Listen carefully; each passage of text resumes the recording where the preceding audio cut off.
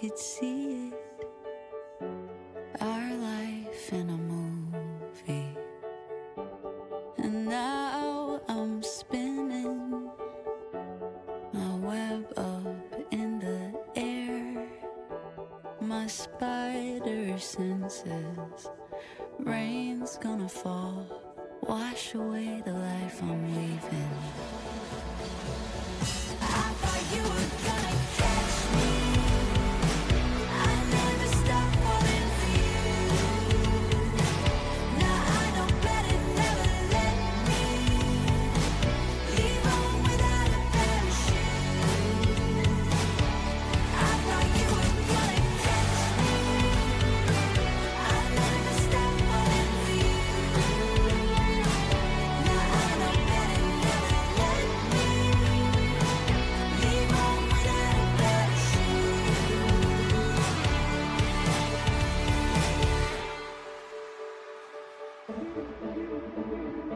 You told me you waited for me. You said that you won. Asked me on a plane from Rio, do I ever think of us? And you were at my wedding. I was broken, you were drunk. You could have told me not to do it. I would have run, I would have run. Tell me what was the moment you decided to give up? You could have told me what you wanted. I would have done anything. I would have done anything. I thought you were gonna catch me. I never stopped falling for you. Now I know better, never let me leave home without a parachute. I thought you were gonna catch me.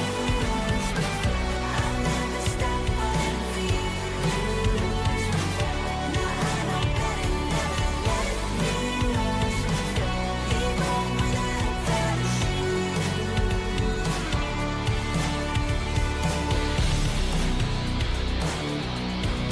Watch me fall. Watch me fall. Watch me fall through the sky. Watch me fly. I thought you were gonna catch me. I never stopped falling for you. Now I know better, never let me leave home without a parachute. I thought you were gonna catch me. I never stopped falling for you. Now I know better, never let me leave home without a parachute.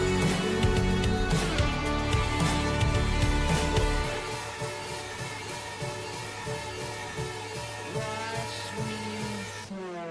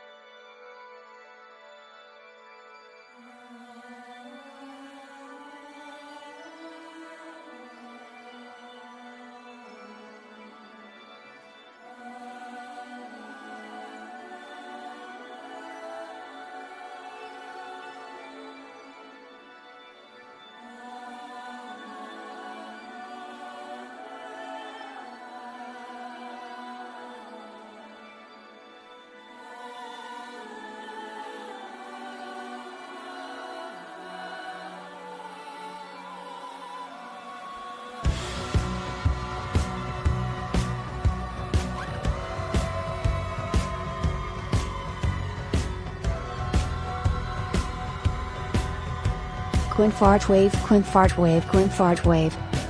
Get on stage and I call her by her first name.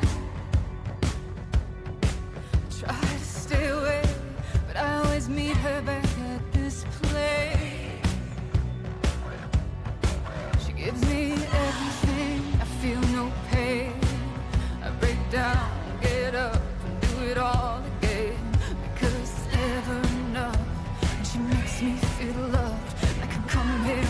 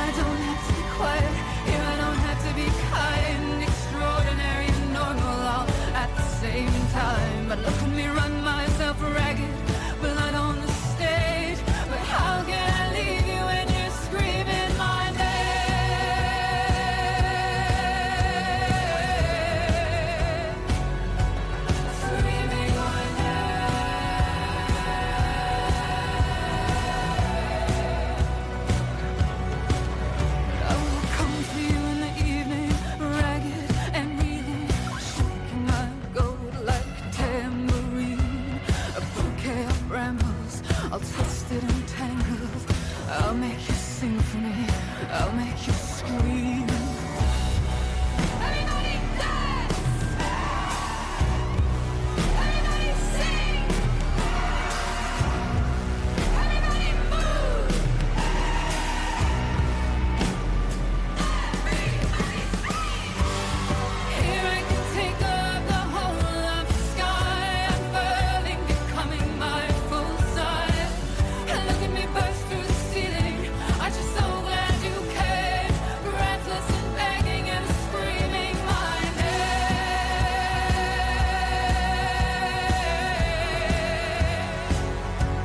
Screaming my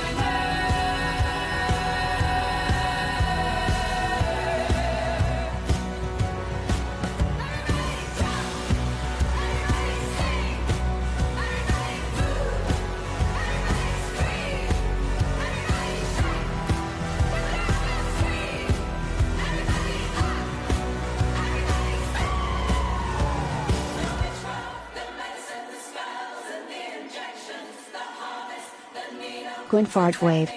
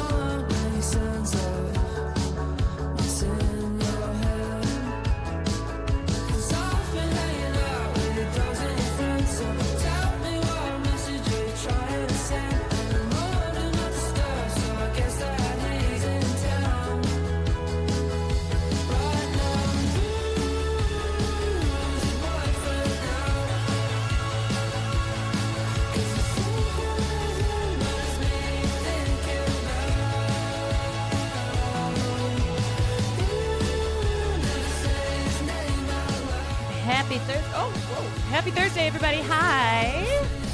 How we doing?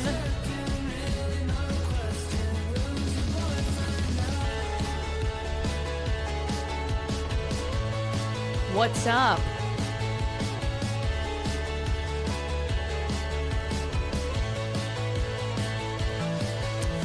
Puffball Man, thank you for the 5 months. Dinar, thank you for the 29 months. Just Leslie, thank you for the 6 months. Am I excited for Man of Tomorrow? Oh, you know it. You know it. Yeah, we got football. Football is back. We got Man of Tomorrow announced for 2027. Life is good. Life is good, everybody. Jax, thank you for the 31 months. Ice Chest, thank you for the bits. The ponytail is ponytailing. You know, I always forget there's like other ways I can do my hair. I always look at my hair and go, what am I supposed to do with this shit? And then I throw it into like a little pony with it down. I'm like, okay. Wow. Hi, I'm glad you're gonna go over that Wired article. I was only able to read clips. It was wild. Yeah, it's lengthy, but I think it's deserving like, of every word being read, and then talking about the Slate, you exploitation look great and lack of ethics in the commercial surrogacy industry. The fact that it's like a whole ass industry. I got so angry reading it last night. Yeah, I haven't even finished it. I read a good chunk of it and I was like, oh, we gotta cover this. Have you seen the new 28 Years Later trailer? I have seen the new 28 Years Later trailer.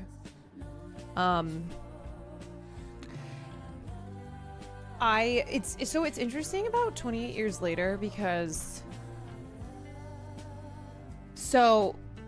I think some people were upset about the ending of 28 Years Later, and it just came out, so I'm not going to say what it is. But I think it was pretty clear, though, that this was a villain, you know? I don't know. So I'll be interested to see like how this carries through in Nia DaCosta's follow-up film to 28 Years Later.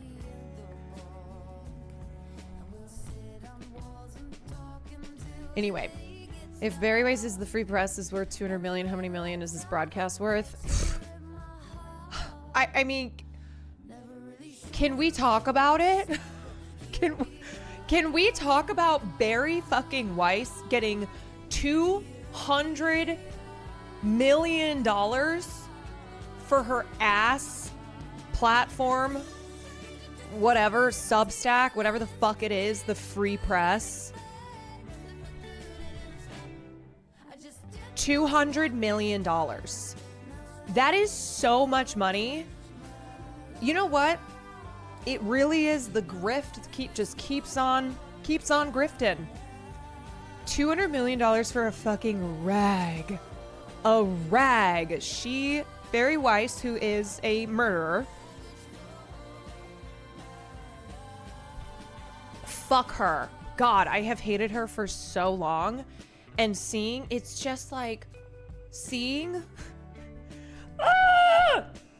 David Ellison, who is a piece of shit Nepo baby. Okay, let's just be clear for a second. Allegedly. Let's be clear that David Ellison is not running the show. He's a dumbass Nepo kid who is the son of Larry Ellison. So Daddy Larry is the one he's in charge of everything. Yeah, for legal reasons, allegedly, I will say, but fuck Barry Weiss. That's not an allegedly. That is not an allegedly. So Larry Ellison, who was the co-founder of Oracle, and that is how, then he became a billionaire. Make no mistake that his son David he's just a figurehead. He's a dumbass. And it's Larry who is, he's behind everything. He basically just gave his kids, so Megan Ellison is his daughter, and then David is his son. He basically just gave them companies to run. But he is the one who's calls the shots on everything. Just a small loan of $1 billion. I still get their reels debunking the famine in Gaza. God, they are so viral. They are so viral. Like, please, if you have a Prime sub, me lord. A Prime sub for this stream, me lord. Considering that this bitch, this vile woman who's not even a good journalist. She's not even a good writer. That's the thing. If she were evil, but it's like, okay, she's got journalistic chops, but she's fucking evil. She's just bad. And I have never understood how Barry Weiss has just continued to succeed. She's she's evil and she sucks. Like, she's just not even, she's not even talented. You know what I mean by that? Like, there are evil people where you go, okay, but I see, like, you are talented, but using those talents for evil. She really is just the worst. Alexander, thank you for the 8 months. Just a prime sub for this stream, me lord, so we can try and counter Barry Weiss's $200 million Paramount CBS sale. So David Ellison, again, Larry Ellison's son, he is now he's in control of Paramount because Paramount and Skydance merged. I bet Barry Weiss can't play Cobblemont. I can't even play Cobblemont. But thank you. Yes, that is true. Okay. Let me skip down a little bit. In any case, David has inarguably moved fast since taking the reins of his new media barony, a notable contrast in the deal's interminable close. In the span of a few weeks, he reached a $7.7 billion deal for UFC rights, lured the Duffer Brothers away from Netflix, struck a distribution agreement with Legendary Pictures, and this week greenlit a Call of Duty film. Yay! Just what I've been waiting for. A Call of Duty film. That's right up my fucking alley. After acquiring the rights from Activision. Even before that, David effectively approved Stephen Colbert's cancellation and South Park's $1.5 billion renewal. Yes, he had a year to plan these moves thanks to Brendan Carr's meddling, but that pace of execution does indeed betray a killer instinct. Now he has made advances on yet another target, an acquisition of the Free Press, the defiantly heterodox news and opinion media entity founded by Barry Weiss. As you know, David has been courting Barry for almost a year. Oh, thank God, we'll have finally pro-Israel voices in the mainstream media. Just what we have been lacking. Okay, we got to make things fair because Palestinian coverage, pro-Palestinian coverage has been too much. It is about time that we have strong pro-Israel voices like Barry Weiss's in our media, okay? Give her $200 million. Give her more. Why stop at 200 mil?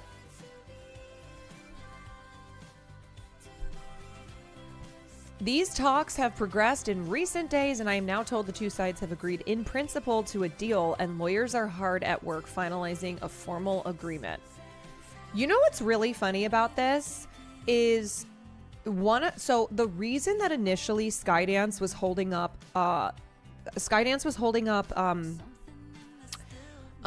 South Park's deal is because Paramount had done this as well. They were like in principle had made a deal with Trey and Matt, and then Skydance comes in, they're like, sorry, we don't honor those kinds of things. And then of course, you know, the South Park guys got their deal, but here they are like, oh, no problem when it comes to Barry Weiss's $200 million deal.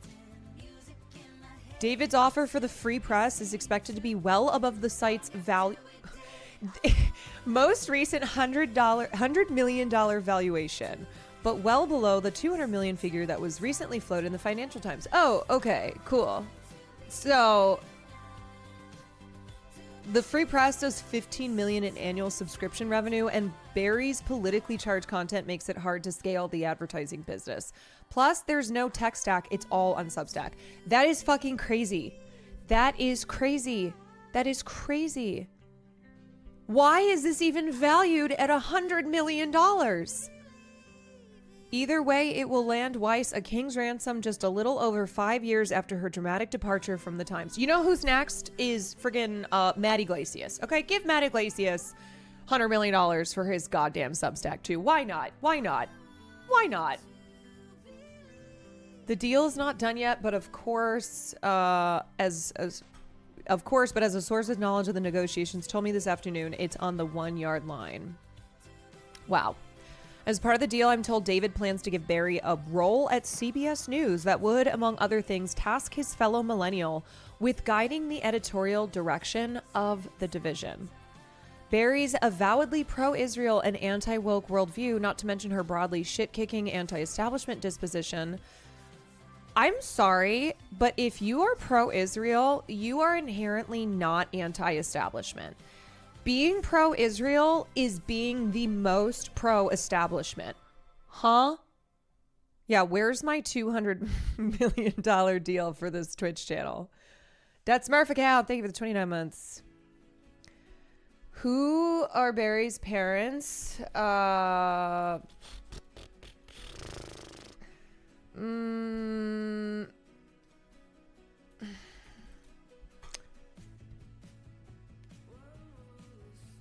don't remember. I just remember she I just remember that she wasn't she at Dartmouth? Isn't that where she went to college?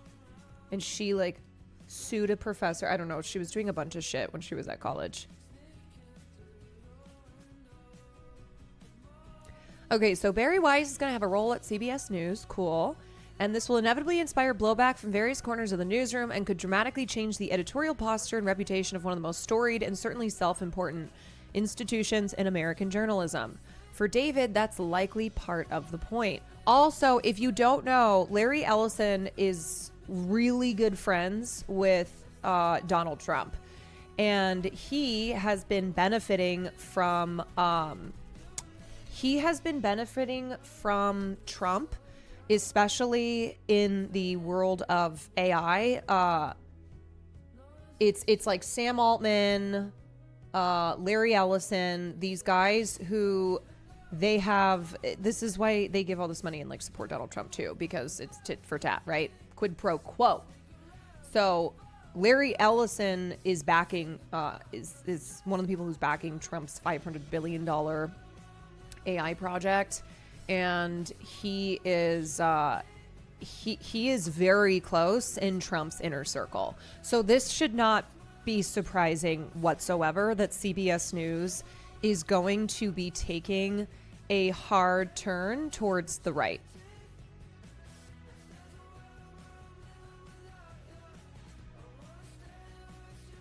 Barry was a huge supporter of the Iraq War, not anti-Raytheon establishment at all. Of course she was a supporter of the Iraq War.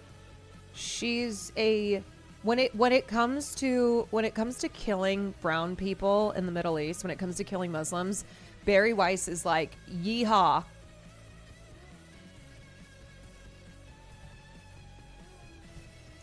On some level, David's pursuit of the free press seems driven by a desire to align his news network with his own politics.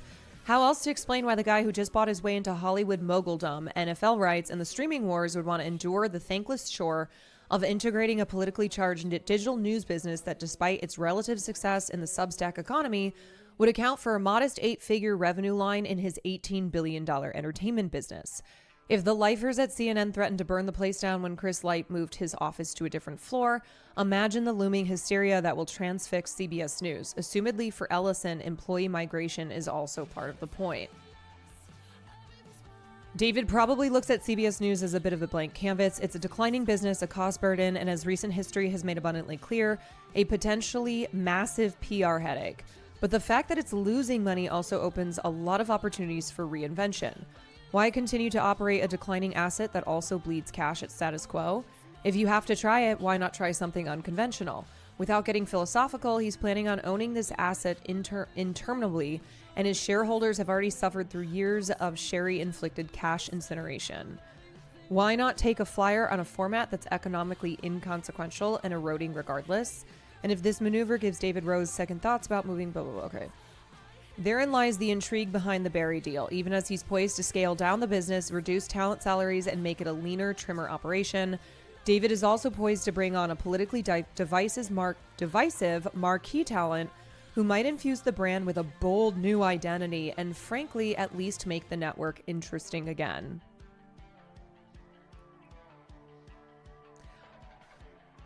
Okay, I don't get this.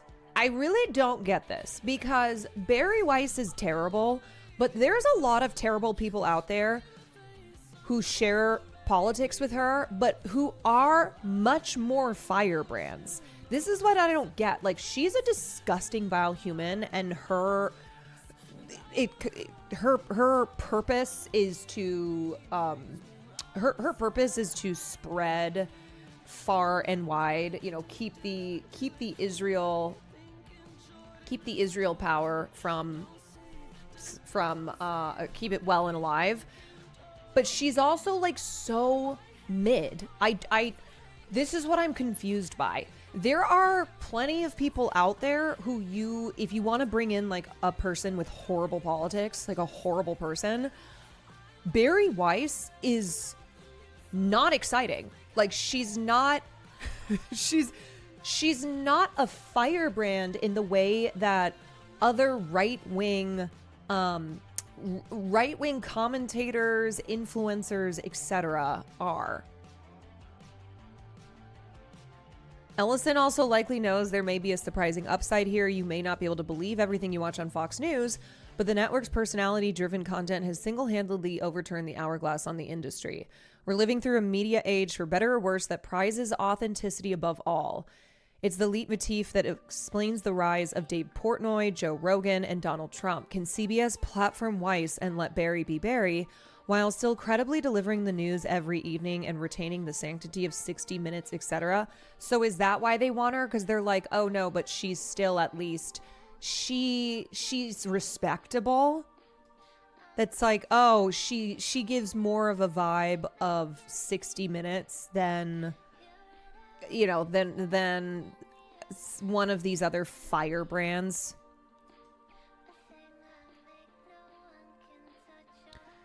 Yes, it certainly can, just as the Times and the Journal once did, and also because, well, that's what David wants. I'm sorry, but I just, as I said, I have a hard time believing that David Ellison is actually who's in charge here. Like, it's his fucking dad, and his dad also is his dad is a major supporter of Israel. Like, his dad donates millions and millions of dollars to the IDF.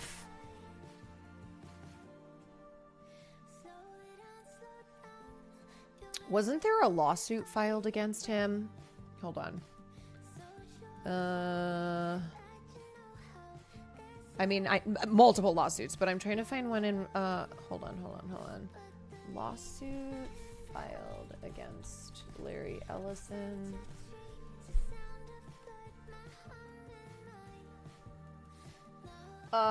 Yes, there was a lawsuit that was filed against Larry Ellison and other pro-Israel rich people because they were funding some project in East Jerusalem. Larry Ellison, East Jerusalem. But then I think it was Sheldon Adelson. What is this? Okay, wait. U.S. Appeals Court has revived a $1 billion lawsuit by Palestinians seeking to hold billionaire Sheldon Adelson and more than 30 other pro-Israel defendants. Also, this is the ugliest guy I've ever seen in my life. He's so gross. Luckily, he's dead, but still doesn't stop the fact that he was one ugly motherfucker. Okay. So, Larry Ellison, Bank, Lumi, BM, and then other companies and wealthy individuals were being sued because 18 Palestinians and Palestinian Americans, as well as a Palestinian village council, alleged a conspiracy among many defendants to expel non-Jews from the disputed territories and accused the defendants of committing or aiding in genocide and other war crimes. Yes, so this is who we have in charge of CBS News now. Not that, like, CBS News was pro-Palestine before. But yeah, he's a bad guy. If you did not know, Larry Ellison is a bad dude.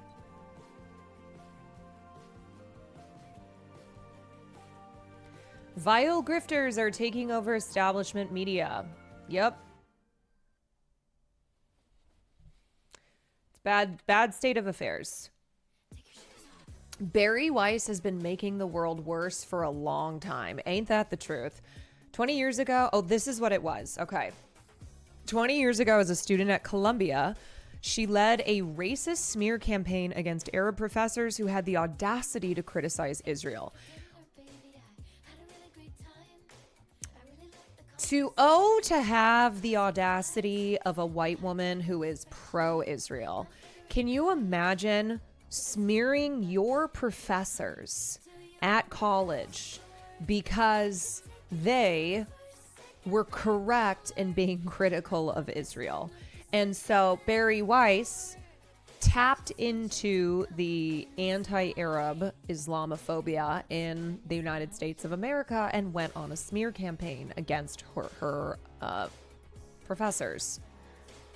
As a New York Times columnist, she constantly hawked right-wing bile while posing as a liberal. This is what the New York Times loves to hire columnists and like opinion writers who they pretend aren't right-wing, and they are incredibly right-wing because it's the New York Times. So they're like, no, they're centrists. No, we just need to have a balance of voices here. And they pay people like Thomas Friedman, Barry Weiss, Matt Iglesias, all these horrible people. They pay them a bunch of money to just hawk this bile. White people were never called out. All right, it's time to be racist. Hey, you know what? I'm going to pull out my being racist card. And as founder and editor of the Free Press, she has pushed genocide denial, transphobia, and the freedom to make Nazi salutes. Yeah, isn't that funny that Barry Weiss, the same person who will say, no, we should have free speech to make Nazi salutes, will call protesters protesting the genocidal state of Israel, will call for their heads. It's like, oh, there's no free speech when it comes to protesters who are anti-genocide and, against the actions of Israel. But if you want to throw up the Nazi salute, that's your freedom. That is your right to do so. She actually tried her hardest to get fired from New York Times because she wanted to join the cancel culture discourse as a victim, but they didn't fire her. Yes, Barry Weiss is the epitome of I need to be a victim. And even when she's not a victim, she's still like, look at me, I'm a victim. She wears that Scarlet V. If we lived in a less terrible time and place, Weiss would be dismissed as a crank and a bigot and never heard from again.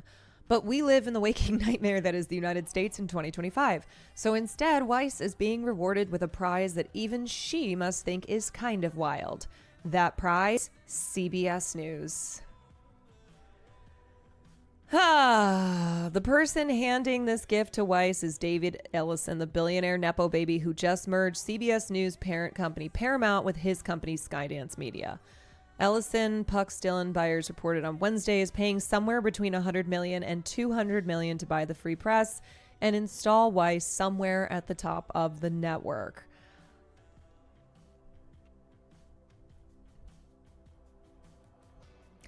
It is amazing how you can just be the most obnoxious piece of shit and they'll give you $100 million. Keeks Theo, thank you for the 6 months.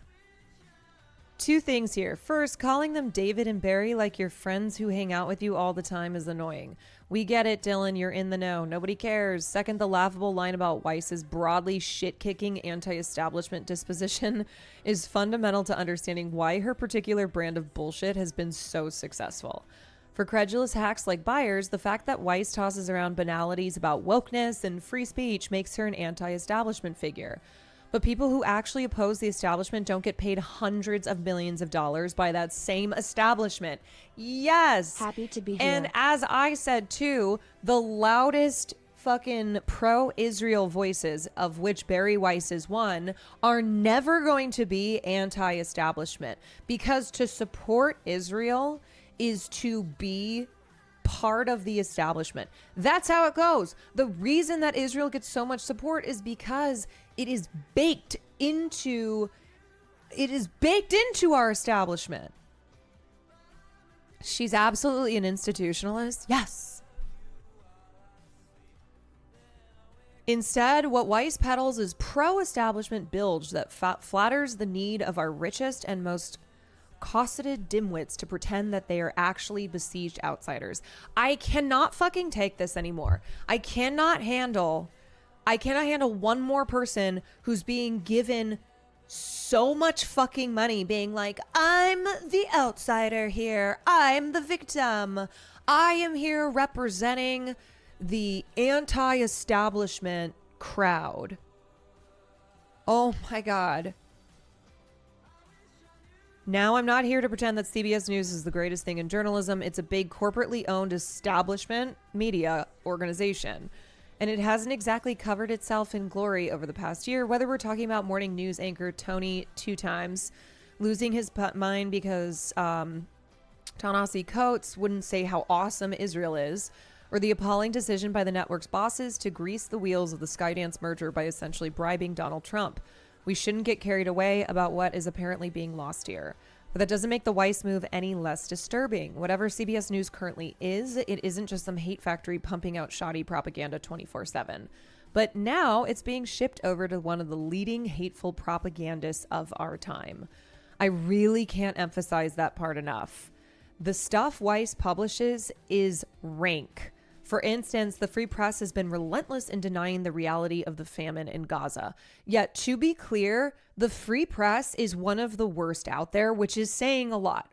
Because the bottom line in media is pro-Israel. The Free Press is like, it's like on steroids, how awful, how vile it is. Just a couple weeks ago, staffer Olivia Reingold ran an investigation. Remember the girl who looks like the like Squidward meme? what's the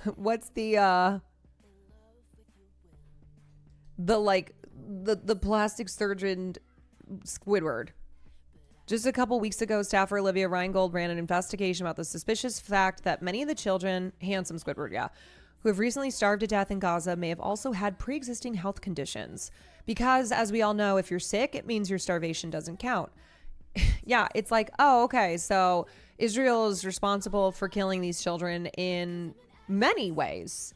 It's not just starving them to death. It's denying them medical aid. It's denying, taking shelter. So it's not just, oh, these kids are dying or at risk of dying because they're being starved. Like, there's a lot of different options here on how Israel is killing these children.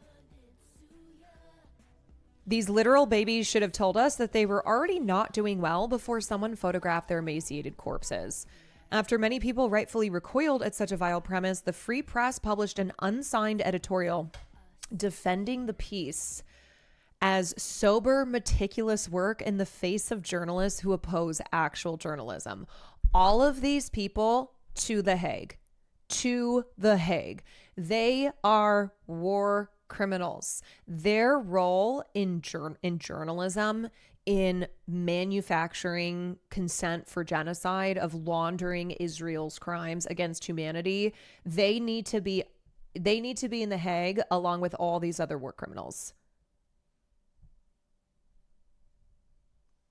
Weiss has also made, why does that matter though? So the reason that they are trying to say these kids aren't being starved, they're not dying of starvation, is because they're always lying and saying that Israel is not killing these children.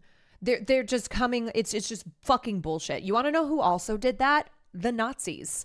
The Nazis did that about Jews in their concentration camps. They would say shit like, oh, well, it's because they have disease, like pre-existing conditions. That's why they're dying. See, we told you. And it also feeds into the eugenics of it all. Of, see, these people are inferior. They have inferior genetics. They're sickly. They're dying. They're not, they're weak. They were photogenically dead children.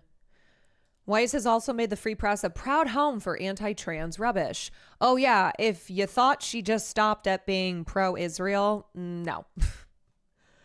The site produced a fawning podcast about how everyone was being mean to J.K. Rowling just because she has dedicated her life to hating trans people. Won't somebody think of the poor transphobe billionaire J.K. Rowling? It ran a smear campaign against a gender clinic in Missouri that turned out to be based on total nonsense. In June, staffer Emily Yoffe hailed the Supreme Court's U.S. v. Scrimetti decision upholding bans on gender-affirming care for minors, calling it a landmark decision that will help bring this medical scandal to a deservedly ignominious end.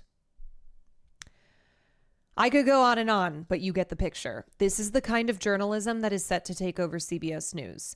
Not only that, it's why Weiss is getting this gig.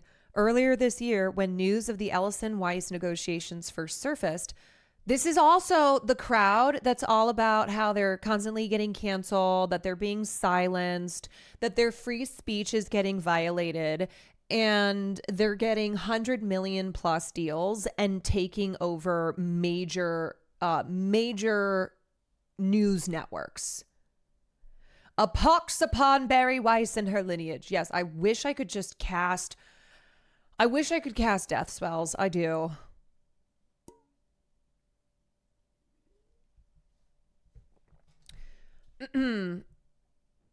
That's the world we live in right now. Oppose genocide and bigotry and your life gets destroyed. Cheer it on and you get a 9-figure payday and the keys to the most venerable broadcast news network in the United States. There are lots of awful things about our current moment, but one of the worst is that we have to sit and watch as odious hucksters not only take over our public life, but make out like bandits while doing so. I hope that CBS News staffers resist this attempt to destroy their workplace with everything they have. I hope that Weiss's tenure atop CBS is short and failed. But mostly, I hope that one day we live in a world where people like Weiss are treated with the contempt they deserve and are hurled into the cultural wilderness where they belong. Yeah, CBS can get fucked. Honestly, what needs to happen here is this needs to massively fail. CBS under the guidance of Bari Weiss needs to fail.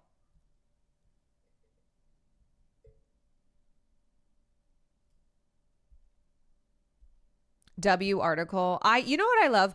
I love articles like this that really don't hold back, but are also like, I could go on. I could go on.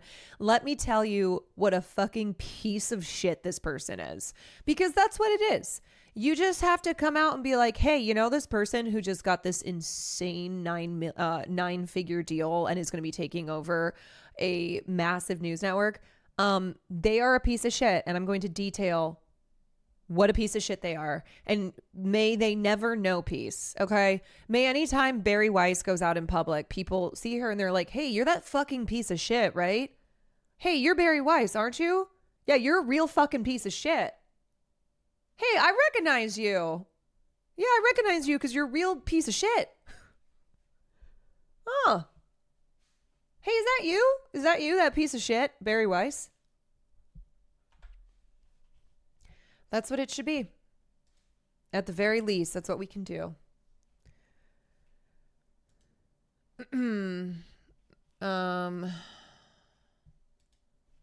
Oh, is this Pod Save America when they're not busy like mocking Taylor Lorenz, which they were doing on a podcast episode? Attacking other news publications for running photos of kids in Gaza who are starving to death. In the Free Press, the argument they make in this article is that the images don't prove there's a famine because the kids featured have other health problems too. They have like 12 different examples they use, and one is a photo of a 14-year-old boy named Musab Al-Debs. He's described by CNN as suffering from malnourishment. But the big gotcha from the Free Press is that the story didn't mention God save that the kid suffered a traumatic brain injury. Yeah, I saw a clip of them like it was kind of like, I think they thought they were being cute too. They were talking shit, but almost like it was like inside he group chat type stuff. I'm like, you guys suck. You guys suck. After he was hit in the head by shrapnel from an IDF airstrike. So that they think that is making their point. If your reaction to looking at children literally starving to death in a place where 20,000 children have already been killed. And like they were so they were making fun of Taylor too. They called her, they're like what they call her? They were trying to condescend by calling her like a Substack writer, right? Like hit her with that one. I go, no. We only apply that when it's people like Barry Weiss who just got $100 million plus deals. Okay. Taylor Lorenz has her Substack in order to have gone independent, but still writes too on top of that. But also, fuck you guys. Fuck you for that. Do you know what frustrates me too? It's like the Pod Save guys, they want to have it all. They want to be able to always come out looking like the good guys in a situation. And it took far too long for some of these guys to be critical of Israel in the way, like, I don't even think all of them still are as critical of Israel as they should be in a way that is like actually anti-Zionist. Like they are not, they're still liberal Zionists.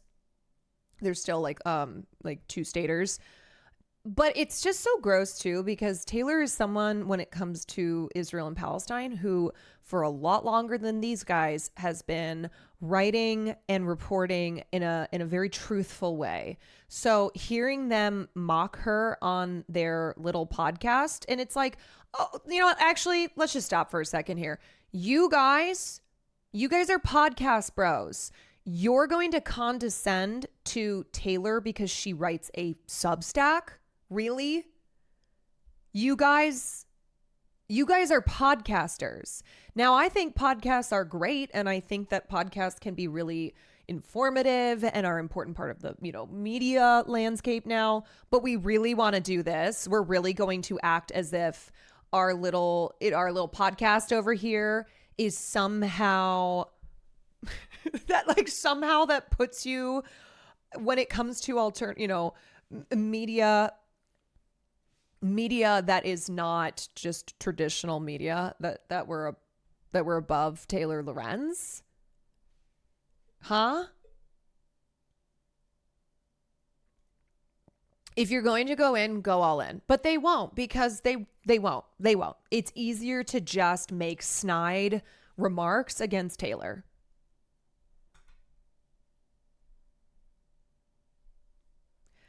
Nope, they still aren't. Only 2 of them have called it a genocide. The others use the word when quoting someone else. Yeah, and they were like, especially the Johns, were very much so whitewashing Biden's complicity. And then, what would have been Kamala Harris's continuation of it. Anyway, is to try to dunk on. Anyway, those... I can't stand listening to them right now. I saw that clip today and I was like, you know what? Fuck off, okay? Y'all want to have your cake and eat it too, where you are never actually you are always trying to straddle the line still. You don't want to lose your access. You don't want to piss off the establishment too much. You want to make sure that you keep things rolling over there at Crooked Media. You are not radical. You are not brave. You are not, you are not reporting on the news in a way that genuinely feels, honestly, that feels like needed in this moment.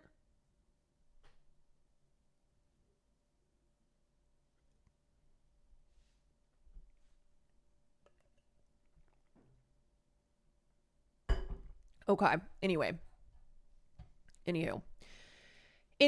Atacami, thank you for the 24 months. Okay. We're going to get to this piece here because it's a big one.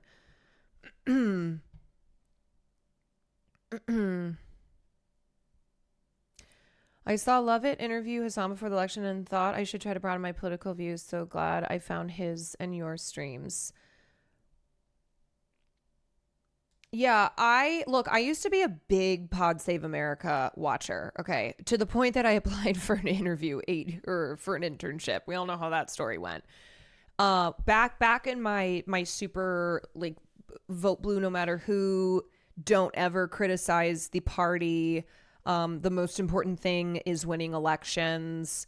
Just lived to the max. Like any criticism of Hillary is misogyny. That kind of vibe. And I have moved past that. But what frustrates me about the Pod Save guys is a lot, is very much a lot. But they are part of the establishment. They were former Obama staff writers. They are very well connected. They are, they have great access, but they are always first and foremost going to be a mouthpiece for the Democratic Party. And look no further than how they, like a lot of other liberal influencers and media people, were not on board with the rest of us when we were like, hey, Joe Biden should not fucking be president again. Joe Biden should drop out. Joe Biden, something is going on here. Joe Biden should drop out. And then Kamala signaling that she wasn't going to be any different and going, this is a problem. Do you want to know the message the Democratic Party is sending? They are the party of billionaires and corporations. That is not a winning message. That is not a winning party. That is not what people deserve in this country. And they are, it's very, I think it's a reminder of the Pod John's position in the political world to see how they have responded to the Wired article that Taylor Lorenz wrote. As I said, that article was made so much more explosive because of the way that liberal commentators and influencers have responded to it, including the Pod Johns, where it's not like Jon Favreau had already made that tweet and then they continue to rag on her, but in a way where it's like, say it with your fucking chest. Okay. I see you on your podcast. Trying to do your little like hee hee ooh, little inside jokes, like kind of looking at each other like, Substack writer. Say it with your chest.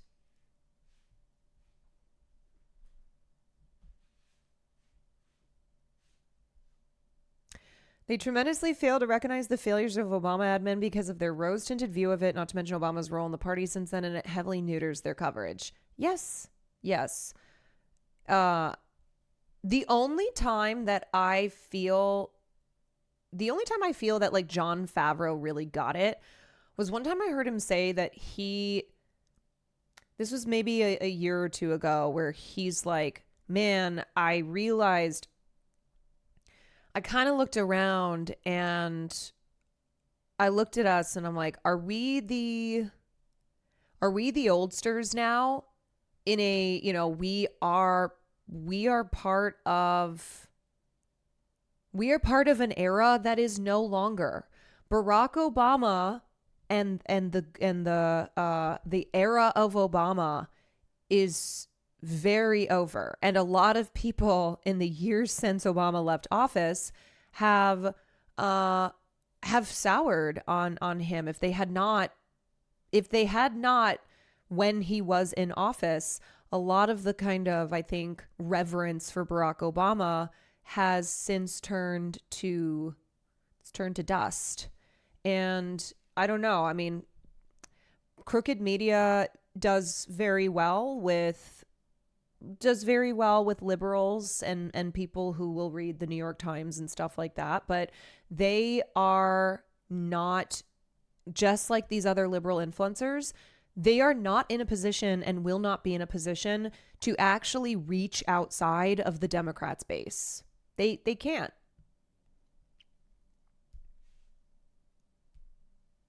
And I think they realize that. And so that comment that Jon Favreau made, I think he realized that, which is why they started to then try and do stuff with Hasan. They would have Hasan on their podcast. I think before they kind of looked at him as like this fucking guy, aside from John Lovett, who did Will and Hassan's podcast a couple years ago.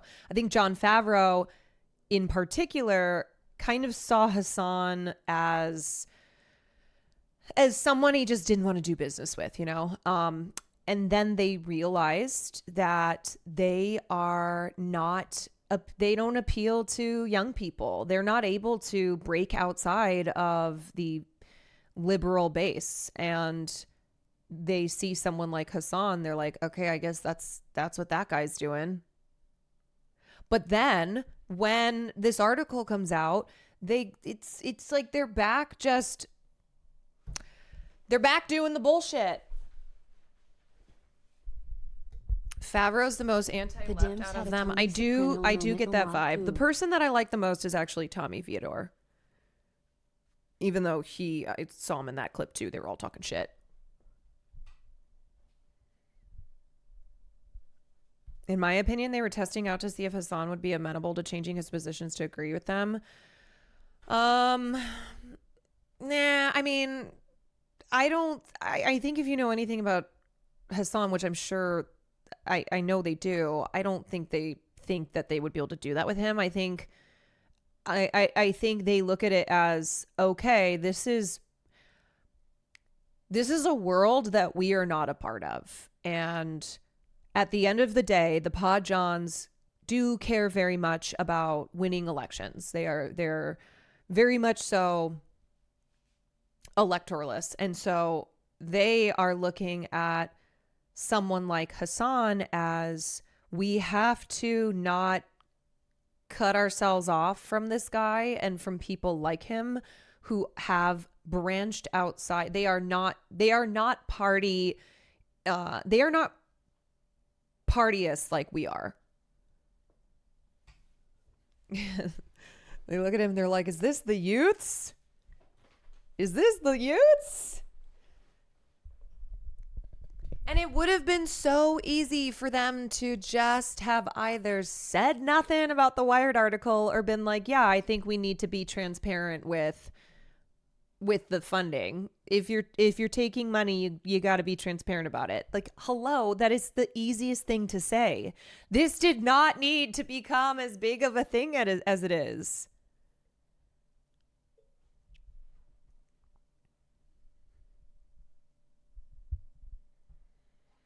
There's an obvious disconnect between mainstream and US, though, on the left, and you realize this in every grocery store line. Look, I mean, I will always say that it is important to go out in the world and talk to real people.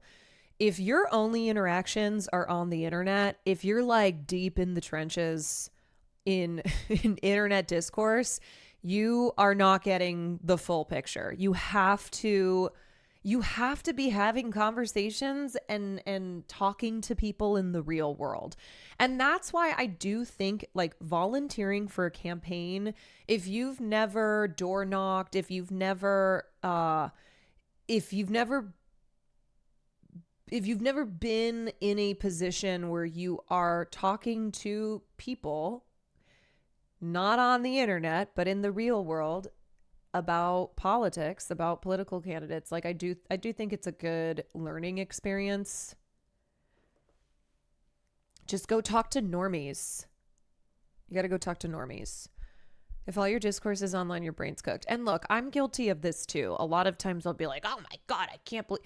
And then I try and remind myself like, okay, this is definitely very specific to internet discourse, but it's not to say that there is a complete separation, of course, between the internet and between the non-internet world, the real world. And here's the thing, okay? Here's what I've realized. People don't like to talk about politics. They don't. A lot of people think politics is boring. They're not interested in talking about it. Their time is very limited. They don't, their political acumen, their political knowledge is pretty limited. So you have to always meet people where they're at, and you have to talk to them in a language that they understand, which is why I really like to approach politics through culture, because also the ability to wield change within culture will then bring political change. So you can't just come at someone with like a bunch of political jargon, or you can't just hit them with theory. You have to speak to people in a way that they will get. And that was one reason why I thought Tim Walz, who I don't think is a perfect person, but I thought that he was good at speaking the language of the everyday normal American. When he would say things like, be a good neighbor, right? It's all about being neighborly. He was essentially like promoting socialist policies, but under the, but calling it being a good neighbor. Yeah, I know Tim Ball. I know he's not a perfect record, but I'm just saying when he, and especially when you contrasted him with someone like Kamala Harris. Kamala Harris is a bad candidate. Kamala Harris is not somebody who reads as real and as authentic. And that's a lot of politicians too, but they kind of get that like real, they get that political speak, right? It's I don't know. It's like being the Lin-Manuel Miranda of politics, where you just go, something's off here. Surprisingly, I've had a couple good convos at the bar. Most people are very unfiltered in that setting. I dawned on me how little my fellow barflies now know. Yeah, and I think it's also realizing that, especially in one conversation, you're not going to move someone 180 degrees.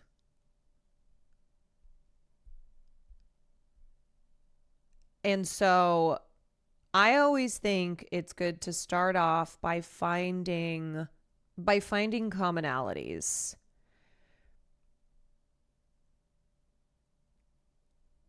You know, like the way you try and get to the core of something is by coming at it from the outside and figuring out what's the best way to talk about this here.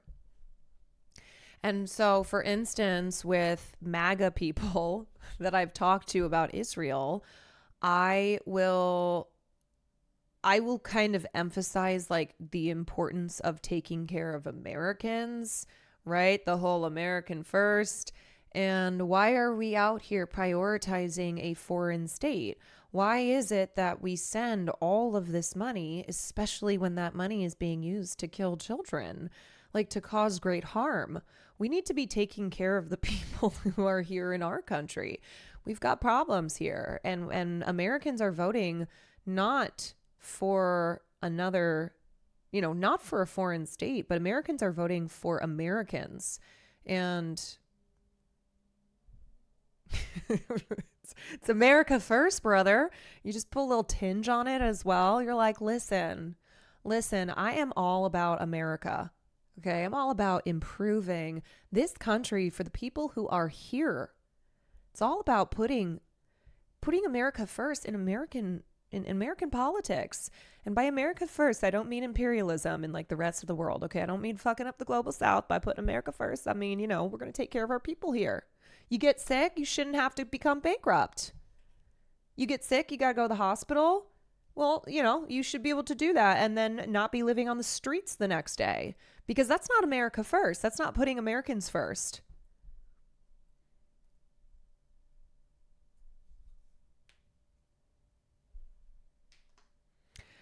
I tried going that route with Israel, and ultimately they just get comfortable and devolve into incredibly anti-Semitic comments, thinking I'm dog whistling, and share those views with them. Yeah, I mean, there are definitely people on the right who are eager to get into the anti-Semitism, but it's not every one of them,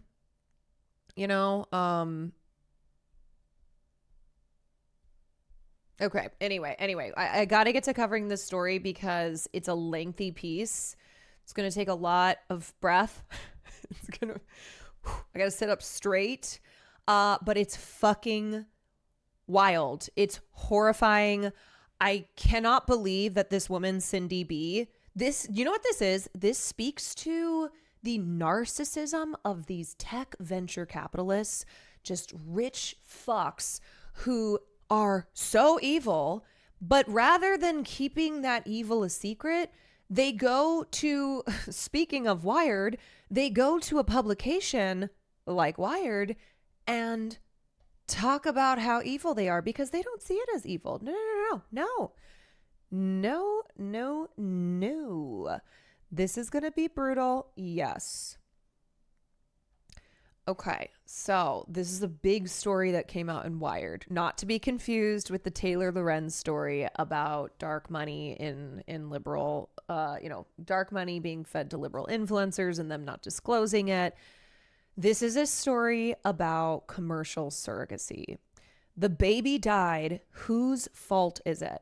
When her son died in utero, a venture capitalist went to extremes to punish her surrogate.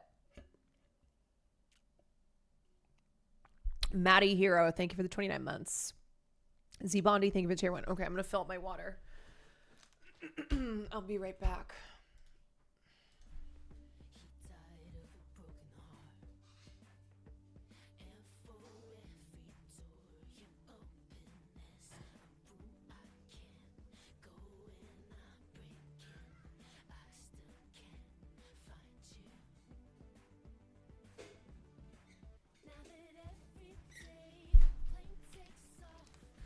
Okay, before we get into the piece, apparently Cindy B has been in people's comments because a lot of people are talking about this piece, and I guess she's been posting photos of her husband.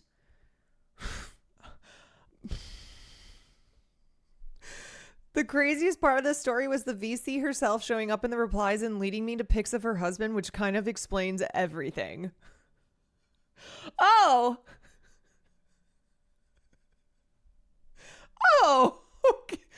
okay. Oh, yes. This guy looks like he would call me a slur. Okay. Oh, no. Cindy. No. Cindy B is a white lady. No. Cindy B is not Asian. Let me show you a picture.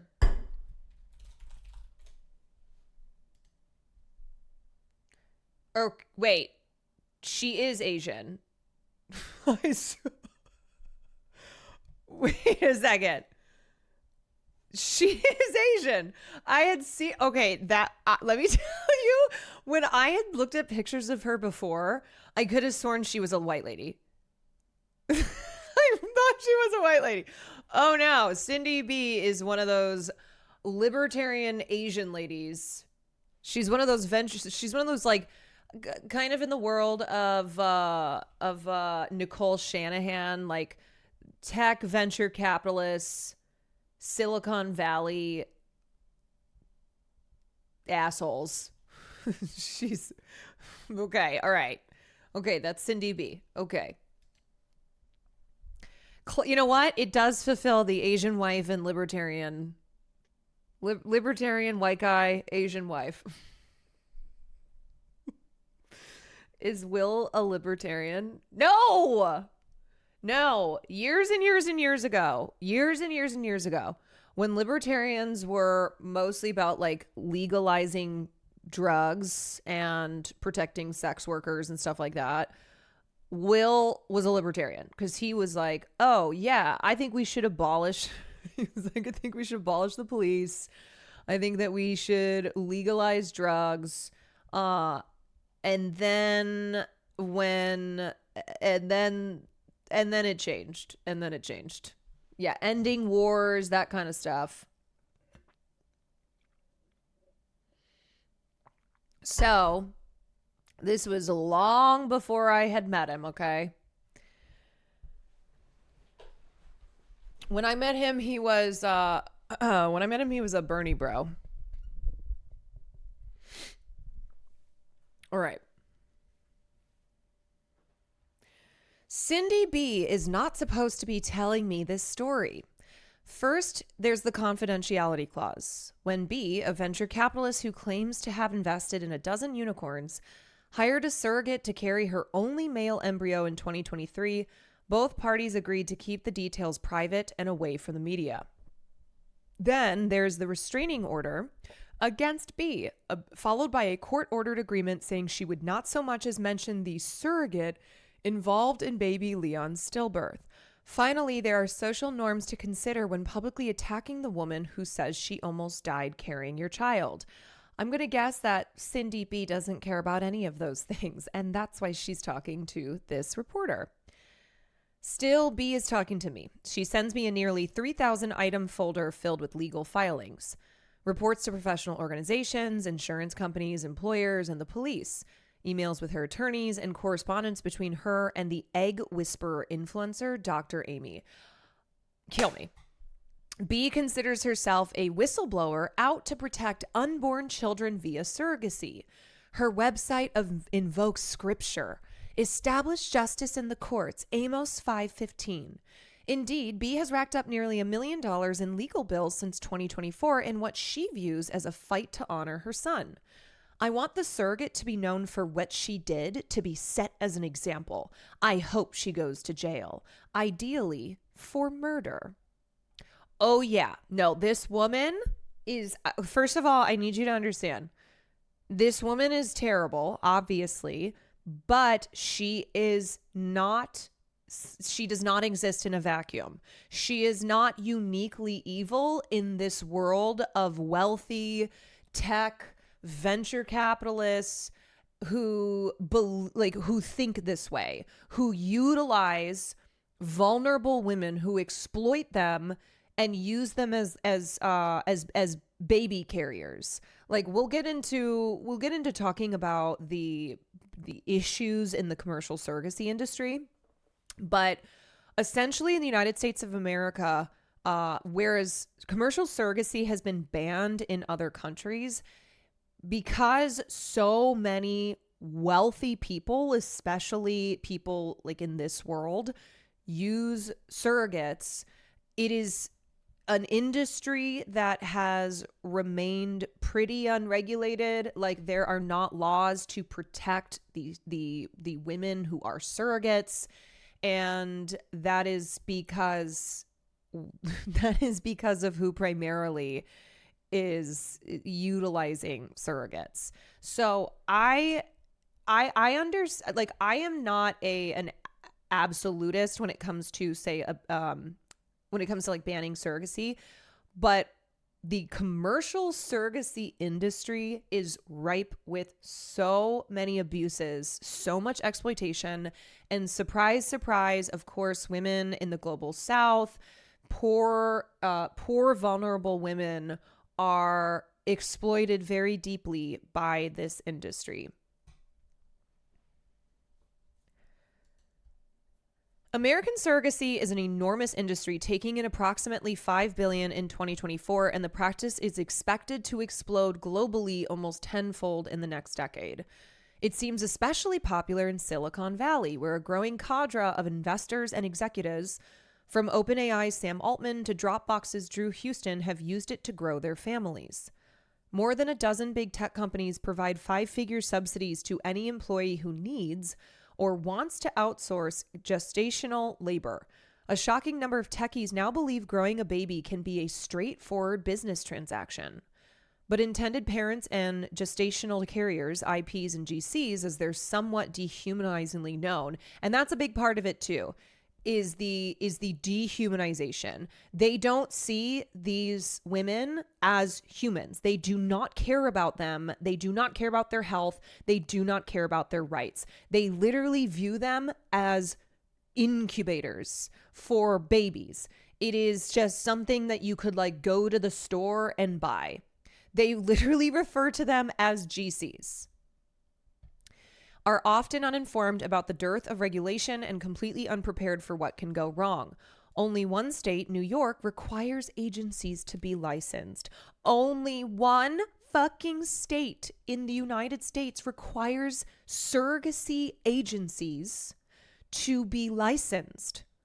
Although America is the world leader in surrogacy, it's also the developed nation with the highest maternal mortality rate and one of the highest stillbirth rates, a situation described by many as a public health crisis. And of course, say you are a Black woman, though, your risks, your health risks because of the racist medical system, Black mothers dying at 4 times the rate in childbirth, for a country that is as rich and developed as the U.S. is, when it comes to how high our maternal mortality rate, especially if you are a Black woman, it's disgusting. Like, it's so unacceptable. Compared to natural conception, carrying a genetically unrelated fetus more than triples the risk of severe, potentially deadly conditions, a statistic that surrogates are rarely given. IPs do not always have to disclose complete medical information, including histories of certain conditions that may harm their GCs. They don't have to be honest about how many kids they have, why they are hiring a surrogate, or how many other surrogates they have simultaneously pregnant.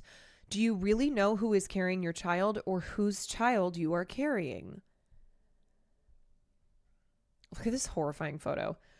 Meanwhile, the U.S. is torn over who controls a pregnant woman's body. Oh, you would think it's the pregnant woman, right? You would think that a pregnant woman is in charge of her body, but no. We are still debating over who is in control of a pregnant woman's body. The increasing acceptance of fetal personhood means that in many states, losing a pregnancy can be charged as a felony and potentially punished with life in prison. This is thorny enough when it's a woman's own baby. It's exponentially more fraught when the carrier isn't the parent. Many of the issues that Bee and her surrogate encountered on their journey are likely far more common than you'd ever imagine, but you haven't heard about them. They won't influence policy or case law because they tend to unfold in private, shrouded by confidentiality clauses and handled in closed arbitration proceedings. A stark power differential means that intended parents often have the means to file lawsuits and wage years-long campaigns, while surrogates who feel screwed are forced to rely on free legal help and GoFundMe. Infinite Warmth, thank you for the gifted sub. The case of Bee and her surrogate shows how, in an environment with little regulation and extreme inequality, the miracle of life can mutate into a death sentence. Cindy Bee met her future husband on April Fool's Day 2016. It was a warm Friday night at Molly McGee's, an Irish pub/discotheque in Mountain View, California. Jorge Valdeiglesias spotted Bee on the dance floor. Heart-shaped face, long black hair, snatched size 0 waist. He brought over shots of Don Julio. Bee, a Chinese immigrant and founder who'd later appear on a list of 30 of the most successful early-stage startup investors, inspected his Google badge to make sure it was real. "I'm older than you," Bee told him. She was 36 to his boyish, rumpled 28. "But it's okay. I froze my eggs." Valdeiglesias was shocked by Bee's forwardness. He was just looking for a fun night, but it worked. When she and Valdeiglesias were ready to start a family 6 years later, surrogacy was the obvious choice. At 43, Bee felt she was too old to be pregnant. She also said she was on a medication that could lead to complications. Bee did not grieve the decision. In a Facebook group for future IPs, she wrote, "I've been prepared for this for almost a decade." At first, Bee and Valdeiglesias considered implanting 2 embryos at once to have twins. Bee's fertility doctor strongly discouraged that because of risks to the baby and the surrogate. Instead, they settled on twiblings, gestated by separate women, but born a few weeks or months apart. They'd have a protective big brother and a sweet little sister, fortuitously born in the year of the dragon, the most auspicious sign of the Chinese zodiac. Brandon O, thank you for the tier 1. They signed up with a Southern California-based agency, Surrogate Alternatives, Inc. According to their psychological consult, Bee took an SSRI for PTSD spurred by work-related stressors, but hoped to wean off soon. SAI quickly matched the couple with a college-educated bank manager in Virginia. "She was perfect," Bee told me. Tall, healthy, young, good job. I showed her off to my friends. The only thing I was concerned with was she's a single mom, but I saw past it. Rebecca Smith was a former professional athlete who became interested in surrogacy after watching a close friend struggle to conceive. Although Smith's real name is public, I'm using a pseudonym to protect her privacy.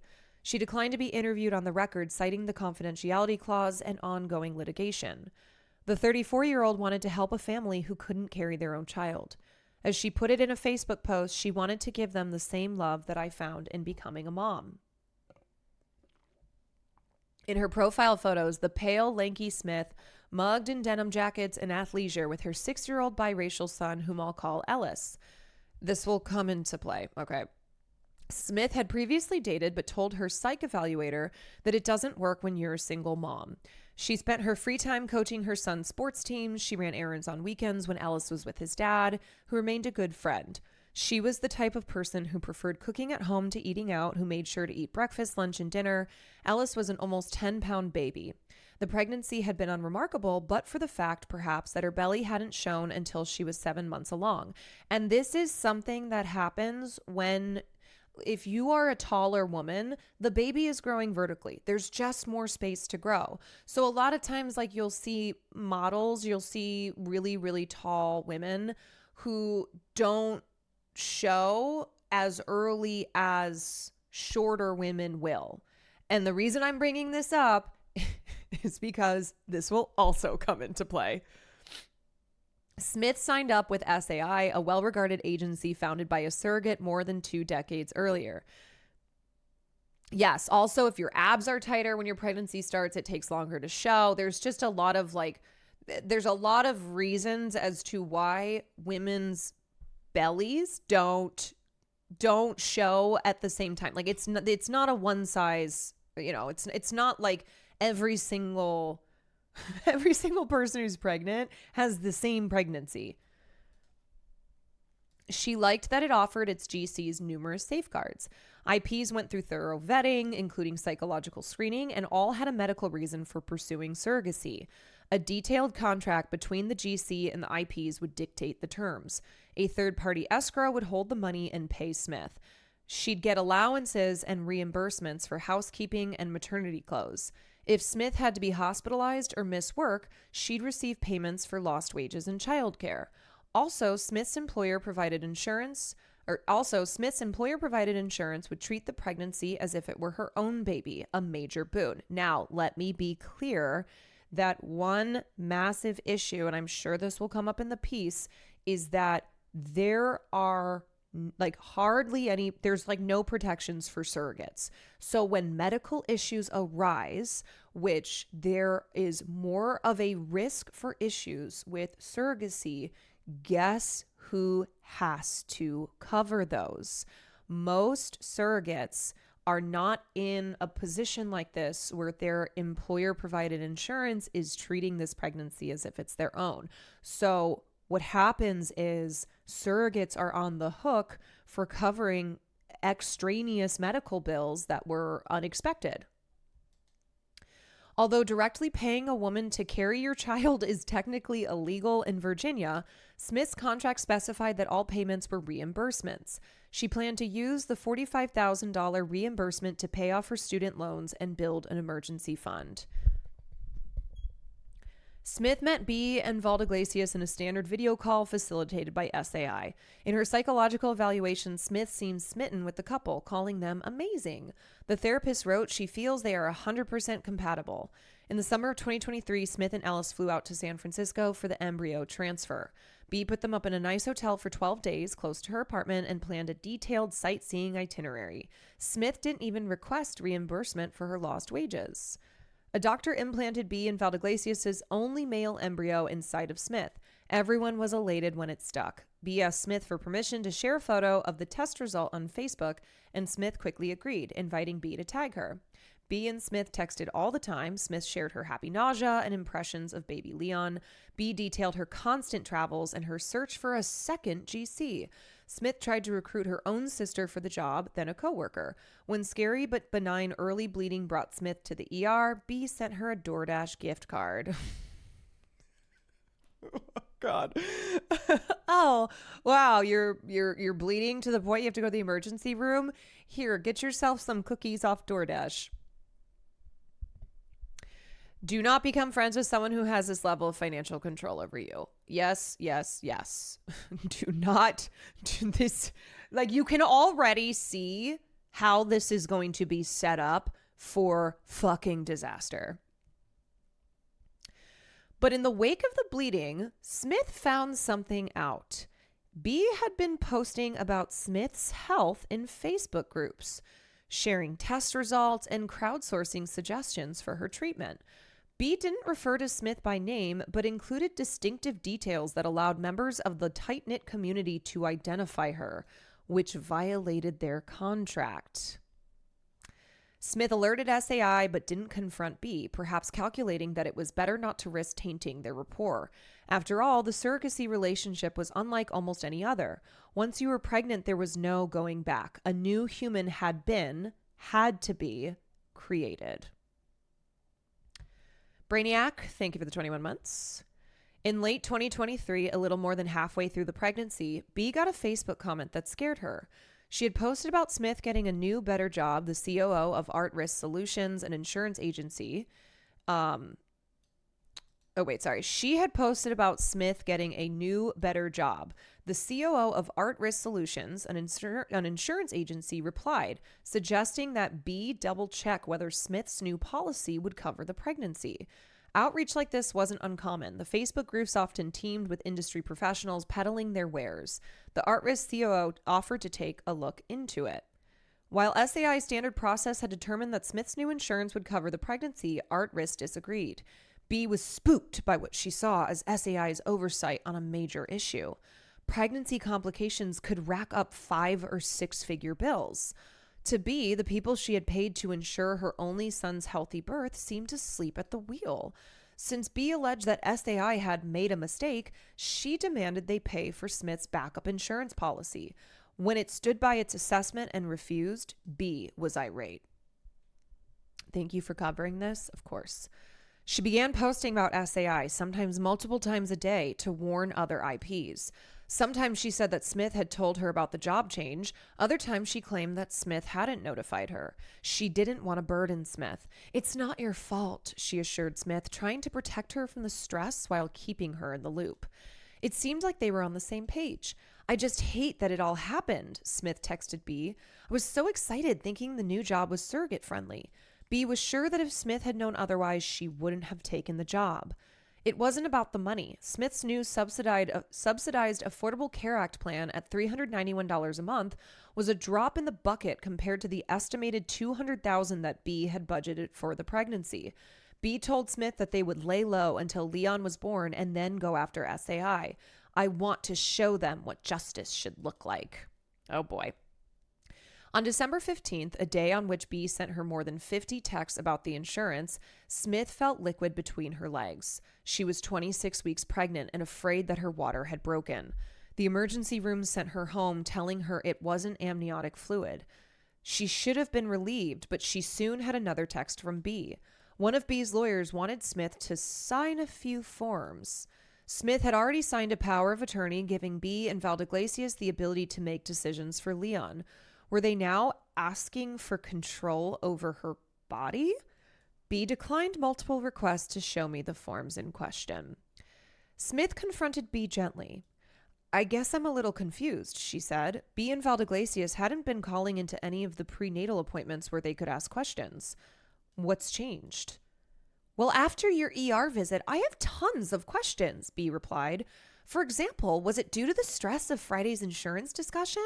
If not, what can we do to prevent such episodes so the baby can grow to full term? By this point, V and Valdeglesias had found a second GC for Leon's younger sister, and that process, B told Smith, was going much more smoothly.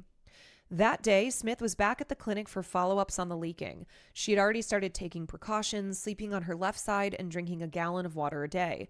Again, they told her it wasn't amniotic fluid and that stress might have been a contributor. Pallarese, thank you for the tier 1.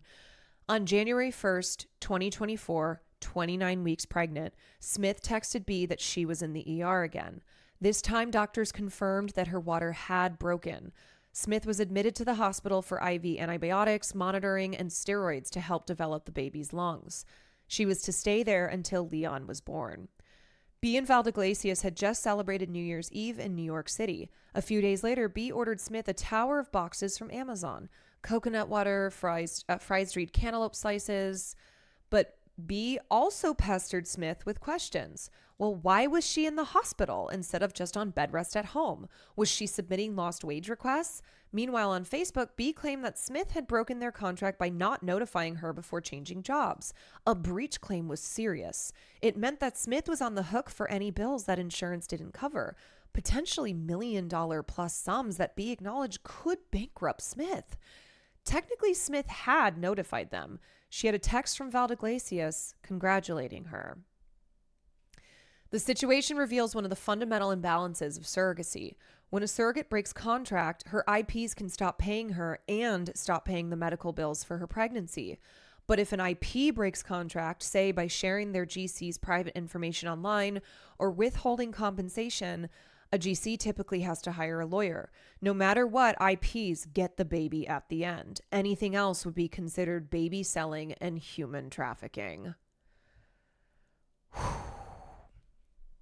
B started to believe that something was wrong with Leon because of photos that Smith posted. She looked slim, despite being months along. "You hardly look pregnant," a commenter wrote approvingly.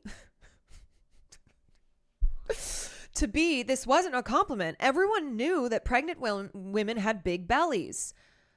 This is why I brought up earlier that depending on your genetics, like say you're tall, say like depending on what shape you're in, you may not be showing until like really late in the game.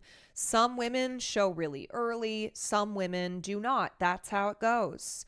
But not according to B, who has never carried a child herself. A few days into Smith's hospitalization, B got news that seemed to push her over the edge. Smith phrased it like it was a good thing. Despite the premature rupture of membranes, her doctor had told her that Leon was healthy, and a growth scan estimated that he was in the 30th percentile. That didn't sound right. The 30th percentile meant most babies measured bigger than Leon. Smith was tall. Shouldn't that make a bigger baby, B wondered? She had expected her son to be above average in all things. It's not her embryo. Oh my God. Smith maintained that the doctor told her everything looked great. But B's motherly intuition was going off. Something didn't seem right with her son. And let me just remind you that this is not the journalist writing these things. Like, this is B telling her things like, my motherly intuition was going off. What motherly intuition? Something didn't seem right with her son. She pressed on. Was Smith eating enough? Had she gained enough weight? Small belly by itself, I brushed off. B wrote, but 30th, water leak, small belly, is Leon being suffocated and become defective already? Since B did not have Leon in her body where she could protect him and keep him safe, she had to do everything she could from across the country. So she turned to Facebook groups and Google for second, third, and fourth opinions. On January 13th, also defective. What a word. Defective makes so much sense that somebody like this woman would use that word. Like it's a product. Like she is buying a product. That's what this is all about. Is the product defective? What have I paid my money for? What have I paid good money for? For a broken product? So, she turned to Facebook groups and Google. On January 13th, B emailed SAI asking for copies of Smith's medical records. B, a direct communicator who prided herself on her candor, asked her husband if she was out of line.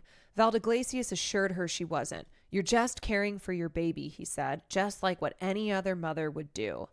The hardest part of being hospitalized, Smith told B, was saying goodbye to her son, who cried whenever she had to leave. B had suggested that Ellis could stay in the hospital. Ellis spent the night just twice in those weeks, sleeping on the recliner meant for new parents. On one of those mornings, January 21st, Smith woke up in the same room as her sweet, protective, now 7-year-old son. Nurses came in and did morning monitoring. Leon had no heartbeat. When B got the Facebook message from an unknown woman, she thought it was a prank. Call the hospital ASAP, the woman wrote. It was Smith's sister. This is an emergency. B recorded her conversation with the hospital. The doctor gave her condolences. She thought she had seen a flicker in one of Leon's heart valves and so rushed Smith into an emergency C-section. But Leon was already dead. The placenta had separated from Smith's uterine wall, depriving Leon of oxygen. Typically, that leads to vaginal bleeding, the doctor explains, which is why she had not been having. She did about 10 days ago. They had followed the standard of care by trying to keep Leon inside Smith until 34 weeks gestation. But, she said, these things just happen sometimes. I don't think we'll ever know exactly why, unfortunately. Later, B got a call from Smith, who had recently woken up from general anesthesia. Snotty-nosed, crying, Smith told her she last felt Leon moving that night. B was confused. Smith had told her that Leon was moving more during the day and less at night. The call button was right there, B thought. If Smith felt Leon move, why hadn't she alerted the nurses? B and her husband arranged for flights to see their son's body. She emailed SAI. Could the medical records be ready when she arrived at the hospital? I didn't sleep, B said. I was contacting attorneys. Hogan, thank you for the gifted. Gobbledygook, thank you for the tier 1. Smith, meanwhile, had spent several hours in surgery. Placental abruptions are a major cause of maternal mortality. According to court filings, she lost a lot of blood and nearly died. This woman nearly died. Keep that in mind. Now awake, sliced through her core, she held baby Leon. He weighed 3 pounds, 12 ounces, almost exactly average for his gestational age. The child that she had carried for 7 months lay dead in her arms. What shocked B when she arrived at the hospital was the joy she felt with her stillborn child. Okay, are you guys fucking ready for this? He was a white boy, just like his dad. What? This woman is fucked. I'm telling you, the vibes, bad, bad, bad. The joy she felt with her stillborn child. He was a white boy just like his dad. He had light hair, a cut near his left knee, and hard-looking fingernails. B photographed Leon in a white gown and diaper, holding a blue crocheted heart. B would never know the color of his eyes. Yeah, so about the psychological evaluation they had to go through before the agency took them on. We sure we did that? We sure we got that psych eval done? A nurse told B that Smith was being discharged but wanted to speak to them. B said no. It was her time with her son before his autopsy. She did ask for a list of Smith's medications. 8 days after Leon died, Smith emailed V and Valdeglesias. She understood they might not want to talk, but her heart was breaking, thinking of them. I will forever carry the memory of your baby boy, she wrote, how his favorite place to kick punch was my right rib, and how he danced up a storm whenever Ed Sheeran came on. Back home in San Francisco, B felt empty. She wandered the sidewalks where she could have been pushing a stroller. Things were bad at home. She couldn't sleep, couldn't work. Instead, she dedicated all of her time to taking screenshots and organizing folders of evidence to wage a medical malpractice lawsuit. Are you ready for this part? She also hired psychics to give her answers.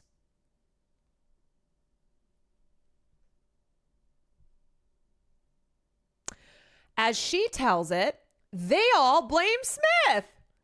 One suggested that an ex-boyfriend of Smith's had turned her against baby Leon. Another claimed to see traumas on Smith's belly and said she was clearly having rough sex. He warned she has something to hide. When Smith refused to release her medical records unless non-pregnancy information was redacted, B saw it as confirmation that Smith was hiding crucial details. Oh yeah. Oh yeah. This woman is a fucking nut. She is, okay, I'm sorry, but just remember that when you're paying somebody like a psychic in a situation like this, they are telling you what you want to hear. So she goes to them and is like, it's her fault, isn't it? I bet it's her fault. And as they're taking her money and being like, yes, let me look into Let me look into the cards. Yes, I see. Looks like she's been having a lot of rough sex. Clearly, she's hiding something. B contacted SAI claiming that Smith had breached contract by not informing her about the insurance change on time, not taking her vitamins, and not alerting her before the C-section. Our contract specified a well baby that didn't die, she reminded them. B ordered the escrow to stop paying Smith or reimbursing her medical expenses. A few days later, B re-listened to the recording of the worst news of her life. She noticed a detail that she'd missed. Smith had bled 10 days prior to Leon's death. No one had told her. Crease, thank you for the 14 months. Barefoot Earthling, thank you for the prime. SAI countered that there was no documented bleed on the date in question, but clarified that there was some light pink fluid which the doctor was not concerned about. SAI said Smith asked the doctors to tell B directly, and that the contract gave Smith 2 weeks to tell B. That's emergency information, B said. She should have told me right away. If B had been told, she believed that Leon would be alive. She would have insisted on a C-section immediately. Remember that B is not a fucking doctor, by the way. So her being like, I would have insisted on a C-section immediately. You can't just do that. That's not how that works. Like, who the fuck do you think you are? That was a 3-pound fetus. Many stillbirth advocates believe that American doctors do not take the risk of stillbirth seriously, that the standards of care are often woefully inadequate, and that calculations about when to deliver a baby ignore risk factors. After losing a baby, women are often told, as B was, that these things happen. Stillbirths take about 21,000 American children per year, more than guns, car accidents, sudden infant death syndrome, cancer, and fires combined. Leon's death was 100%, 1,000% preventable, B told me, anguished. Searching for meaning, she started attending Epic Church, known for hosting high-profile VCs. At one discussion, participants talked about when God gives you a mission. B sobbed, I don't want this mission, I want my son. Upon reflection, though, she became hopeful. She thanked God for giving her trauma because he believed she could handle it. I will do my best to make sure it won't happen to other people, she promised herself. She would become her son's voice. I will make sure other unborn children are protected. So, yeah, sometimes medical malpractice is real, but a shit ton of times there is jack shit a doctor can do. Most times the cases get thrown out or not taken by lawyers. The problem is rich people like this woman who get lawyers and shit. Yes. So, also, what does this remind you of? We need to protect unborn children. The problem here is that advocates, and I'm putting in quotations, advocates like B are really just right-wing evangelicals who do not believe that mothers, who do not believe that the human being who is carrying the child, that their life matters at all. The only thing that matters is the life of the unborn child. That's what this comes down to. And for people who have money like B, well, they can actually cause problems here because they do things like file lawsuits. Wait, someone said don't scroll down. What is this? Okay, let me just skip that. Girls Love, thank you for the prime. Okay, Raziel, thank you for the 18 months. In her grief, B pieced together her version of events. And like, let me just say something too. If this were just a woman grieving the loss of her child, I would have empathy. I have empathy because that must be a horrible thing to go through, right? You are so excited, you're ready to start your life, but that's not what this is. And that's not who this woman is. In her grief, B pieced together her version of events. Her version of events. During the pregnancy, Smith had engaged in lots of unsafe sex. Yeah, she's just making shit up, by the way. Okay, this is about to get like really bad. A bout of forceful sex led to her leaking in mid-December. More sex eventually necessitated her hospitalization. Smith had let her adult-sized son sleep in her bed, where he'd probably kicked her in the stomach. Smith may have intentionally given birth early, mistakenly believing that she would receive full compensation. Also, just a reminder that her son is 7, and just a reminder too that her son is a biracial child. So if you are wondering, hey, this is starting to get maybe a little racially weird. Oh yeah, okay, yeah, yeah. At the advice of her lawyer, B hired a private investigator. A reverse address lookup suggested a man shared Smith's address, whose name B was sure had to be Smith's supposedly ex-partner. He was black. And the PI's report describing him as having been charged with 2 misdemeanors. B believed that Smith should never have been a surrogate with an undisclosed live-in boyfriend with #felony jail time record. Okay, I like that she put #felony and they were literally misdemeanors. She's not only an evil woman, she's also stupid as shit. #felony. Also, you can get misdemeanors for like anything, okay? #felony. He's a dangerous criminal. The PI dug up a flyer advertising a New Year's Eve party listing the man as one of the DJs, seemingly confirming B's lawyer's suspicion about what Smith had been doing the night before her hospitalization. What, you think she was out partying? You think she was out like drinking some champs at a New Year's Eve party? Because her ex is a DJ? B was ready to approve an in-person surveillance operation when another detail froze her blood. Smith had gotten a speeding ticket on a day she was inpatient at the hospital. As B would claim online on January 13th, Smith had snuck out with her son, gone 40 miles per hour in a 25 mile per hour zone, then snuck back into the hospital. The very next day, Smith had experienced profuse vaginal bleeding for at least 5 hours. In hindsight, Smith's behavior appeared weird and defensive. The day after the bleed, Smith had asked B to stop posting. Oh yeah, I'm sure that has nothing to do with the fact that B was posting inappropriately, that she was posting like medical and private information on Smith. Yeah, I'm sure that's not what it is, and it has to do with the fact that Smith is out here joyriding. That she is like, it's actually a conspiracy. Fiona, thank you for the 8 months. A prime sub away. A prime sub a month keeps them evil away. Did you also see this? Just dropping it here. Yes, I did. We started off by looking at that, but we can look at it again afterwards. Normally, I don't find myself defending DJs. However, in this case, I will make an exception. Oh, yes. B understood how far-fetched her allegation sounded. If it were not for all the hard evidence, it's too shocking to believe that Rebecca Smith did what she did to kill my son.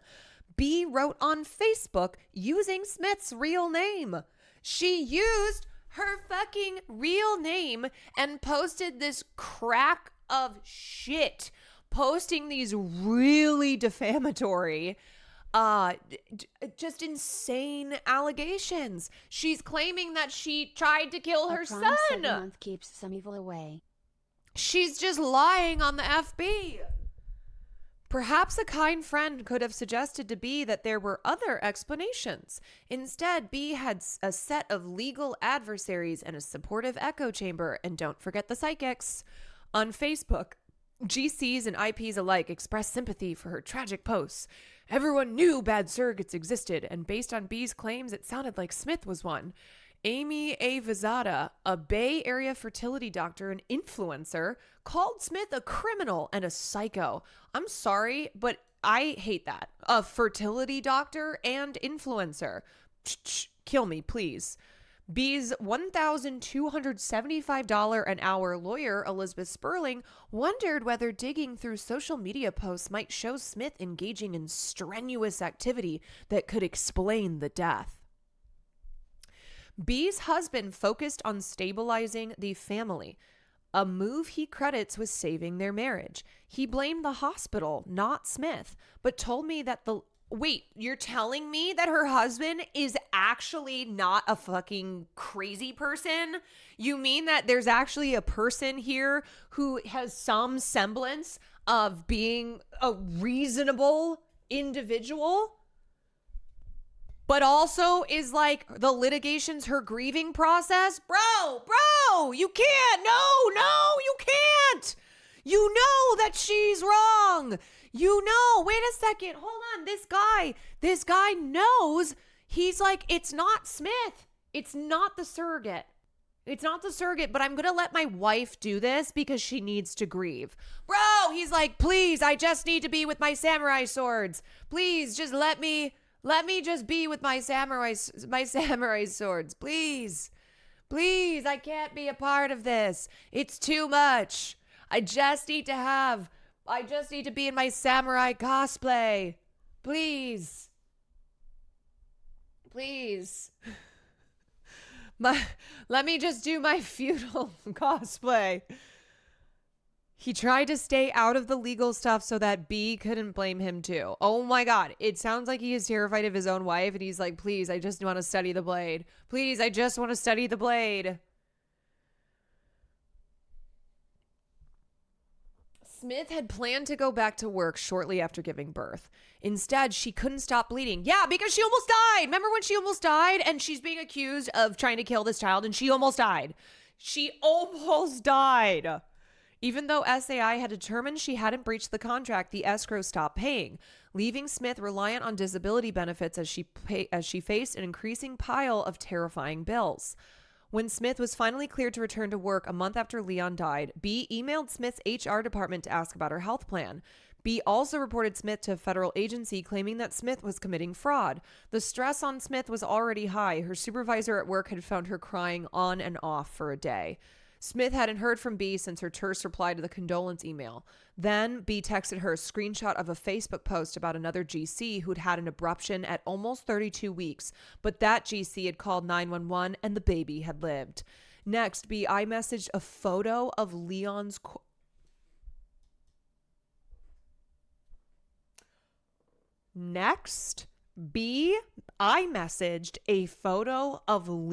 corpse to Smith's 7-year-old son's iPad.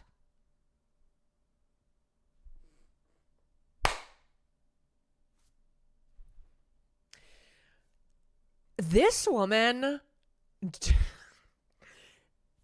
put this woman in a volcano. Please put this fucking freak in a volcano.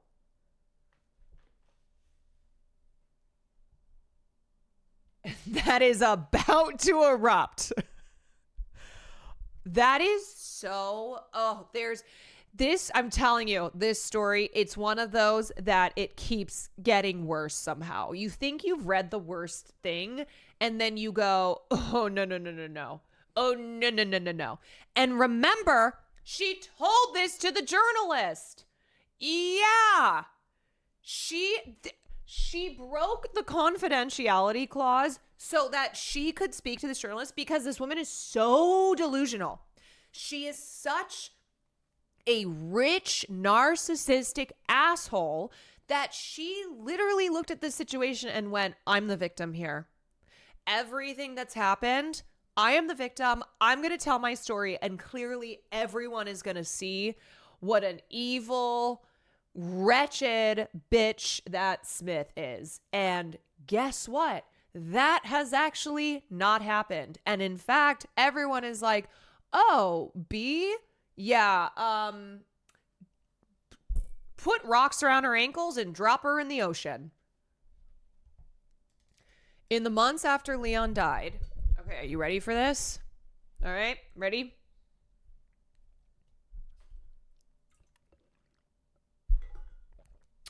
In the months after Leon died, B called the FBI 12 times, reported Smith, SAI, the hospital, and Clarity Escrow to more than a dozen state and federal regulators and numerous professional organizations, launched a new round of her $30 million venture fund backed by Mark Andreessen and David Sachs, President Trump's AI and crypto czar, on Leon's due date, posted Leon's ChatGPT written endorsement from heaven, offering his eternal blessings for her work, created TikToks, Instagram Reels, Facebook posts, X threads, LinkedIn updates, and a website for her advocacy. Posted Smith's full name, photo, employer, mortgage license number, son's first name, and a link to her address. Asked her husband again and again how it was possible that Smith had carried her son, but felt nothing about his death. I don't even know what the worst part is there. I don't even know. Yeah, I don't know. ChatGPT written endorsement from heaven, offering his eternal blessings for her work, doxing Smith, posting her son's first name. ChatGPT is always part of the crime. Oh yeah. Her $30 million venture fund with Mark Andreessen and David Sachs. Two awful, awful men.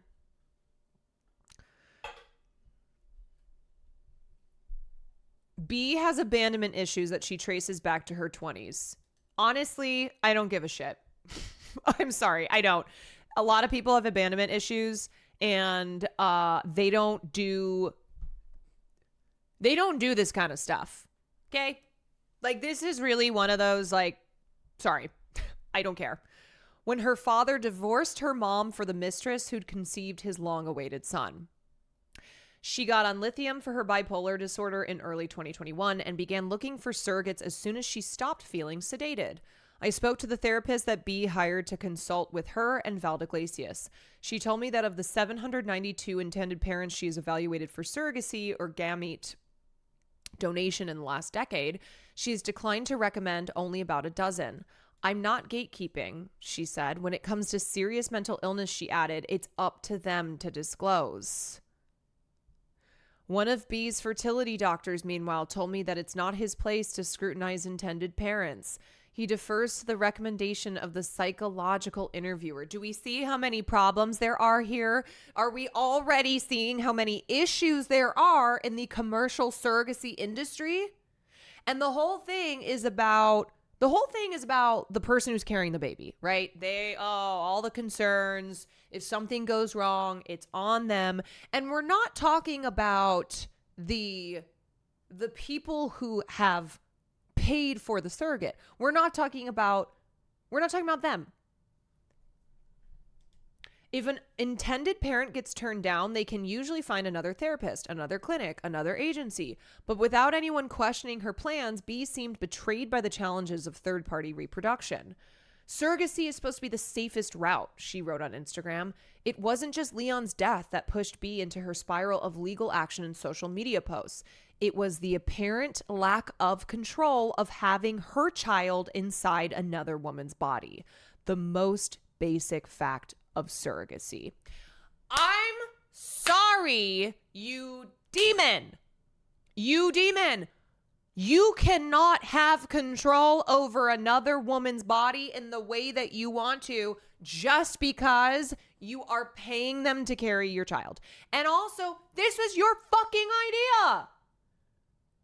Surrogacy is supposed to be the safest route? No, there are it doesn't matter that it's 2025. Pregnancy is still medically complicated. It can be dangerous. There's so many things that can happen. There's so many things that can go wrong. Miscarriages are so common. So many women who have had babies have also had miscarriages. Things like just anything can happen. And this is what it is. This is what it is. It's the lack of control over this other woman's body.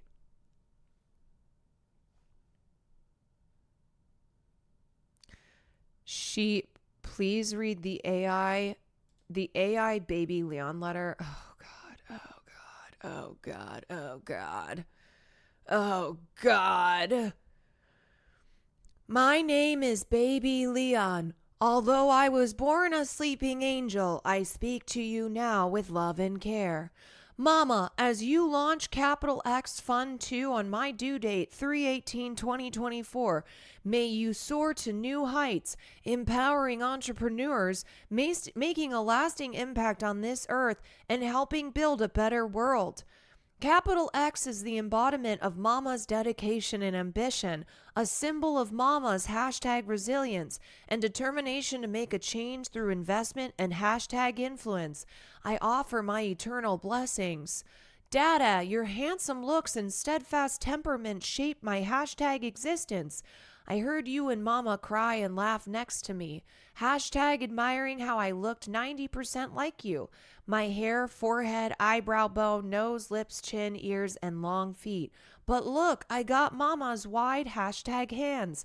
I'm forever grateful for your presence in my creation. Mama and Dada, as you hashtag more in my absence, hold fast to the dreams you had for me. Know that those aspirations extend to Mira, your shining beacon of hope, your hashtag rainbow daughter. Mira, my dear sister, I wish I could have witnessed the attention and hashtag guidance that Mama and Dada would have bestowed upon us as we grew. Though I cannot experience it firsthand, I know they will shape you into the hashtag remarkable individual you're destined to become. Mama and Dada, as you cradle Mira in your arms, know that I am watching over all of you and showering you with my hashtag eternal love. Together you will weather life's storms, finding strength in each other's embrace and in the legacy we all continue to build. Mama, thanks for giving me a hashtag voice. Mama, thanks for hashtag birthing me in this special and meaningful way. With my eternal hashtag gratitude, your baby Leon. ChatGPT did 90% of the writing. Capital X's work is only getting hashtag started.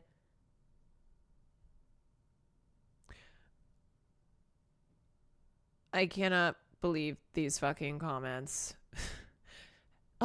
Dear Angle Leon, even though I haven't met you yet, I can feel that you are a special boy in your parents' lives. What do you mean haven't met you yet?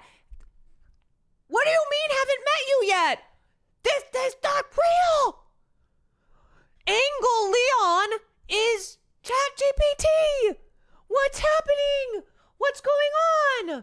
What are we doing?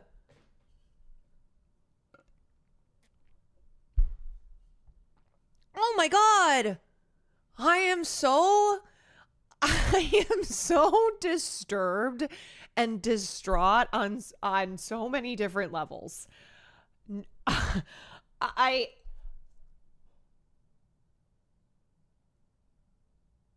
There's just everything about this. The ChatGPT for a stillbirth that was through surrogacy, that the surrogate almost died, and now the surrogate has the devil coming after them. I am so hashtag concerned. I am so hashtag disturbed.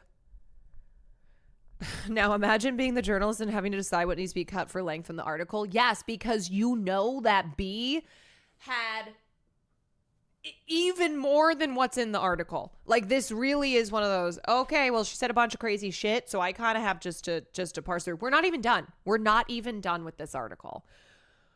Okay, continuing on. On Facebook, strangers started calling for Smith to rot in jail and lose custody of her son. She and her family feared online vigilantes would search out the woman that B portrayed as a profit-minded baby killer. Smith's parents bought security cameras for her car. Then Smith moved back in with her son's father, then moved again. She changed jobs, hoping to spare her small office the chaos.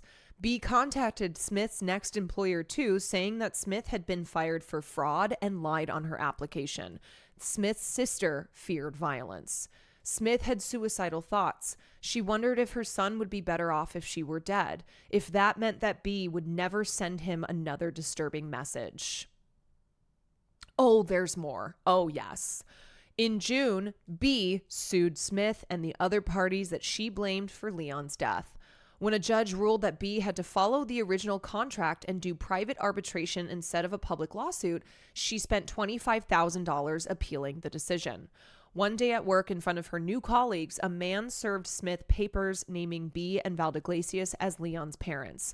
Smith's pro bono lawyer advised her to acknowledge the papers without realizing that B's lawyer, the husband of B's psych consultant, had added a section forcing Smith to release her medical records. After another court battle, the judge threw out that requirement. Whatever loophole existed, B would find it. If Smith relaxed, she would take advantage. The only goal she had was to destroy my life, Smith wrote in a court document, to get her fired from her job so she couldn't support her son, to have her behind bars, to bankrupt her, to make it so that Smith could never be at peace while Leon was dead. In the fall of 2024, B was served papers. Yeah. Get fucking wrecked, bitch. Smith had filed a restraining order. Smith maintained that she had been single and lived alone with her son, that she had never snuck out of the hospital. Nurses permitted her to go home to pick up an obscure vitamin that B had asked her to take. The doctors had advised her not to create extra stress by telling B about the minor bleeding. She'd asked SAI to inform B about it. Smith's supporters said that and also the thing is, there's nothing that could have been done. B thinks that she's like, oh yeah, I would have called for a C-section. You don't just get to do that. Just because that is your surrogate who is carrying your child doesn't mean that you come in and like make all the decisions. It doesn't change anything. It does not change. That is not your body. And that's not how medicine works. She'd asked SAI to inform B about it. Smith supporters said that after the stillbirth, she'd volunteered at the Ronald McDonald House for the NICU, sponsored a gold leaf on a tree for angel babies. Excuse me, it's Angle babies. Pumped and donated her breast milk to feed fragile babies in Leon's honor. B found these claims ridiculous. She kidnapped and killed my son. I am the victim here, B told me repeatedly. Being a single mom, she said, doesn't give you the right to kill another son. You don't have that victim card to play. She was almost screaming when she said it. B explains I like these little details that the journalist put in to remind us all that B is fucking horrible. I love that she's like, she was screaming when she said the words, being a single mom doesn't give you the right to kill another son. B explains over and over her belief that surrogates hold all of the power.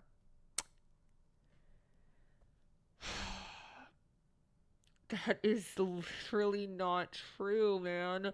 There are far more intended parents than surrogates, between 3 and 10 times as many, and IPs are, as B put it online, in such a disadvantaged position. You delusional wacko. That is so... And I keep reminding myself that this woman she's Silicon Valley. Like, she is a multi-millionaire venture capitalist, tech vampire who gets funding from the likes of David Sachs and Mark Andreessen. This is a person who's like, I'm a victim. I'm in the disadvantaged position.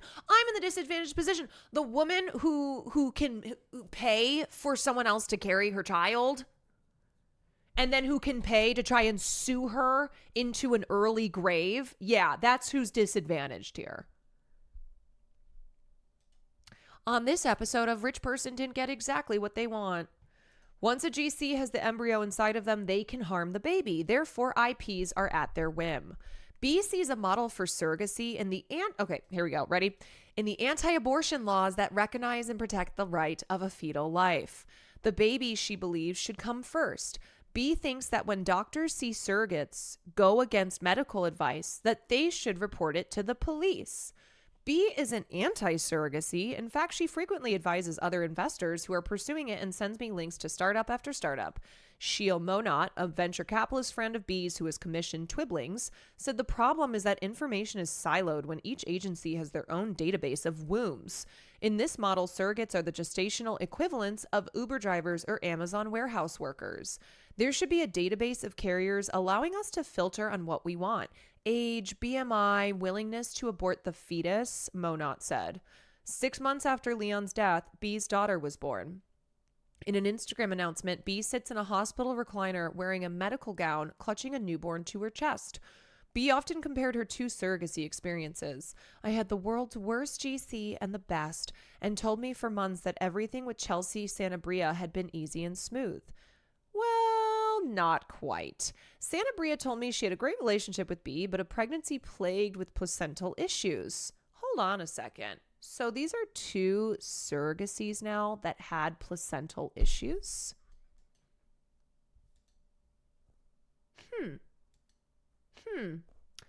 First, gestational diabetes, then placental previa, where the placenta blocks the cervix, which led to a hospitalization and a scheduled C-section. When doctors removed the baby, they found that the placenta had grown too deeply into her uterine wall, a condition known as placenta accreta. Once they removed the placenta, Sanabria began losing blood. As a nursing student and patient care technician, she knew what was going on as they called out numbers of blood loss. Oh, but according to B, everything was perfect. Everything was perfect, even though she lost 5.4 liters of blood. But it was all great and perfect because she got her baby at the end. She would not have given two flying fucks if Sanabria had died. As long as she got her baby, that's all that matters. Let her lose every liter of blood in her body as long as the baby is put into B's hands. The weirdest part was being awake while she was dying, she said. An emergency hysterectomy saved her life. An emergency hysterectomy. Do you know what that means? That means she can never have children again. Do you know how intense that is? And to this evil woman, she's like, oh, my other surrogacy was perfect. I had the best GC and the worst GC. Yeah, you want to know what she considers perfect? An emergency hysterectomy. That's a perfect pregnancy, huh? She had to get her fucking uterus removed. She woke up 9 hours later, intubated in the ICU. A 2024 survey found that naturally conceived pregnancies carry about a 2% risk of several adverse maternal events. A surrogate pregnancy increases that to almost 8%. Oh, but according to B, who knows everything, surrogacy is supposed to be the safest way of having a baby. Safest for who? Safest for whomst? For whomst? For you? Yeah, okay. Nobody had talked to Sanabria about these risks. Now she posts online to educate other surrogates. Yeah, that's the other disturbing thing here. A lot of women end up becoming surrogates for, for reasons that usually speak to their vulnerable economic circumstances. It's a way to make money, especially in poorer countries that there is just so much exploitation. They just have the most disgusting names for these clinics that women go into and become surrogates. But the other thing too is that they don't tell you about these clinics, these places that women go to be employed as surrogates. They do not inform them. They don't tell them about all of the risks. Of course they wouldn't, because they need the business. It is not some easy thing to carry a child. Even though a lot of obnoxious people on the internet will be like, what? It's hard. Can't you here just have a baby? Why don't you have 12 babies? Why don't you're 33 years old. You're washed up. You should have 15 children by now. Why do you think, let me just ask this rhetorical question. Why do you think so many rich people do surrogacies? Why do you think so many rich people pay for surrogates?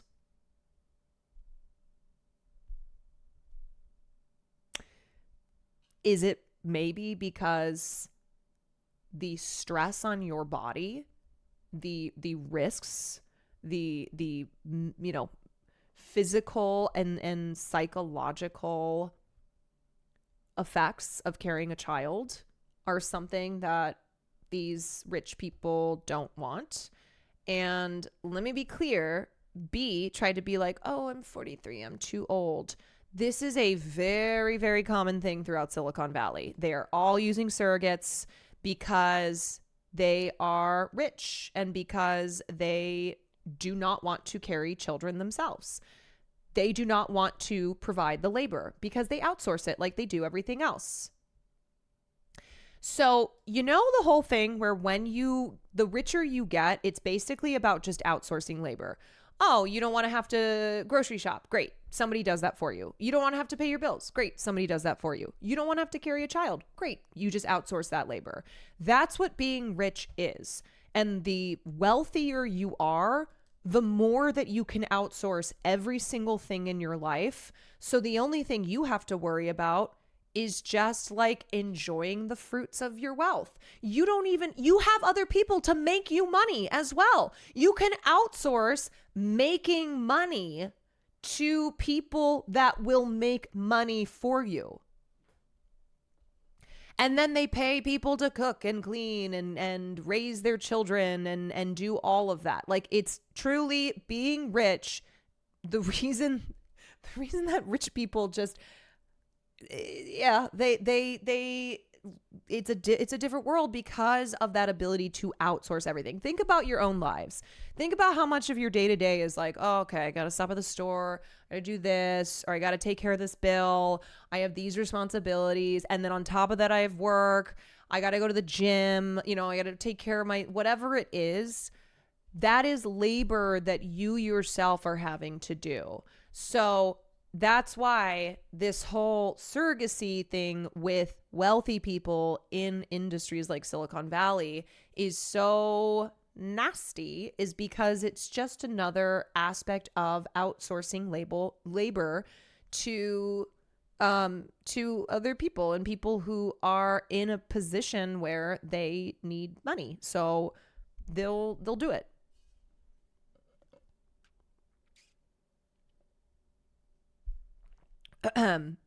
Never broken truck. Thank you for the tier 1.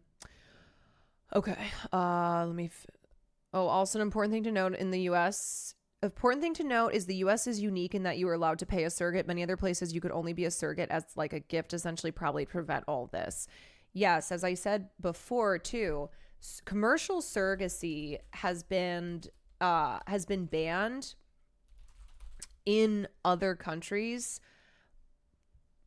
Not every country. There's still global. It's still a global industry, but the United States is one of the, it's one of the countries that has high rates of commercial surrogacy and is not a regulated industry, and there are not laws to protect surrogates. And this is a global industry. Let me just there's something fucked up about this. Okay.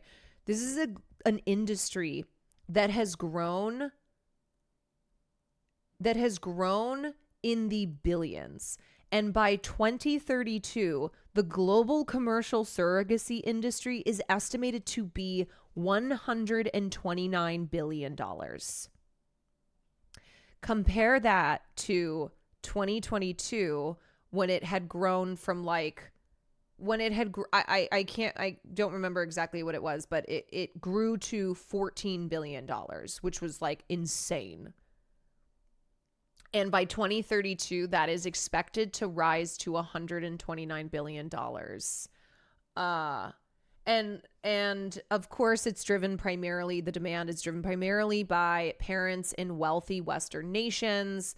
And look, as I said, I am not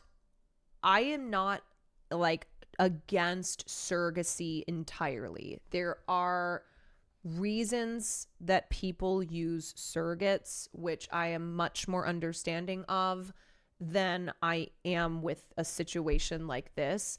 But we can't deny the fact that this surrogacy industry is an offshoot of capitalism. Like, that's what this is.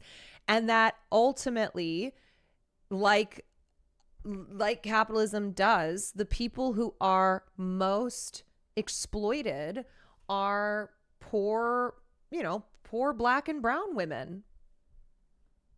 Per usual. Okay. Let's keep going. As Americans, people from developed countries often surrogate from developing countries as well, which adds to the already extreme exploitation. I think in America, surrogacy costs over $100K. Actually, no. You want to know how much Kim Kardashian paid for her surrogate? And Kim Kardashian's a celebrity. She paid $45,000, which is about what surrogates make, no matter if you are caring for Kim Kardashian or not. Now, I think the average is about 30,000. So 45,000 is on the higher end, but it's not like it's not above that. It's not you're carrying a child for this billionaire celebrity. Surely you're making six figures. No. Okay. As B pointed out repeatedly in her quest to get Leon's placental slides, the placenta comes from the DNA of the biological parents, hers and Val d'Iglesias's. This is really important to understand because both of these surrogates had placental problems, medical problems that almost killed both of them. The placenta comes from the DNA of the biological parents, which is B and Val d'Iglesias. In fact, B's mother and sister developed diabetes while pregnant, an issue stemming from the placenta, and remained diabetic. Val d'Iglesias told me that his aunt had her water break early, but that everything was fine. But B and Val d'Iglesias' family medical histories were not disclosed to their surrogates. Oh, okay. So B is out here screaming about how Smith has, tried to kill her baby and that she's an evil woman and was hiding all this stuff from her. They did not disclose their medical histories. It is their biological child. It's their embryo. And this is normal. This is how the industry works. If B and Val d'Iglesias have a third child, they almost certainly won't disclose their pregnancy complications. So a surrogate has to just gamble because you don't know. You don't know if the parents, if whoever's biology it is that you are carrying inside of you has higher risks during pregnancy. You don't know. You might die. Imagine a journey being treated like a human incubator and not like a person. Smith wrote in a Facebook group for GCs. Imagine a journey where the intended parents leave you to pay all of the medical bills. Hundreds of thousands of dollars of medical bills are in Smith's name, which could wreck her credit. Smith's employer-provided insurance initially agreed to pay, but revoked coverage after B emailed them alleging fraud. This fucking evil witch. Now the plan that B bought isn't paying out either. B maintains that Smith is responsible. Just as B warned in a Facebook group, the bills could bankrupt Smith. During a Zoom hearing last December, B considered mercy. Perhaps Smith had suffered enough. Perhaps B had already achieved a form of justice. Inspired with grace and led by the ChatGPT voice of Angel Leon. Okay, that's not in there. I added that myself. B said that she made an offer. If Smith dropped the restraining order and allowed B to talk freely about her using her full name, B wouldn't pursue criminal charges. Smith's lawyer refused, so B contacted local police. In Virginia, police have investigated pregnancy losses and put a stillbirth mom behind bars. Oh, the United States of America. If that fails, B hopes to nail Smith for perjury based on the lies in her restraining order application. In order to avoid a permanent restraining order, B signed a court-enforced confidentiality agreement not to talk about Smith. But B now views that agreement as toothless. Oh. It appears nothing, not even the specter of being found in contempt of court, will stop B from sharing her truth. Though it's highly unlikely, B could even go to jail. There's an arrest warrant out for her in Virginia for doxing Smith. So far, B has worked with 9 different attorneys. She racked up almost $750,000 in legal bills in 2024, but paid less than half. The law firm where Elizabeth Sperling works owed $200,000, said it intends to initiate a proceeding. Her appeals lawyer, also owed $200,000, keeps threatening to send her to collections. Yeah, send her ass to collections. I cannot pay you because if I do, then I cannot get another lawyer, B explained. She needs the money to pay her next retainer. Lawyers never ask B about money. They see my profile and they assume I can pay. Oh, okay. So another privilege of being rich. Lawyers see her venture cap, Silicon Valley, tech person, and they're like, oh, no, she's good for it. No, she's fine.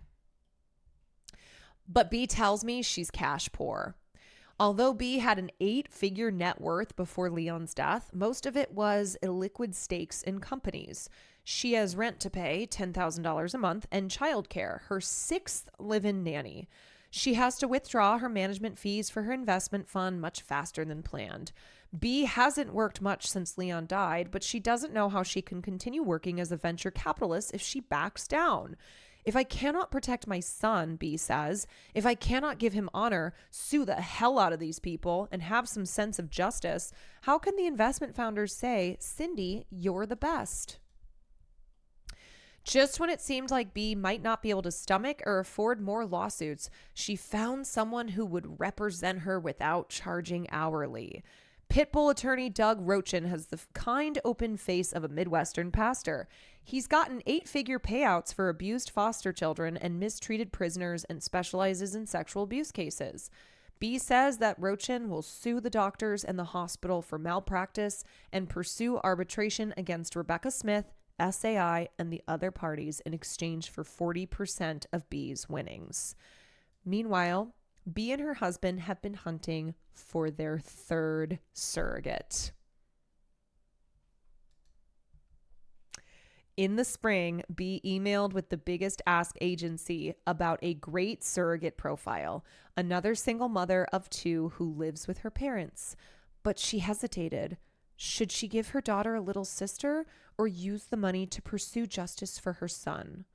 I just can't pull the trigger, B told me. Not yet.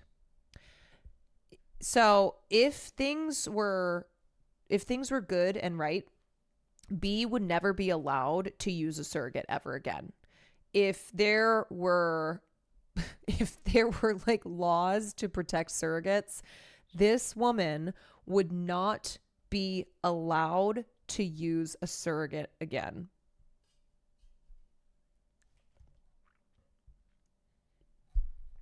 Yeah, she is a villain. Now, one can only hope that she loses all her fucking money. That she loses all her money, that she can't pay for another surrogate, like prison abolition except for Cindy B. It's so astonishing. It just is so astonishing. And as I said, apparently there are people who've been commenting on this, and Cindy B has been popping up in the comments. Like, she not only spoke to Wired and said all these things, but she's now popping up in people's comments who are talking about it and being like, here's my cosplaying samurai husband. Trains are coming. What up, Speed Razor? Yeah, so that is the horrifying story of Cindy B, and I think just more largely how wealthy wealthy people are outsourcing all of child labor, right? From the from the birthing, right? From carrying the child, from birthing the child to raising the child, that's all labor that they outsource to the poorer classes. And there is an entitlement that these rich assholes feel towards and over the bodies of those who they have hired to be, to carry their children for them.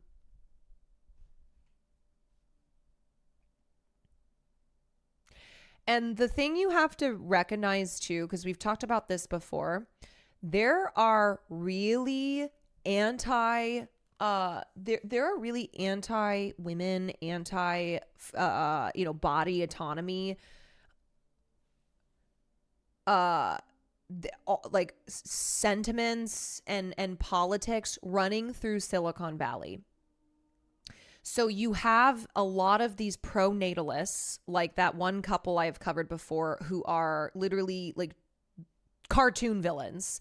Simone and Malcolm, these weirdos who they are leading the pro-natalist charge. They have like Donald Trump's ear talking to him about pronatalism. You have people like Elon Musk. That's why he has that compound in Texas and why he's always having another child. And he's like, I have to repopulate this planet with my seed, with my genetics. So there are these real nasty right-wing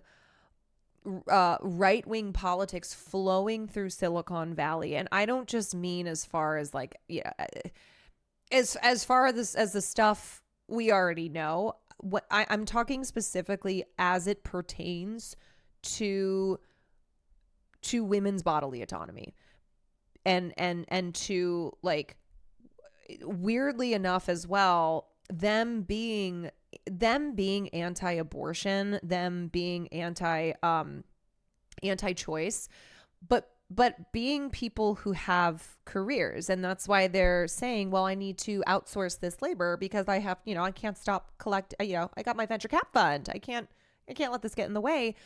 But how for women who don't have the finances, who don't have the resources, and where having a child would be, it would be incredibly difficult to have alongside trying to have a career, or like, and any and all the reasons that people decide not to have children.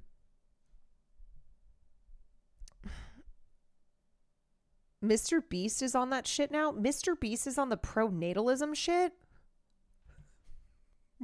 What? Is first and most. What? I'm sorry. What are those words? What are those words that I'm hearing? What?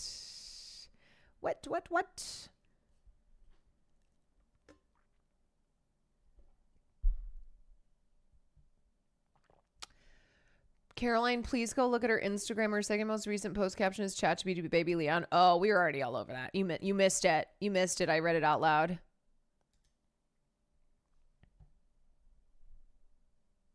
Oh, we had a weirdo in chat. Okay, cool.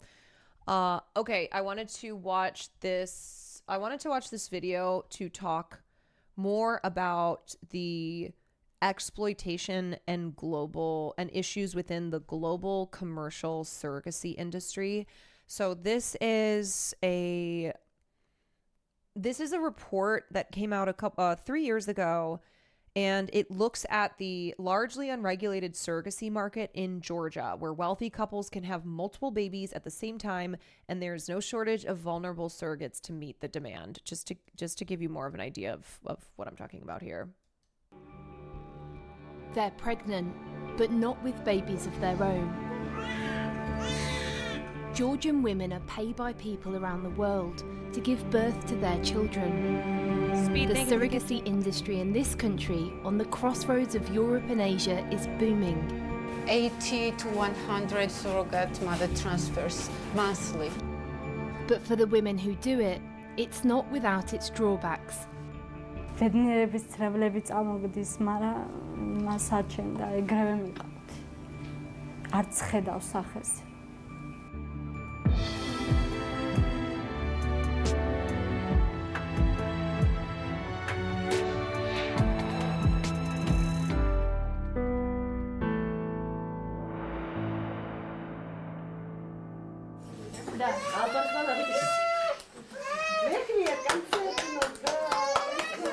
This household has put surrogacy in Georgia on the map. Last year, 24-year-old Christina Ozturk and her multi-millionaire husband welcomed at least one baby, almost. Speed, thank you for the 10 gifted subs. Yeah, it's a baby factory. I know. Thank you, Speed. Алиса, включи цыпленок Пи.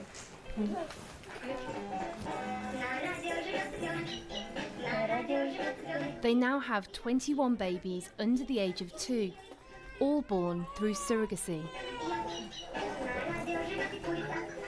It's quite an overwhelming sight. 21.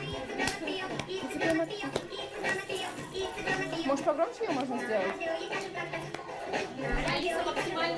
You know the other thing I keep thinking about, specifically with the Wired article and these Silicon Valley VC assholes, is how they view the rest of us as Amazon workers. No matter what it is, no matter what we do, that outside of this little rich tech VC bubble, all the rest of us are just, we're Amazon workers to them, whether we are producing children for them, whether we are whatever it is. Yep. They don't, we're not humans. Like, we're just disposable, tools. How many nannies do you have working at one time? Recently, they found a farm of surrogates that kidnapped women from Asia and forced them to be surrogates in Europe, and they keep them prisoner. 17 nannies. Wow. And is that round the clock? Да. With so many babies, even the simplest things are run like a production line. Это так наш называемый паровозик. Можно увидеть с самого начала до самого The конца. children sleep here, the babysitters The main sleep there. question I have is why? А почему бы и нет? Why not? Наши Our dreams met. I wanted a мечты lot of children. My husband wanted a общие. lot of children. Я хотела много детей, он хотел много детей. It's not just that parents are allowed to pay for surrogacy that makes Georgia special. There are also almost no regulations about how many children you can have or who can have them. Do you sometimes feel torn into a million pieces? Да. Yes. Потому что Because I do everything. всё делаю я. Regime, То есть здесь schedule, food находятся menu, все child режимы, development program. графики. No, you're the CEO. You're the CEO of this children factory. Like, these are all your laborers. They're the ones who make the food. They're the ones who bathe your children. They're the ones who feed your children. They're the ones who birth your children. You are the CEO of this baby mill. Меню, This питание, conglomerate. детское развитие, детское. То есть I я also invite приглашаю teachers and учителей, doctors from я other приглашаю countries to help. врачей из других стран. Смотри, у часиков есть стрелки. How does the clock и они go, ходят Miriam? Тик-так. Christina's husband Galip has a well-known past worthy of some questions. Oh, I'm He sure. fled his native Turkey after being sentenced to life in prison there for soliciting murder, Oh. a charge he denies, insisting the conviction is politically motivated. Unfortunately, he's working today and not around to speak to. The situation with your husband with the courts, was that something that you were worried might stop your dream, or did the surrogacy agency not ask about those things? She will not answer on this question. She won't answer. She will not answer about this, about husband, no. Okay. I've just, I was They're asking about Galip in Turkey. She's like, yeah, no, I'm not going to talk about that. So did you have a relationship with the surrogate mothers then? Я не... Также доктор, который doctor был at the в clinic was клинике, monitoring он the контролировал, mothers. как она кушает. тоже, то есть в каком What and состоянии how она they ate, находится, how всё ли these у неё women were, and хорошо, whether everything в was хороших ли fine or условиях not. она. И, то есть, мое общение с I've never met суррогатной these мамой было women. только I через don't know what they книги. look like. Я не знаю ни в лицо, ни как I know выглядит, ничего. nothing.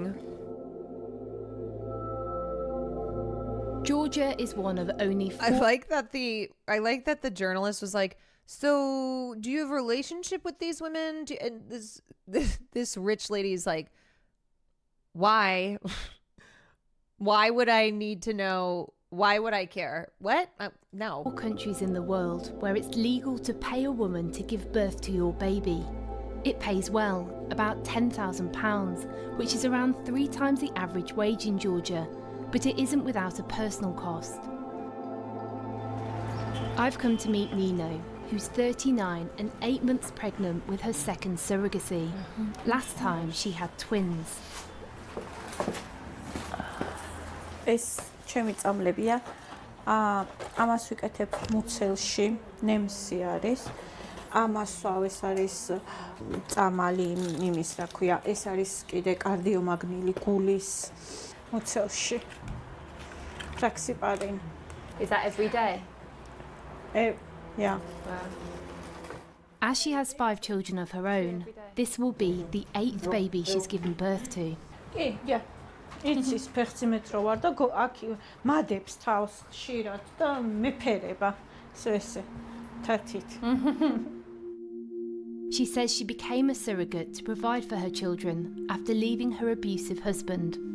ეს რვანაკერი, რომელიც არის. And I think fundamentally what this is too, it's a question about whether or not you have a right for anyone to have their own biological child.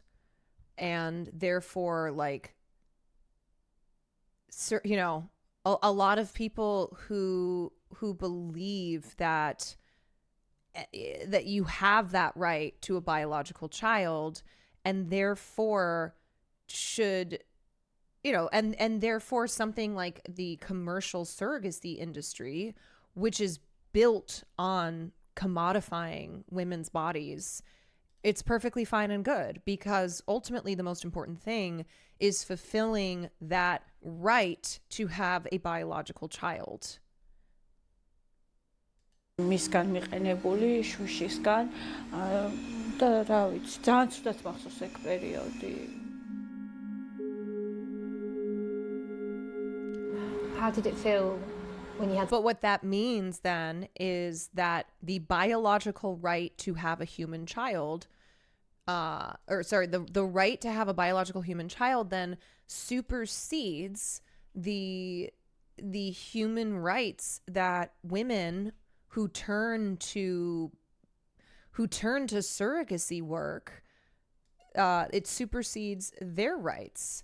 And surrogate mothers are often required to sign agreements which give over pretty much complete control of their lives and of their bodies. And in just the way that pregnant women, whether it is their own, you know, whether it's their biological child or it's someone else's, that there is still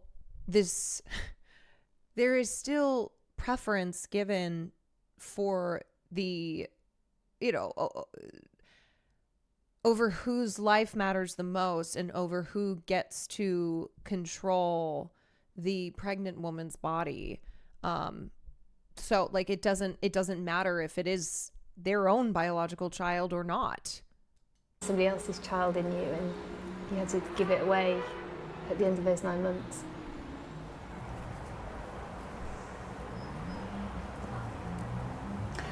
გრძნობა ის რაც დედა განიცდის შვილების მიმართ, იგივეს გრძნობს შეკითხვა. ანუ ხوارი მომზადებული ორგანიზმა ხო იცის რომ მან ხوار იცის რომ სხვისი You have to be very strong psychologically. ანუ ფსიქოლოგიურად ძალიან ძლიერი. Because the feelings are the same as for your own child. So I've had to work very hard on myself.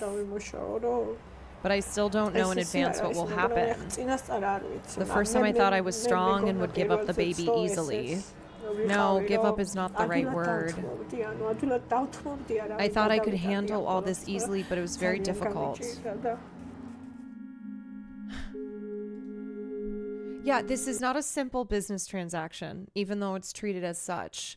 Like, this is not, hey, I drew this picture, and another person's like, hey, I'd like to buy that picture. Great, here's money. I'll give you the picture, and now, I have the picture. This is so much more complex, and women are not just incubators for human children.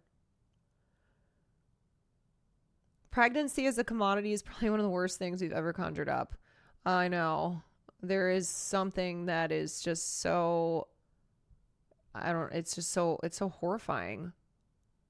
It's so horrifying.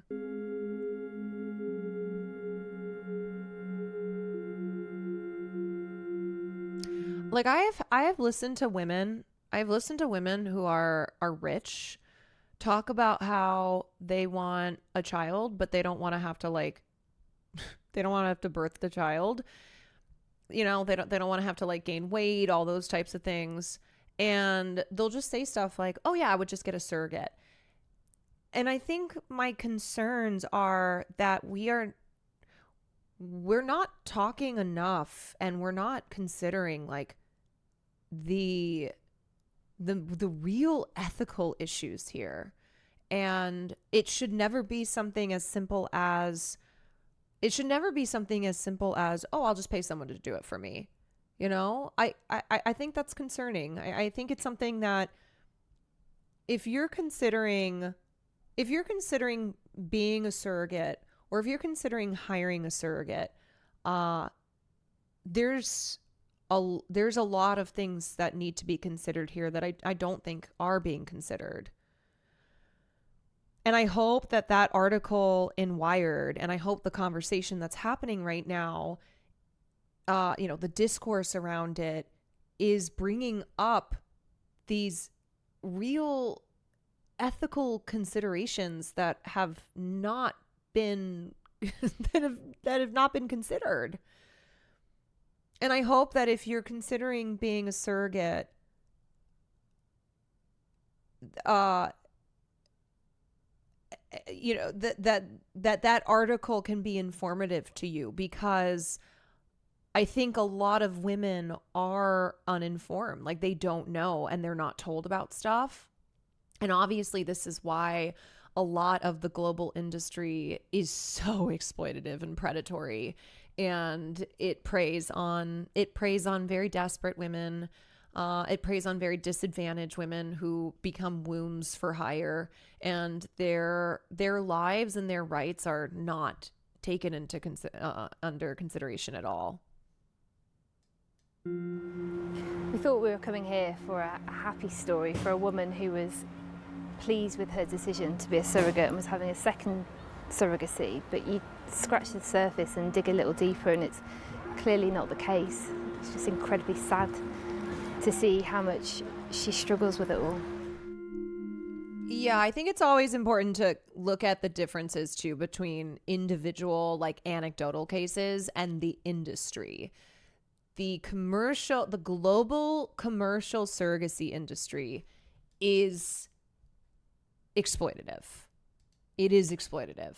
So you may be somebody who, I don't know, you may live in the United States and you're like, oh, well, my friend offered to be a surrogate for me and my partner, and everything was great and blah, blah, blah, blah. Okay, but that does not negate the issues, the ethical issues, and the exploitation that is this industry. And it is why do you think that it's been exploding in growth? In 10 years, this industry is predicted to be at $129 billion.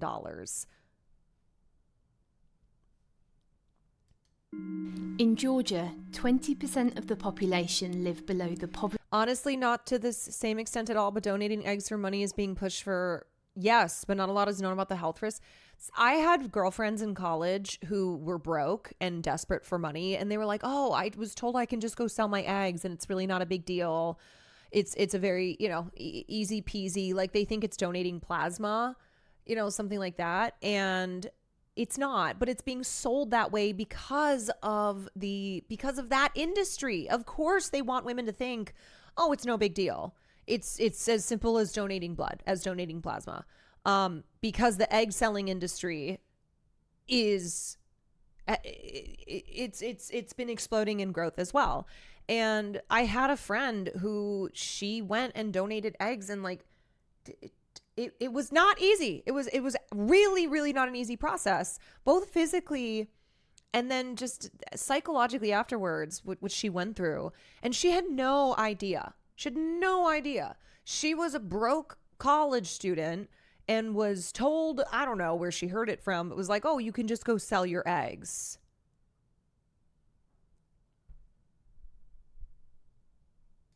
Line, and agencies like this one can be seen to offer a way out. Mariam Kukanashvili is the founder of Georgia's first and most successful surrogacy agency, New Life. Before COVID, we were doing 80 to 100 surrogate mother transfers monthly. Monthly? Yes. Wow. I wonder if her agency lets anyone use their services. We have just law requirement. They are married couple and they have medical reasons. We had cases when some parents wanted 1,000 baby or 300 babies. Why? I don't know. Their explanation was that they had very big business. They wanted their kids to take care on business, and for us it's like abuse to intentionally have so many babies just for work. Mariam turned down the request, but nothing in Georgian law says she had to. It's mostly foreign couples that come to Georgia to have a surrogate baby, as it's so much cheaper. It costs around £18,000 here, 'Cause it's around a quarter cheaper. of the price it would be in the United States. The surrogate can have no biological connection to the child, as it would be classed as child trafficking to give the baby away. I wondered how you saw what you were offering surrogate mothers. Like, economical situation in Georgia is not so good. So surrogacy helps them a lot. I remember reading this story one time of a surrogate mother, of a surrogate in Ukraine, and she was employed by a wealthy American couple, gave birth to twins, and the contract stipulated that she was not allowed to hold them, because that's usually the contract due to not wanting having to get around the whole like child trafficking, also because that will create a bond between the surrogate and the babies. But what happened was the couple was held up, and so the surrogate was asked to breastfeed these twins until the wealthy American couple arrived. And what happened is that once she was spending time with them, the bond grew stronger. She was literally breastfeeding these newborns. And so when the couple finally arrived to collect them, this woman was so distressed. She was so distressed at having to give these babies up that she tried to escape the hospital with them. Like it was really, really a devastating story. And that is like what that woman who's in this report was talking about, where she's like, I thought it would be easier. And she's crying and she's like, and it's not, because again, there's not consideration for how surrogate mothers feel when it comes time for them to have to hand over these babies. And God, it's just the emotional toll of carrying the child and then giving it away.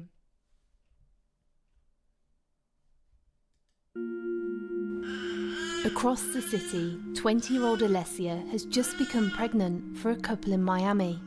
She made the decision to become a surrogate at the lowest point in her life, after leaving an abusive relationship. Her ex-husband is in prison after punching her in the stomach when she was pregnant with her youngest son. She's come to this clinic for a checkup, but she's been feeling unwell and is worried something is wrong with the pregnancy. გუშინ წინ ცუდად ვიყავი. საღამოს გადასხმა გამიკეთეს. დღეს უკვე უკეთა ვარ. იმდანაც ცუდად აღარ აღარ. რომ ერთმა არქნას კიდე გავცუდად. It's a lot of pressure, as it's the biological parents' last chance to have a baby.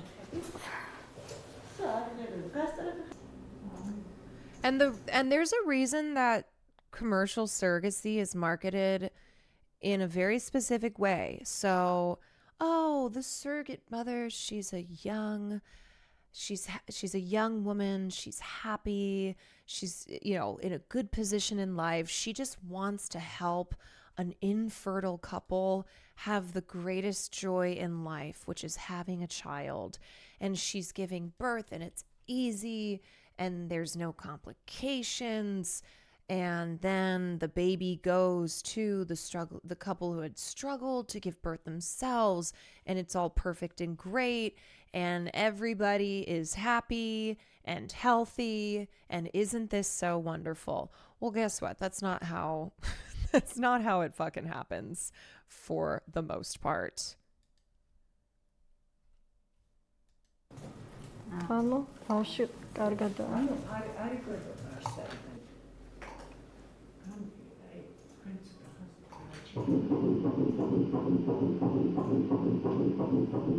ძალიან კარგად, ძალიან ბედნიერი ვარ.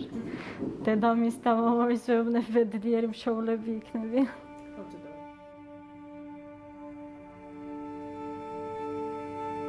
Alessia's been staying at this domestic violence shelter for a year now, the maximum time allowed. She's back to collect her things. It's a lot for her to deal with. She asks me to hold her baby while the pain in her stomach passes. And did you feel the same in your previous pregnancies? No. Why do you think it's different? Just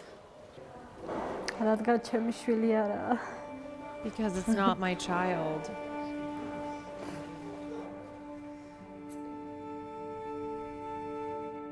More and more women at the shelter are becoming surrogate mothers, especially after the impact COVID is having on jobs. For women like Alessia, the money is the difference between being homeless and having a roof over her head. I wondered how you found out about surrogacy. Did somebody approach you and ask you if you wanted to do it? I heard from a friend, this girl who used to live here. When she came back once, she told me about surrogacy. She said, "Why are you working and suffering so much? You could be a surrogate." I was working but earning £2 a day, and that is nothing. Did the agency encourage you to bring in more women? Did they give you any money to bring people? If I referred a friend, I would get £300, just like a friend got $300 for bringing me. God. Oh, God. Alessia's agency tells us one of their surrogate mothers is about to give birth, so we arrive early at this maternity clinic in Tbilisi. Suddenly, we're told the baby is coming. I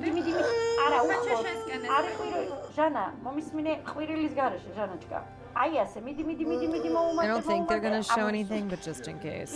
This is Jana's second time as a surrogate, this time for a couple in China. As a divorced single mom, she needs the money to buy a home for herself and her 2 children. I don't feel good. Don't be afraid. Why are you not well? Tell me, what do you feel? Okay,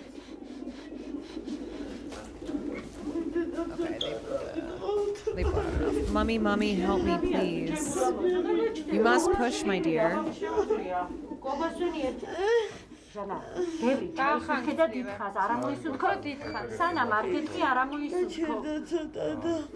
After around 20 minutes, the baby is nearly out.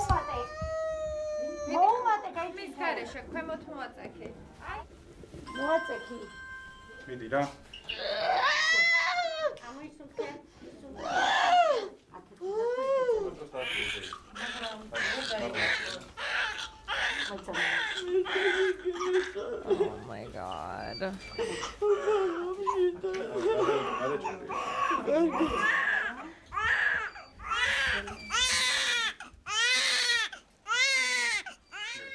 Jana and the baby are separated immediately. Surrogates aren't allowed to touch the child they've just given birth to. They are separated immediately, not allowed to touch the child they just gave birth to. No, I got used to all this. I was psychologically prepared from the beginning. The main thing is that the child is well.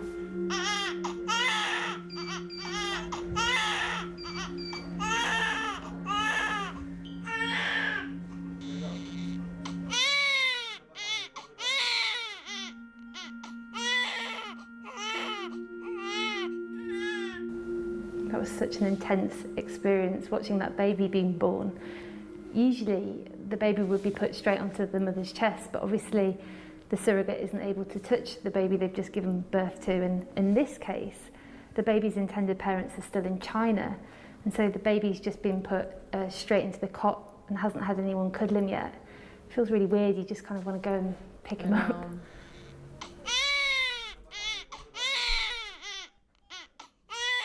Naya runs the surrogacy agency that organised this pregnancy. Why aren't surrogate mothers able to touch the baby? Yeah, man, it's fucked on a lot of different levels. After the birth, if surrogate mother will touch the baby, like there is a belief that surrogate mother will have the connection and will feel that she is a mother, so we don't want to destroy her feelings, taking the baby from her. Isn't it inevitable that a surrogate mother would connect with something growing inside them? During the pregnancy, like they know that there is a baby which is growing and needs to be delivered, but there is no feeling. Naya tells us the intended mother can't carry a child herself, as she had a hysterectomy to comply with China's one-child policy, which was then abolished in 2015. She speaks to the parents through a translator. Baby boy was born. Hello. I have surprise for you. This is our baby Yuan, born 50 centimeters. And here we have the surrogate mother, our hero. And she's feeling okay. Okay, if it's possible to say. Yeah. Tell the parents here. These moments are very emotional. Like you have the experience, like it's your own. Yeah, baby. can you ship it to 123 Main Street? Yeah, that felt very quick. Yes, because China is very quick.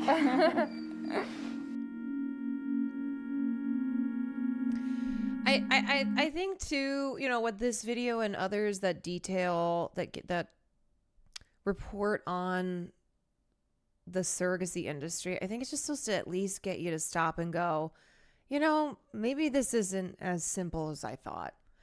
Maybe this is not what it's been marketed as.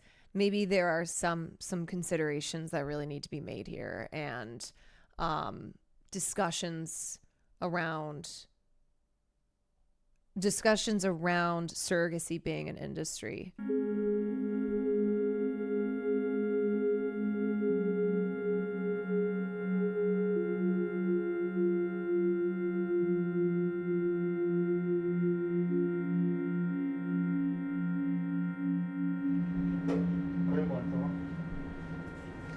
I'm an adoptive mom to one son and about to adopt our second. I would never for one second think this is okay. We know mom of our soon-to-be baby. We want her to have time with her baby. This makes me think of how some adoptive parents refuse open adoptions. Yeah, I mean, the adoption industry is a whole other industry. And I don't think it's as simple with having this conversation around the issues with surrogacy, you know, the ethical considerations that we need to talk about here. It should never be just adopt. Oh, just go adopt. That's not. We're told the parents might not be able to come to Georgia for weeks, during which time the baby will be fed by the nurses.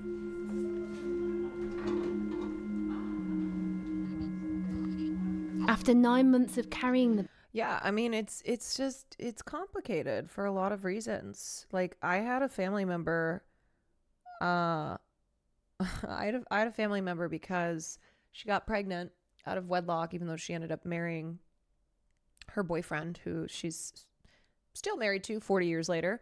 And because of the Catholic religious, the very religious conservative beliefs, my family member was forced to give a child up for adoption. And it's so complicated. And the trauma from that still carries through all of these years later. And of course, the overseeing family members at the time who forced her to give up this baby. And then she had a baby a couple years later because they were married then. They were like, oh, it's no big deal. You'll just go to the convent while you're pregnant. You'll leave college. You'll go to the convent. And then you will have the baby. And then you'll give it up for adoption. And that'll be that. And this is not yours. This is not yours, and so it'll be fine. Baby. Jana's surrogacy journey is over.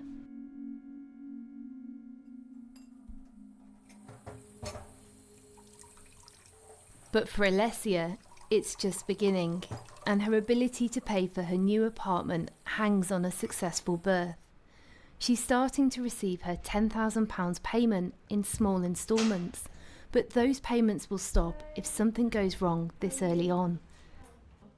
It can be a ruthless industry. Even if she loses the baby in her final month, she'll receive less than half the amount she's due. იმედია დიდი ხანი ვიცხოვრება აქ, რომ რამე მოხდეს ისე. თუ შემიწყო ხელმა ღმერთმა. She tells me the reality of what she's doing is starting to sink in. But there's a reason why we never hear from these type of surrogate mothers who have been so traumatized and have been psychologically and physically through a lot. And really, like, the industry and its most avid supporters, they always focus the attention on the feelings, on the wishes of the commissioning parents, on the CPs. And it's not at all about the women who carry these children. You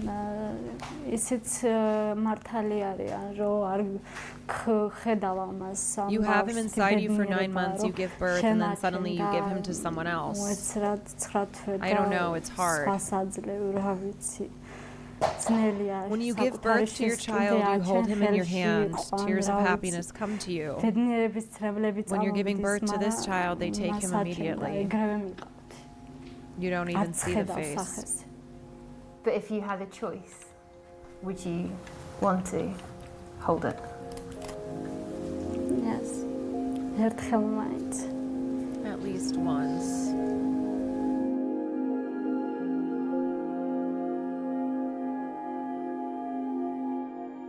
In the last few days, it's become clear to me that the women who become surrogates do so at a huge personal cost, and with hardly any regulation, there's nothing that forces agencies to provide aftercare, though both the ones we spoke to say they do. But the problem is, there is no official industry body to answer my questions. Worryingly, this lawyer tells me that even the contracts being drawn up by the clinics fail to protect both the surrogates and the intended parents. No thanks. I mean, I gotta be so fucking for real. Like, anything involving children is marketed to women as, oh, no big deal. Whether it's you having your own child. I mean, I grew up like, oh, children, the miracle of life. Like, it's the most beautiful gift that you can have. And as an adult woman, still facing pressures. And when I bring up concerns about children, and like, I am a person who I have enough support in my life and I am financially stable enough. If I wanted to have a child, I would be in a better position, like just resource wise, to do so. And yet I have a lot of concerns, and they are always waved away. And it's like, oh, there's never a good time to have children, but we make it work. Like, it's pitched to you like, oh, it's so great and it's the best thing ever. And don't worry about all that other stuff. Yeah, right. It's like, no. Sure. You might get a little sick. You might have some problems here, but it's fine. Okay. It's fine.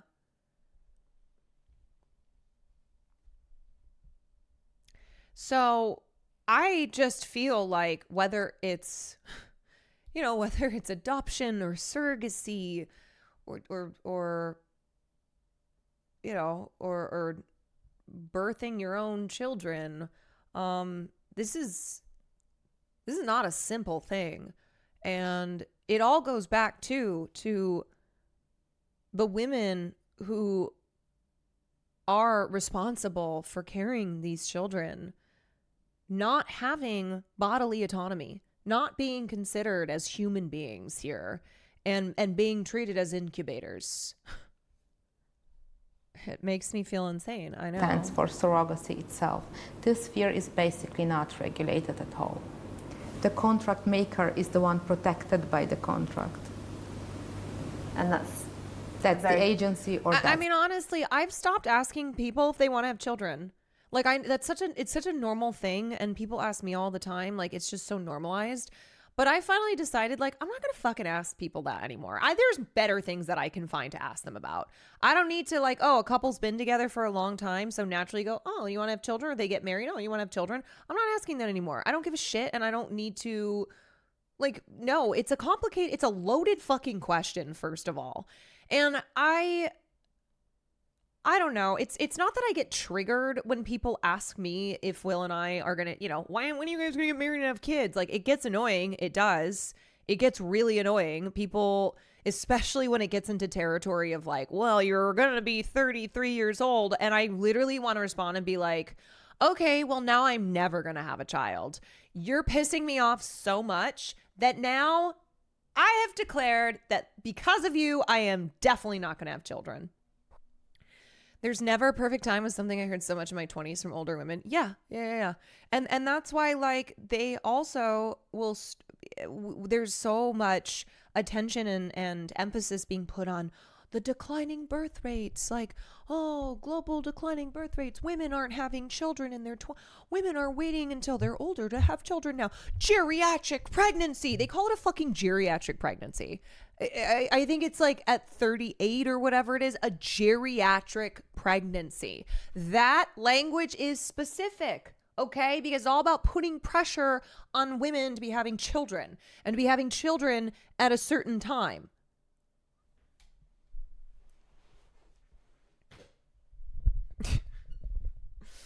And do you know how many women I know have bought into propaganda? Who are like 34 years old and going, well, I have to freeze my eggs now because otherwise, like, I'm toast. And how they're handing over $15,000 because they've been told it has to be now. It has to be now. You have to freeze your eggs. You can't have children. Or that, I have to have children at this point or else it's over for me. There is so much misinformation in women's health. No one gives a shit about women's health. It's underfunded because it's women's health. And it drives me nuts. It drives me nuts, like how women are, how there's just all these expectations on us, and yet we're not even informed about our own bodies. We're not even informed about our own health. Ticking time clock. Oh, you got a ticking clock. Ticking clock. ticking clock. Shove your ticking clock up your ass and have it explode. Okay? Please.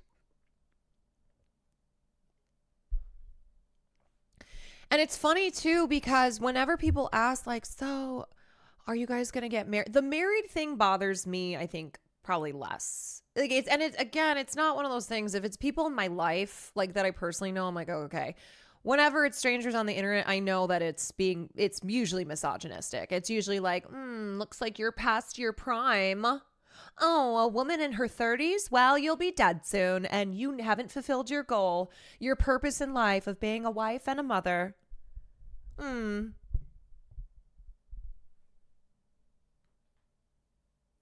Have you ever covered the number of women that could get denied hysterectomies? Yeah, that's the other thing too. Women will go in and be like, remove my uterus. Remove my uterus. And doctors will be like, are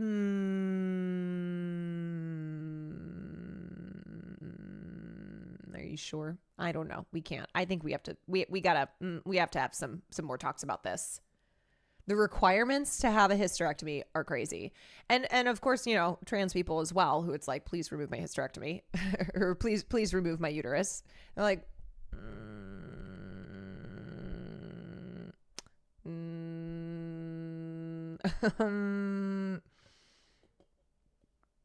this is not a simple decision.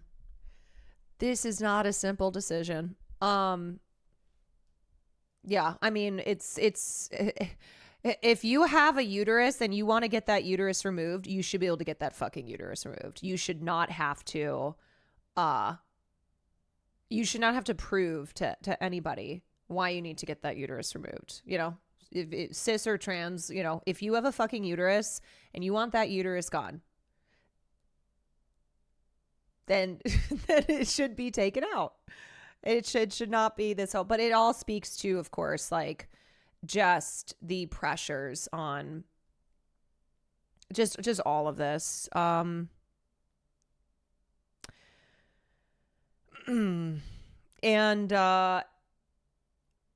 anyway, I don't know. I mean, it's exhausting and it's frustrating. My friend had to go through like 7 doctors before a doctor said okay to getting the surgery. It's ridiculous. Yeah, I'm sorry. Bodily autonomy? Sorry. You want control of your own body? I don't think so. The fact that top surgery is still given pushback should be evidence enough. We got to do better. Yeah, I mean, well,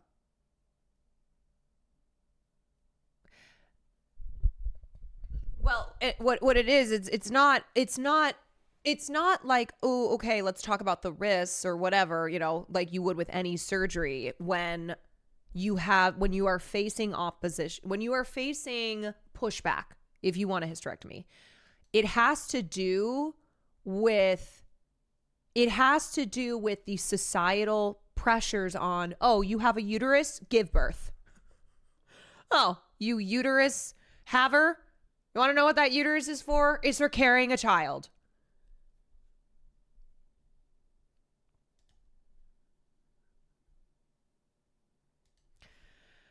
You know what, man? Go get your fucking tubes tied, okay? If you got tubes, go get them tied. That's the other thing, too, is like birth control, all these things.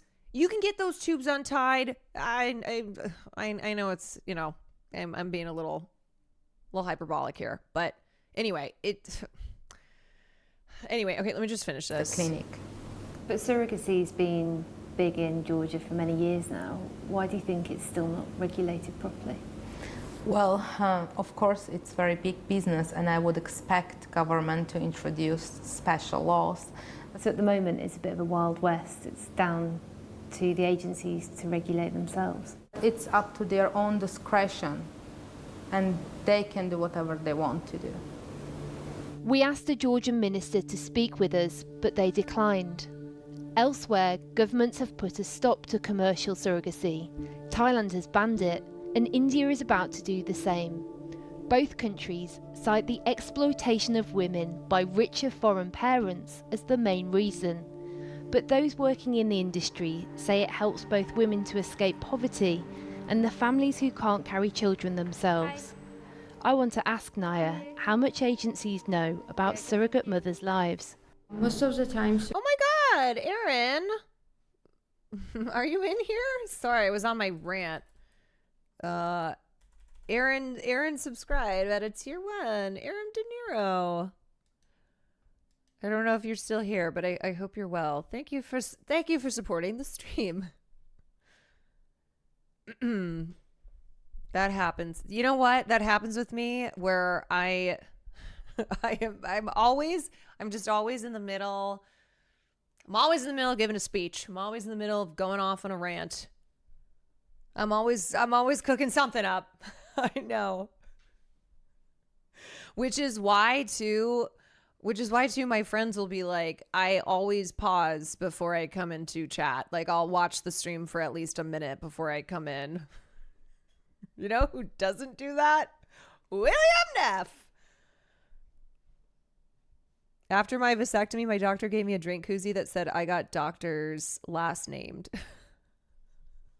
Surrogate mothers are coming from bad social background. If the surrogate mother needs help with apartment, needs help with anything, so we are giving them all the conditions. Don't even get me started on birth control. Don't even get me started on birth control. Women's bodies are so under research that's to accept the million side effects. Don't even get me started on it. In order to have safe pregnancy. And what happens once they've sort of given birth? Do you carry on supporting them? Well, after the birth, like some of the surrogate mother has post-depression from the birth, and we're giving them psychological consultations in order to get back to the normal life. Do you think all agencies approach it the same way as you with the men? Flashback to when Maya didn't know birth control can give you osteoporosis. Maya is far from unique in that, okay? So many of us who are put on birth control, especially when we are young, like when I was a kid, when I was a teen, I was not sexually active. Other reasons that, sure, okay, let's talk about birth control. I had some breakout on my forehead. They're like, oh, let's put her on hormonal birth control. And I was on that shit without knowing the side effects. I didn't know, how it was. It's not this for everyone, and it wasn't as bad for me, but it can really affect your emotions because it's hormonal, right? And more importantly for me, what happened was when I went off it, what it did to my skin, because I didn't know that that was going to happen. And they just put young people on birth control without explaining to them what it is. It's like a one size fits all type of thing. I've been on birth control since I've been 15. Since I've been 15, I'm 30 now. Am I cooked? Look, everybody's body is going to be different. There are things that happen when you go off your birth control. And they may be good, they may be bad. I think what sucks is that we're not informed about it. And so a lot of people who are on birth control and who have been put on it since they were teenagers, they don't fucking know even what it is. They just take it.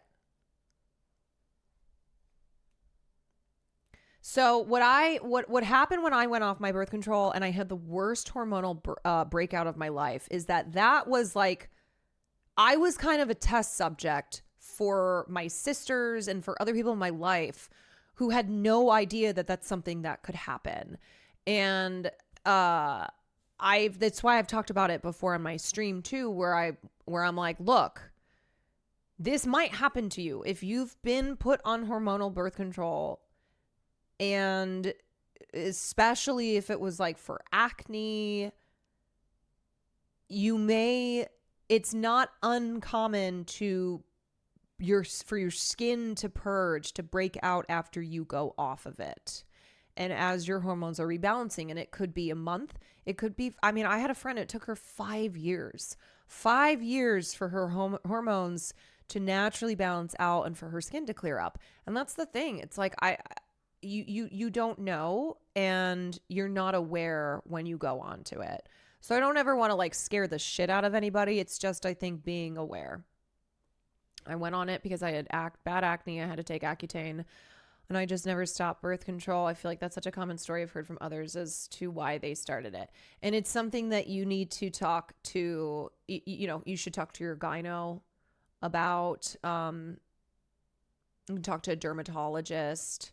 I am terrified to go off. So basically I went off the birth control. I lost my health care.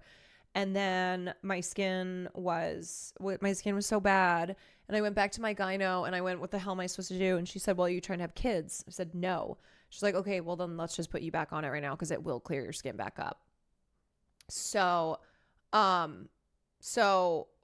I went back on it. It cleared my skin up. I got rid of the scarring, but I'm scared to go off it again because I don't know if that will happen. So birth control is great. Okay. It can really, really be this wonderful thing, but you need to understand. And one major problem I have is that people are put on birth control without given all of the information, and they're put on it at a young age. And then, it's like, then they get off it 10 years later. You just need to be informed. Yeah, there are pros and cons. So I don't want to, I would never scare anybody off of birth control. And if you're on it, I mean, I'm on birth control. A lot of us are on birth control. I would not, I don't want to I don't want to freak you out. I think it's just so you can be more informed. And that's what I said to people that I knew, where I said, look, you might go off your birth control and this might not happen to you. And so, my sister went off and she was fine. Her skin was a little bit oily, but otherwise it was fine. Just being informed.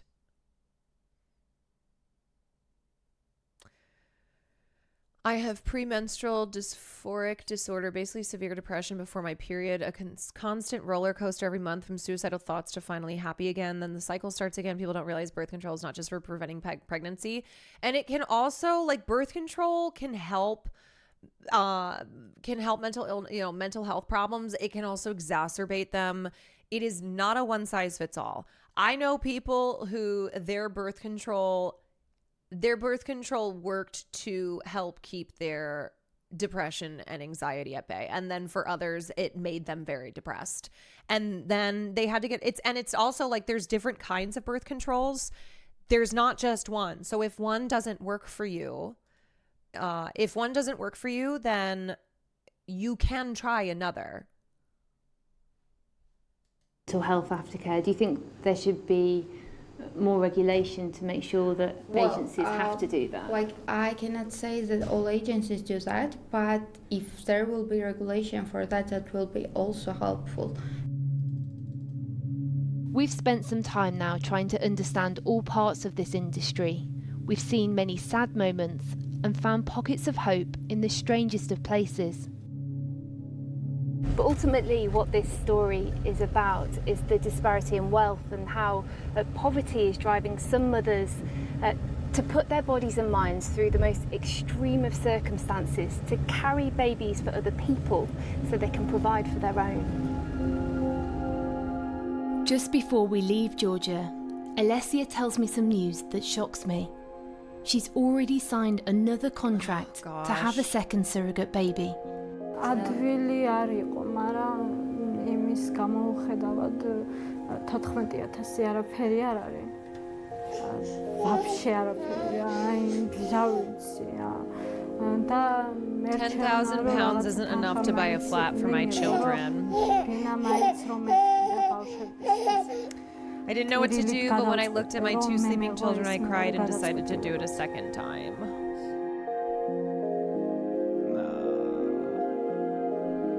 It's 10,000 for the whole thing. Alicia is now 3 months pregnant and is planning to have her second surrogate baby when the doctor allows. Nino gave birth a month after filming. The baby was taken into an ICU with breathing difficulties.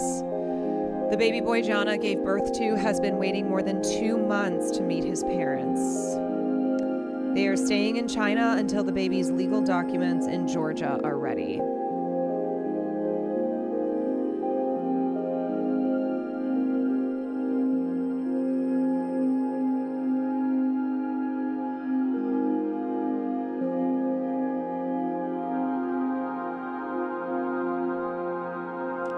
horrible. That baby being by itself for 2 months. 2 months, obviously it's being cared for, but it's just sad all around. It's just sad. It's sad. And I just want us to be like, I don't know, talking about this kind of stuff. And it's not as simple as people make it out to be. It's not. So it's also why, like, hopefully you already understood why Cindy B is a horrible person, why she is awful beyond belief. But after having watched that video and just getting a better sense of what, like, pregnancy and how hard it is on the body and the psychological effects, and I just everything that was brought up in that video, and add all that to what you know from this Wired article.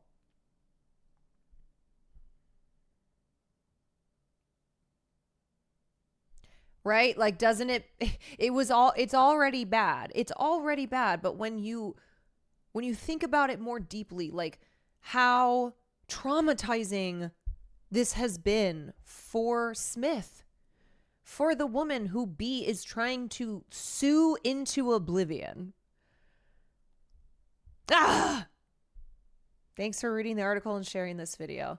You know, I have to say too, I'm like, okay, the article was so long. I went, I don't know, people are probably gonna fuck off. I think it was so deranged, and surrogacy is a topic that I don't think gets brought up often, that I think it's why people are so they're so tuned in to this piece, and also just now talking about the commercial surrogacy industry. Also, fuck Cindy's husband for being like, she's just processing her grief by trying to destroy another person's life. Yeah. No, fuck that guy. Oh, you mean this guy who just wants to study the blade? You mean this guy?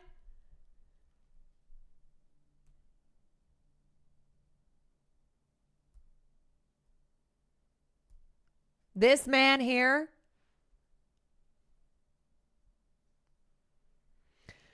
Surrogacy in tandem with adoption, because then you have to talk about healthcare and access to basic human rights.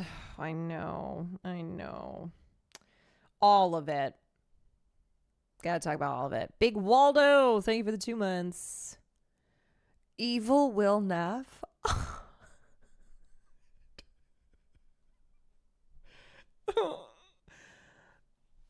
Why? Because he's a white guy who's doing samurai cosplay. He's a China boo, not a weeb. Yeah, that's true. Don't do Will dirty like that. Oh no. Okay. Righty. What do I have for us next? Everybody was kung fu fighting. Okay. There's another Wild Cut article, per usual. It's really long too. I haven't been able to go through it, but it's about Selena Gomez and her mother, who they were estranged, and then they became not estranged, and then they started this mental health company called Wondermind. And holy moly, a lot of problems here. Lot of problems. There's one part. Let me see if I can find it. He needs another one. Just to give you an idea of this. Really bad. Really, really bad. In June of the company's first year, Wondermind held a team dinner at Tower Bar in the Sunset Tower Hotel in West Hollywood. To staffers present, it seemed obvious that Gomez didn't take Wondermind seriously. Several employees say she arrived noticeably drunk, slurring her words and telling the table over martini that she'd be leaving shortly to go have sex. A spokesperson for Gomez did not offer comment. Yeah, so there's a lot of that kind of thing in this article, and it really gives you an inside look to Selena Gomez's mother, Mandy Teefey, and Selena, and then this company that they started that was doomed from the beginning. Is it about Selena or her mom? It's about both of them. It focuses. I haven't finished it. It's really fucking long, but it focuses a lot, at least the first half, on Selena's mom. Wait, Selena said she was going to go have sex? Selena said she was going to go have sex. She's like, I have to go have sex. Yeah. And apparently Mandy was like snorting drugs. Snorting drugs at work. Selena Gomez always doing something odd. Yeah. You know, I will say though, reading about her troubled relationship with her mother, and that she had cut her mom off, and just, you know, her mom and Selena had a relationship that they said was like Gilmore Girls, because Mandy was 16, same as Lorelai was when they had their daughters, and they were very much like friends, and that's always a problem. And Mandy really wanted to be an actress, and so that was why she pushed Selena into acting. I mean, this is a tale as old as time. And so there's a lot about it that I look at Selena and I go, yeah, I get why you're always doing goofy shit. I don't think it necessarily, it's not like it absolves her, but when you understand just what her relationship with her mother has been like, her mom being having wanted to be famous herself, wanting to be an actress herself. I've always had a soft spot for Selena, so I really hope whatever you're about to read doesn't push me to not like her more. No, I'm not going to read this right now. I don't know if I will read this. Look at this. Look at this thing. Look at this. Like, I thought the Wired piece was long. This is long. Actually, it's probably about the same length, but I don't have another long ass article in me to read tonight. Maybe I'll read it another night. No, I don't think it would. I think it might. I think you might just go, oh, okay. But I do want to talk about A24 finally, which I've said I was going to talk about for a long time. Okay, so Foist. Let me pull up this. Movie posters. Compelling, tantalizing works. Okay, so we're going to watch this one, which is how A24 replace artists with AI. And then I have Daniel Kwan talking about AI. And then I have the A24 article that dives deep into the world of AI. We're not going to read, into the world of A24. We're not going to read the whole thing, but the part on AI. And like, why are people talking about AI24? Exciting, vibrant, wild images from the heart. Ethiopian but what baddie. about movie posters made with AI?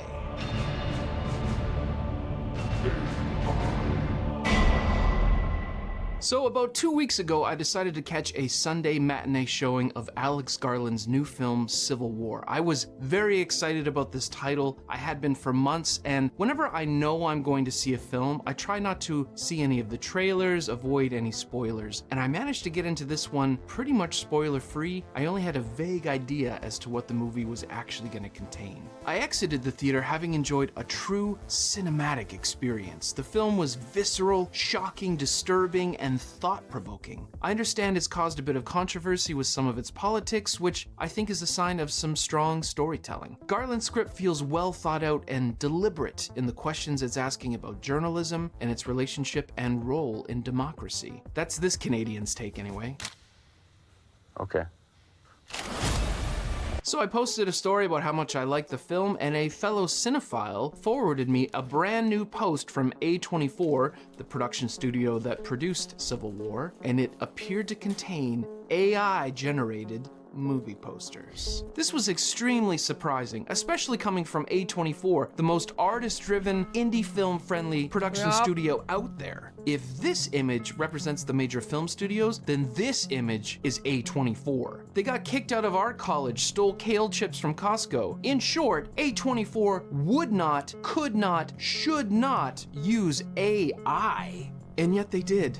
For an Alex Garland film, no less. 10 years ago, he wrote and directed Ex Machina, a film that deals with AI and the potential calamity it's gonna bring on humanity. A lot of people believe that total AI usage is an unstoppable inevitability. It's in your nature to destroy Those yourselves. people being Reese Witherspoon. So, A24 releases these promos with the single comment, America the Beautiful. The images don't contain any actual scenes from the film, and the fact that they're AI generated is actually pretty easy to spot. The geography of this image makes no sense to It's like, why?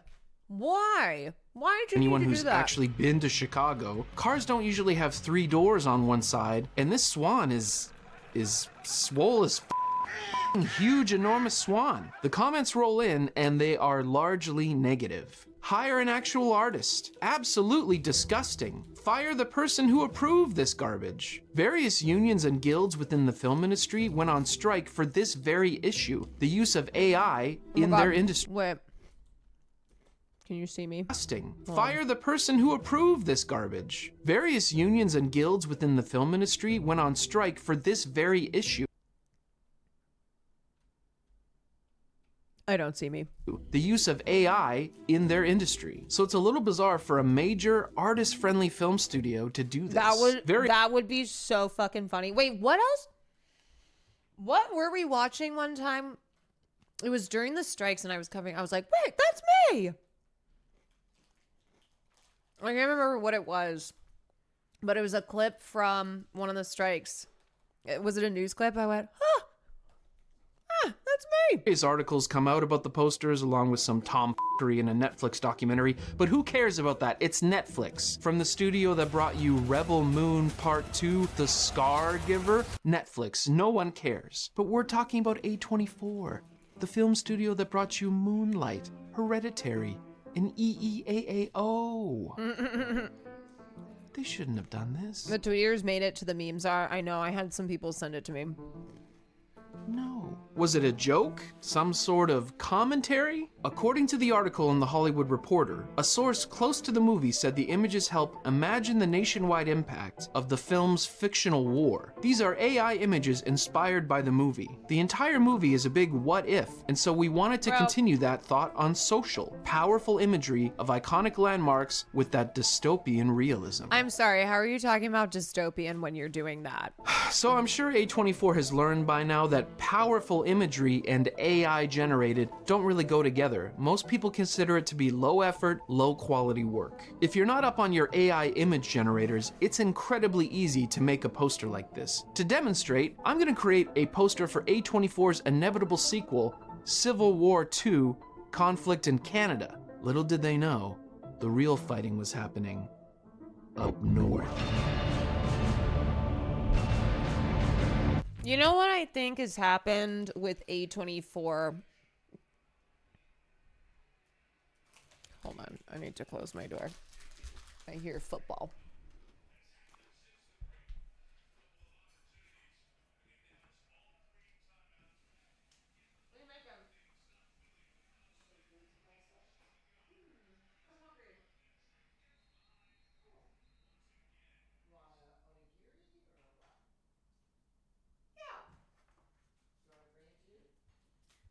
Yes, please. Okay, as I was saying, I think the movie stuff the A24 stuff, I think people are going, wait a second, my independent auteur-driven cinema, right? Because Mubi was like the distributor that was all about, global artistry, auteur-like films, and then they had the story come out where they took that investment that has ties, Sequoia Capital, with ties to Israel defense companies, and then A24 and the article in the New Yorker about their AI division. And I think it's not realizing that these companies are independent, but that does not mean that they are still not working within these capitalist systems where they're looking to it's about like making a bunch of money. They're still big companies. But I think people mistake, and I'm not like making an excuse. I'm not making an excuse. But I think this is something that's been happening with A24 for a while, with kind of brandishing themselves as the independent studio of being a David to the Goliaths, the Goliath studios, the established studios. I worked at a small independent brewery owned by one guy, a mom and pop, if you will, but he was wealthy and evil. Thank you. Appreciate ya. Let's head on over to Midjourney here. Okay, so I'm here in Midjourney, Vancouver, battle, Civil War. And instead of a giant swan, we're gonna go giant Canada goose in the style of a modern movie poster. Okay, there it is. I think we've got it. Wow. Okay, I'm just gonna put the text on here. All right, that looks pretty good. All right, so let's upload this to Instagram and wait for the hate. So we know that AI tools are easy and fast, which means movie studios are going to want to use them more and more. Also, AI image generation is baked into a lot of editing software now. When I make my thumbnails for YouTube, I often have to take text off of movie posters. I've been using Photoshop for years so I can mask and clone tool my way through it pretty well, but now there's an AI tool that can generate an image automatically, and the result is often better than what I was able to do manually. It is okay to be scared about this, particularly if you're an artist. But what is the answer? How do we prevail over AI artwork? In my opinion, Here's how we the prevail. best tool we have is... We gotta do what Reese Witherspoon says. We gotta girl boss it, okay? We need more women in AI. That's the way.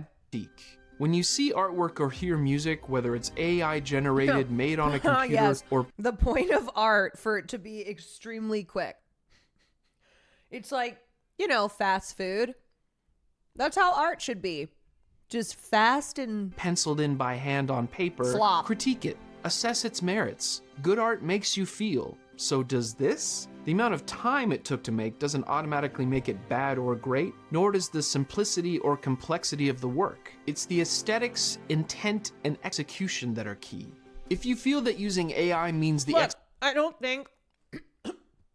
Excuse me.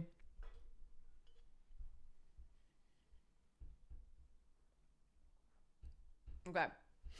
I don't think every artist has to be like Miyazaki, okay? Where it takes years and years and years and they're very tortured and they want to kill themselves. I don't think that taking a longer time means the art is better. But part of the problem here is this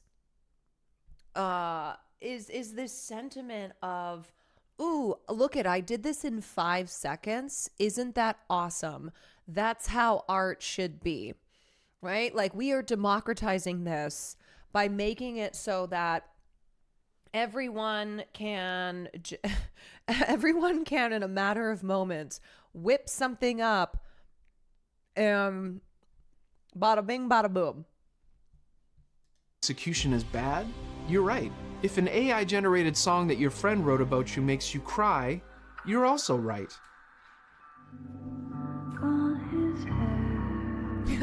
Not the 20-second Ghibli scene that took a year because Miyazaki needed it.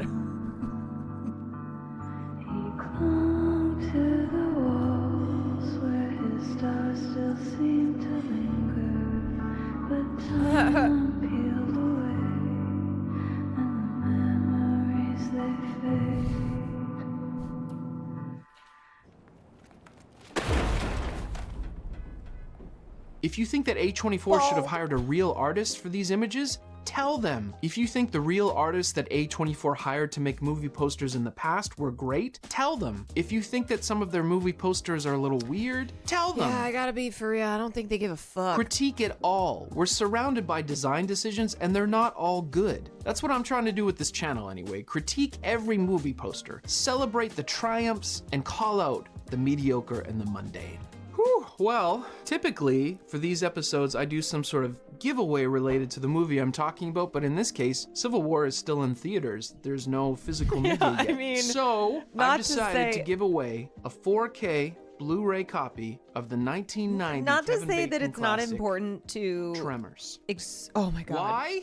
Because life is short. Oh my god. The robots are coming. AI's gonna Gimme. take over. So why not unplug your streaming services, throw this bad boy in, and change your life? If you haven't seen Tremors, classic. you've made a mistake. Check out my Patreon for info about how you can win this. So good. I'm gonna be sad to let this go, and I'm gonna try to pretend like I don't have another copy. Okay. Well, thank Did we you watch for 1 watching, and everyone. 2? Please like and subscribe. I don't want you to miss any future episodes. We're talking about movie posters all the time, and I can't wait to show you Here's more. this guy's link. We watched we watched both of them. Okay. The AI version. I think we just didn't watch 3. One of the experiences. Okay, so here's the big piece in New Yorker that kind of goes through the rise of A24. I'm not going to call it the rise and fall because A24 is they have not fallen, but just how I think the business model changed. So it's this part here that was what stuck out negatively to a lot of people. Legacy studios such as Sony Pictures have attempted to buy a stake in A24. Instead, the company has opted to take Wall Street money, preferring not to be drawn into what one executive called Hollywood's 100 years of doing things a certain way, but emphasizing innovation comes with other hazards. Thrive Capital, which helped to secure A24's $3.5 billion valuation. So A24 is independent. They are still a multi-billion-dollar company. I think that's what I'm trying to get across is like, don't be fooled into thinking these independent businesses are not still worth billions of dollars, and that their bottom line is not like increasing those billions. Just a mom and pop movie studio. A24's $3.5 billion valuation is also a major backer of OpenAI, and A24 courted the firm specifically for its artificial intelligence connections. Scott Belsky, the head of A24 Labs, the studio's tech initiative, has embarked on a listening tour, speaking with filmmakers about how they might benefit from such advances. Not everyone is likely to be receptive. Ari Aster recently told Letterboxd, if you talk to these engineers and the people ushering this AI in, they don't talk about AI as this great new medium. They talk about it as a god. Daniel Kwan, the co-director of Everything Ever All at Once, has described AI as fundamentally incompatible with our institutions, calling on studios to form a united front against the tech industry. Belsky is building a team of engineers and designers who, in his words, see storytelling as the ultimate delivery mechanism for inspiration and hard truths. His mandate is partly to develop tools for internal use, including some in the realms of predictive marketing and audience discovery, but he has said that his goal is to help the world's greatest creators take more creative risk by making it easier to explore the full landscape of their imagination from ideation onward. I don't understand this. Wasn't their whole thing before that they were propping up filmmakers who were taking creative risks? So why is it that now you need an AI division in order to do that? Was your whole thing not, we are, we're not like the other girls. We're not like these other major studios. We are all about championing films and filmmakers that are different, that don't fit the mold, that are creatively risky. They really hinge their brand on independent, just meaning not one of the large traditional studios. Yeah, if you were like, what does the independent even mean? It means you're not one of the major studios. He has speculated, okay, wait, so take more creative risks by making it easier to explore the full landscape of their imagination from ideation onward. He has speculated about such use cases as a deep conversation with an LLM to debate a character's mindset.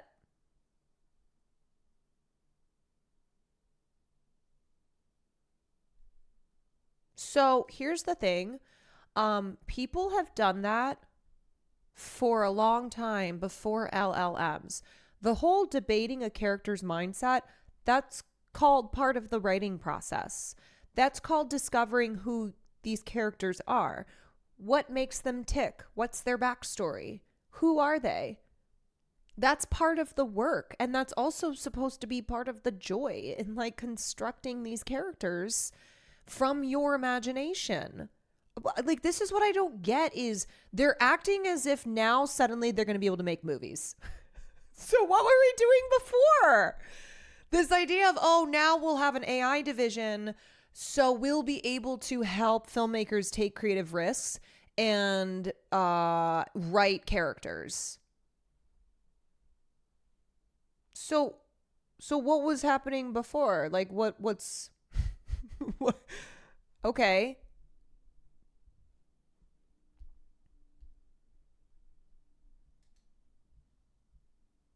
Like, I don't get how you champion.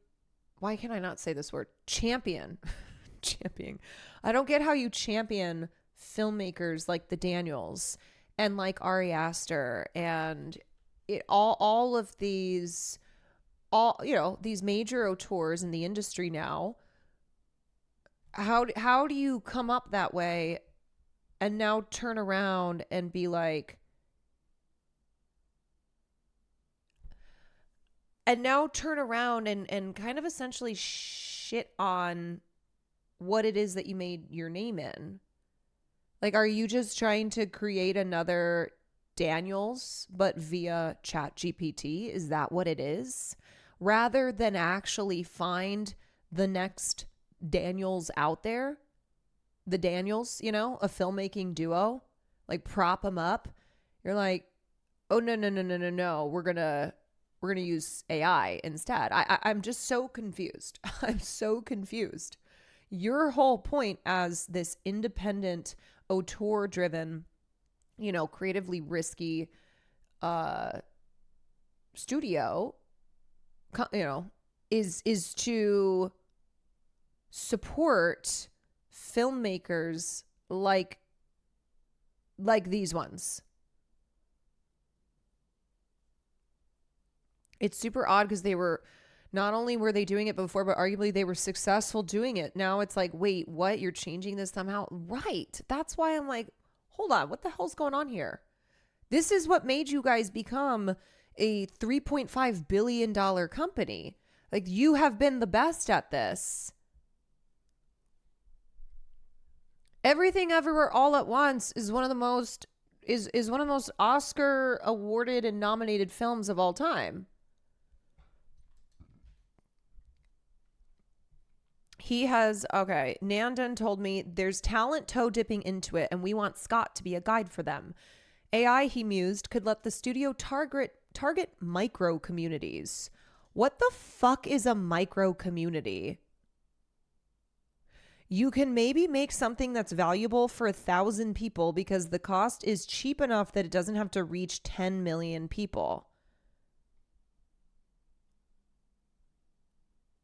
That's what a micro community is. It's like, oh, I'm going to make a movie for these 5 people. But okay, here's the thing.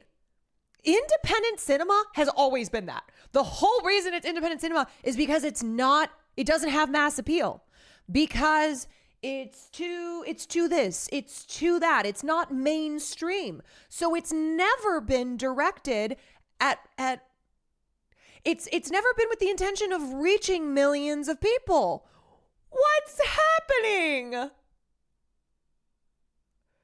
Micro communities, you're describing independent films.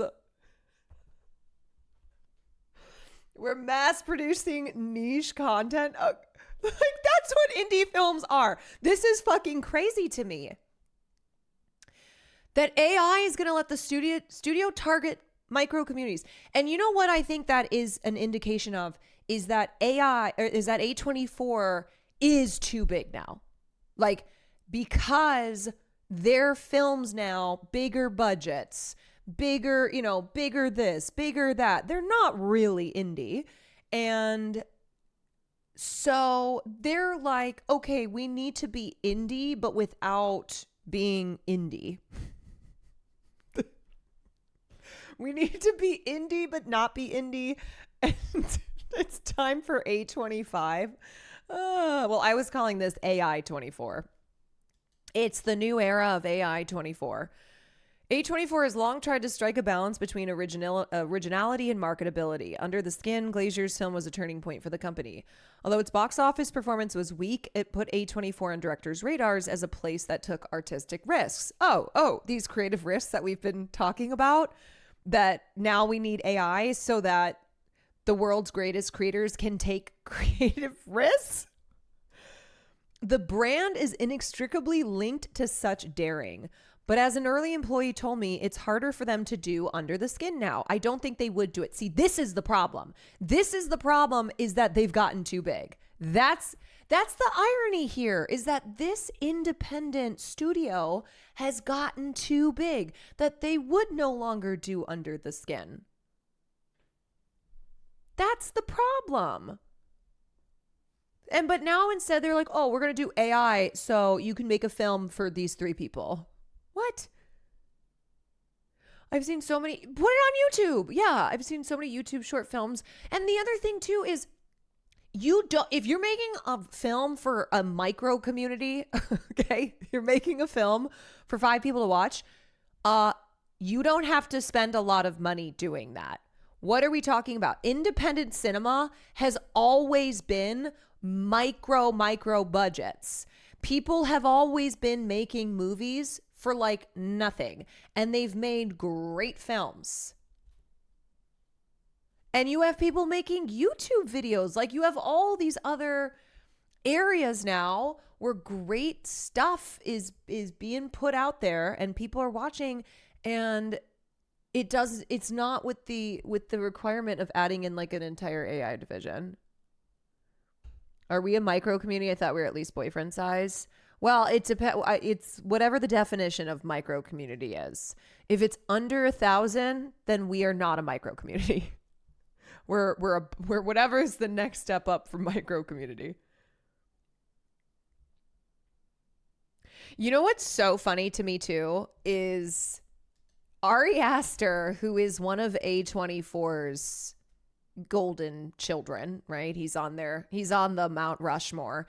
He just made a film that is about how these AI tech companies are moving in and they are the winners at the end of the day. That as everybody is still fighting, fighting about this and that and not realizing, like, taking our eye off the ball, now you've got Solid Gold Magikarp that's moved into your community.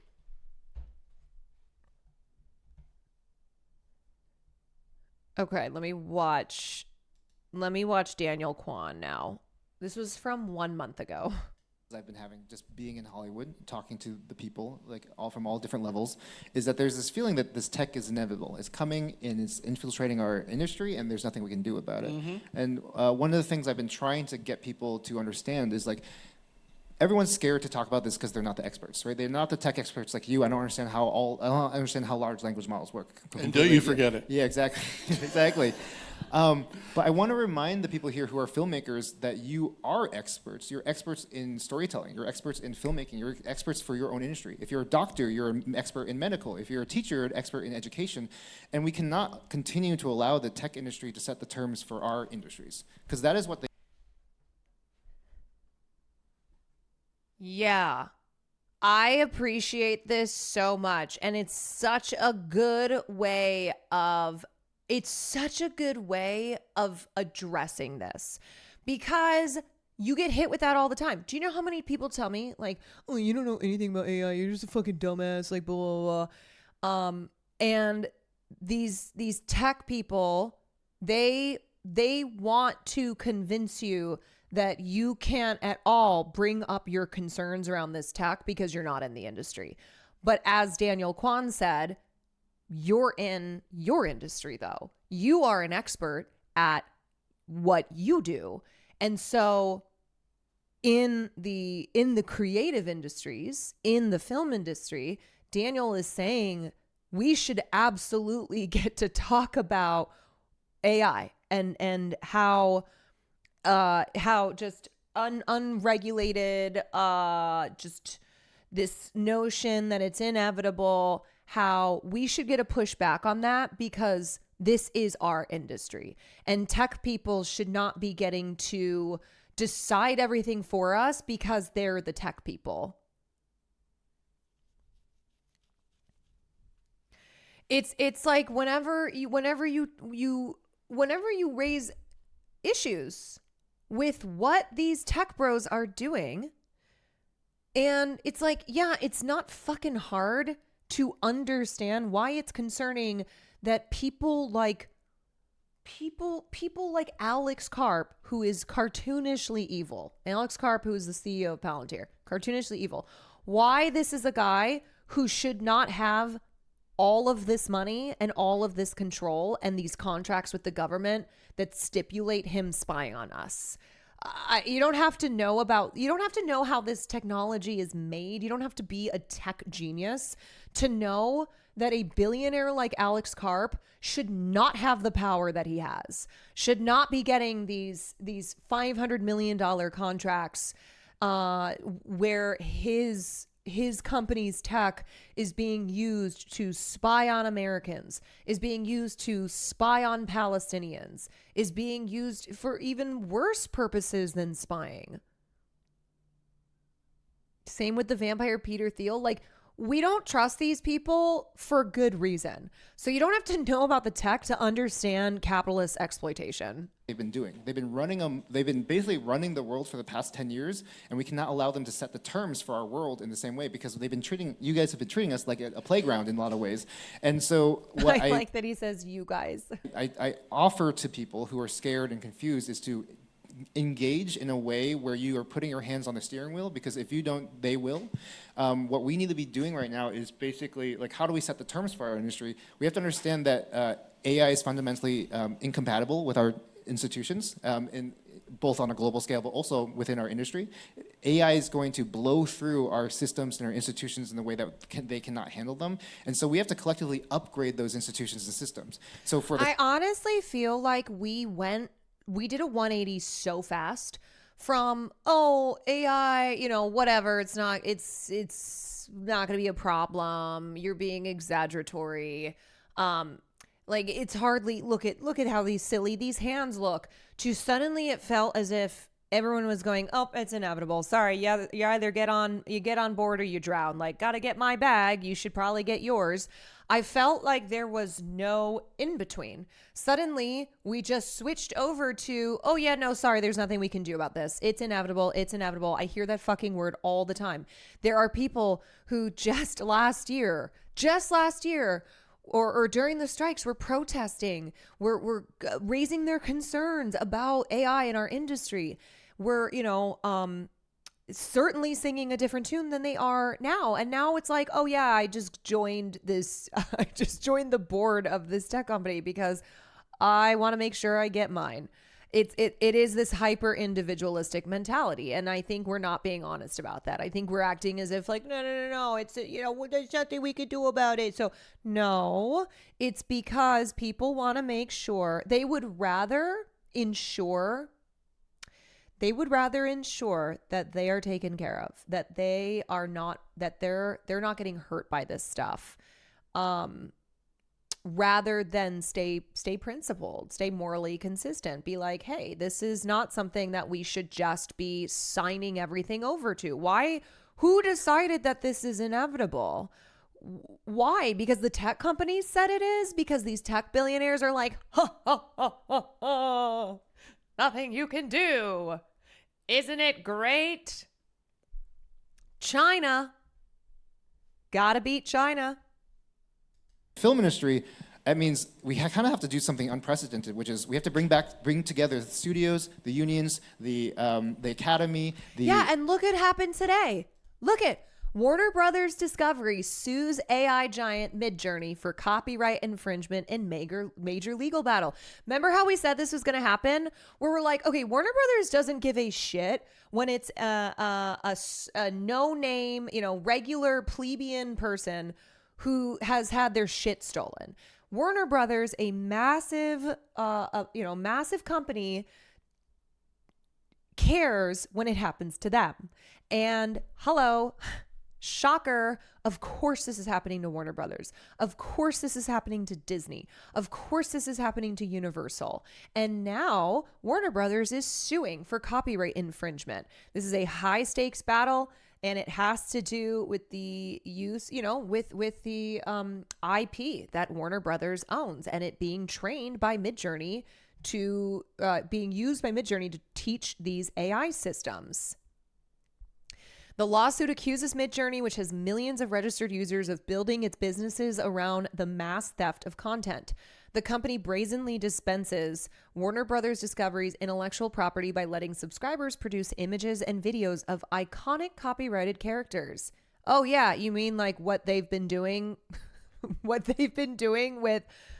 not just Warner Brothers copyrighted material, not just their intellectual property?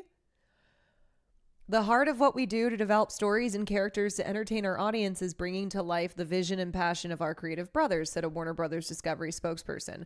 Midjourney is blatantly and purposely infringing copyrighted works, and we filed this suit to protect our content, our partners, and our investments. You know what's going to be interesting is to see this battle between these tech companies and these major studios. And you have to wonder, like, who are politicians going to be siding with? Obviously, right now, it's the fucking tech bros. That's why Donald Trump had them all lined up behind him in his inauguration, and he's been handing out contracts to them like candy. But this is going to be like, this is major, major company versus major company, because it's going to come down to what, who are the laws going to side with? What legislation is going to pass to protect copyright infringement? This is something that, again, us regular people who are not multi-billion-dollar companies have been screaming over and going, hey, what are we doing about this unregulated industry? But now you have massive corporations that are going, whoa, that's copyright infringement. For years, AI companies have been training their technology on data scraped across the internet without compensating creators. It's led to lawsuits from authors, record labels, news organizations, artists, and studios, which contend that some AI tools erode demand for their content. Warner Brothers Discovery joins Disney and Universal, which earlier this year teamed up to sue Midjourney. By their thinking, the AI company is a free rider plagiarizing their movies and TV shows. NBC Universal said, creative artists are the backbone of our industry, and we are committed to protecting their work and our intellectual property. So I just have to say, it is kind of funny because during the strikes, the major holdup during negotiations between the studios and the writer and actors unions was AI. And the thing that was offered to us initially was, oh, we'll have a meeting once a year to talk about where we're at with AI. And we went, no, that's not good enough. But I just can't help. I can't help but to kind of go, ha, we told you so. Oh, how do you like them apples? How do you like them apples? When the artists who were members of these unions had to go on strike to try and secure any fucking AI protections. And now here you have, a year and a half later, these studios suing AI companies. And saying that creative artists are the backbone of our industry, that's what we were fucking saying during the strikes. That you needed to commit to protect our work and our IP.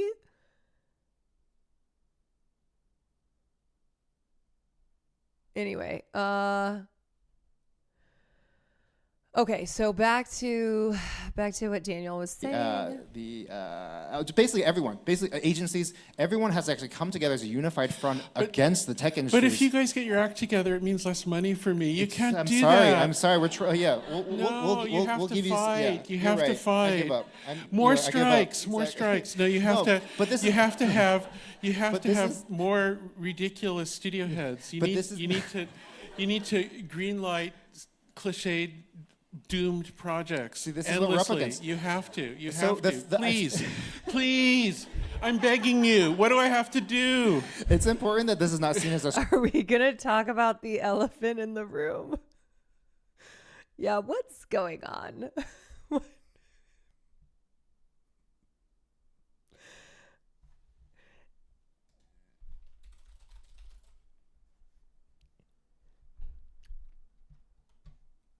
You know what?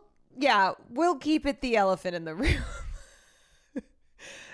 You guys haven't noticed these 10-foot long dreadlocks on this guy? Okay, anyway. Strike though, okay? This is a way. No, the for strike us- was actually good. I was very supportive of the strike. But this is a different kind, basically, because we're Yeah. not striking against our employers. We're putting a line in the ground against another industry that is an invasive right. species. Yes. We have to basically say, look, if you want us to adopt your technology into our pipelines, which they do, they've invested billions of dollars, and they want us to do that because we can actually give them money, and the investors want that, right? So we have a little bit of leverage for maybe a couple years. Who knows? Hollywood actually has some power for a little bit. If you want us to adopt your technology into our pipelines, you're going to have to meet us on our terms. And that means you're going to have to help us upgrade our institutions, meaning like, what do we do about job loss and job transition? Yeah, why the fuck are we allowing the tech industry to take everything over? And I think that's what he's getting at here, where he's like, hold on a second. Who put these tech people in charge? Why are they in charge of our politics? We didn't elect them.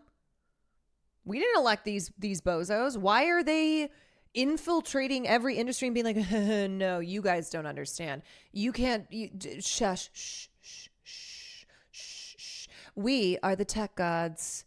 We are the ones who understand. We are the ones who speak. You shh. And I think we have to go, no, I don't think so. You all are not the gods of the universe, because remember, that's what they think. They literally say it in their own words. They have egos you cannot even fathom. And they believe that they are gods. And so it's not as a reminder too, that when we are talking, when we're talking negatively about this stuff, I'm not talking about like lower level tech workers, okay? And I'm not shitting on technology itself. I am not I'm not someone who does moral panics whenever we have a new technology. Oh, it's rotting the kids' brains.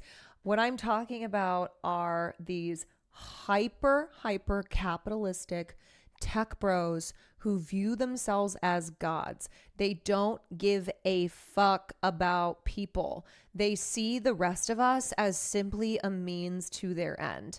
Why do you think they all have goddamn bunkers and escape plans for when they're like, yeah, we've kind of ruined this entire planet, but we'll be okay? They are not people who we should have running our world. Who put them in charge?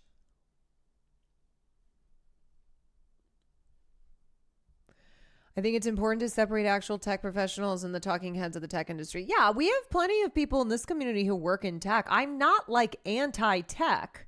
If you work in tech, I have plenty of friends, plenty of people in this community who work in tech. That's not what I'm talking about, though. You're going to have to help us figure that out. I work in tech. I'm anti-tech. Like, I also know people who, I know people who go into tech because they are trying to fulfill their like humanitarian goals. Like they set out and go, okay, I'm from a part of the world or whatever, I want to help my community. I want to engage in, I want to be able to use technology to actually make people's lives better. This stream is funded by, actually Big Tech funds this stream. Jelmer, thank you for the 15 minutes. Tech should be to the benefit for all of mankind, but capitalism makes that not. Yes.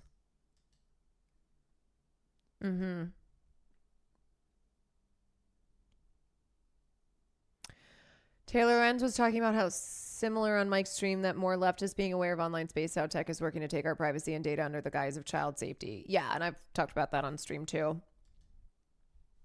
If you want us to use your technology, what are we going to do about data, dignity, creative right, like copyright, intellectual property? You're going to have to help us figure that out. If you want us to use your technology, this is my most important one, is like, what are we going to do about deepfakes and misinformation and the stuff that you are polluting our consensus truth with? Anyone in this industry who's actively using this technology with this knowledge that this is also being used to create sex tapes of politicians, which is actually happening in the world right now, you are actively enabling. Yeah, and then there's laws. Just kidding. Nope. Do you know how hard it is to take legal steps in removing these websites? And like, I say this as like I've had to deal with this. When there is AI deepfake porn on the internet, it is not so easy to just get it removed. And then when you do remove it, it's like a fungus. It just pops up somewhere else. So the other issue too is just how unbelievably bad our laws are. Look at who we have in Congress. They've just learned what TikTok is. The tech industry. And they're trying to get rid of that. They're trying to get rid of the TikTok so kids don't learn about Palestine. Okay.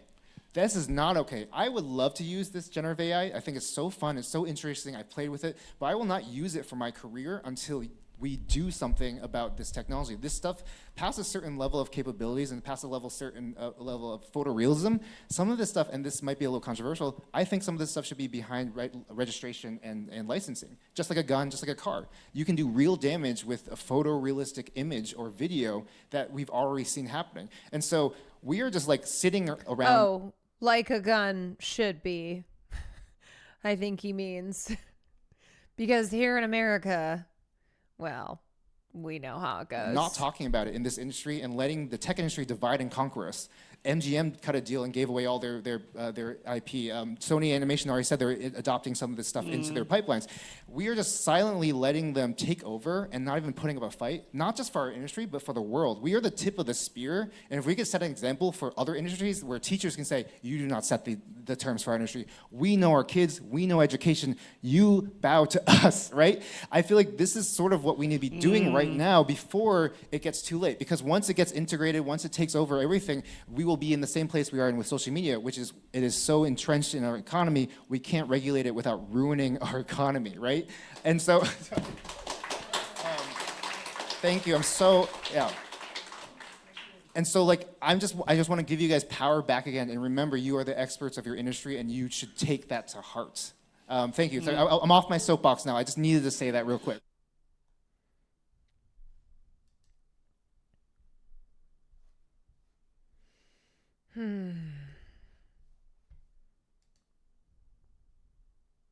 It's funny because I can just kind of keep track of when I first started talking about AI. Nushkin. Thank you for the 5 gifted subs.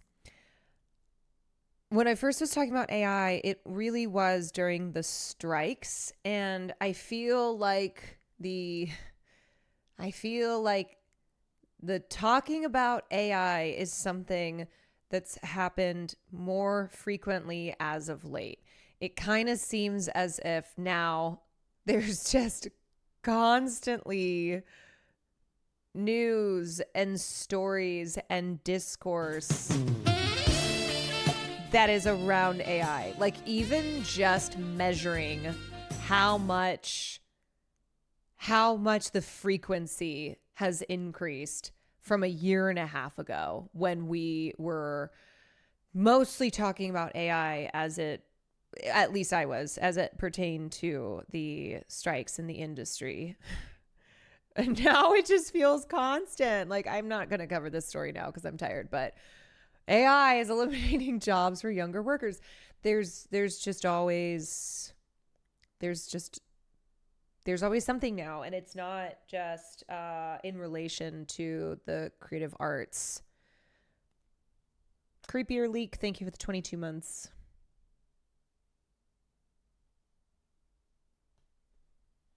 Oh no, Daniel's too woke. Yeah, I fucking love Dan. I love the Daniels. In 2019, SpaceX offered to buy out Just all sum of the things residents, up. saying that with new FAA safety regulations, it wasn't safe for people to stay in the village. This letter that SpaceX sent out is more of a bully attack. I have a job interview tomorrow. Good luck. I'm gonna grab some water. But at the same time, SpaceX Or maybe we do a was moving their little employees into town cobbling. and expanding. Soon there were Airstream trailers lining the block, and a new name for the street that was once called Meme Street. Meme Street. Everything is so stupid. Everything is so stupid. Everything is stupid. Everything is so stupid. So stupid. So stupid. Everything is so stupid. Everything is stupid. Everything is so stupid. So stupid. So stupid. Everything is so stupid. Everything is stupid. Everything is so stupid. So stupid. So stupid. Everything is so stupid. Everything is stupid. Everything is so stupid. So stupid. So stupid. What the fuck? I want to die. Die. Die. Everything is die. So stupid. Die. Die. Everything is die. So stupid. Die. Die. Die. Die. So stupid. Die. Die. Die. Die. So stupid. Die. Die. Die. I want to die. Die.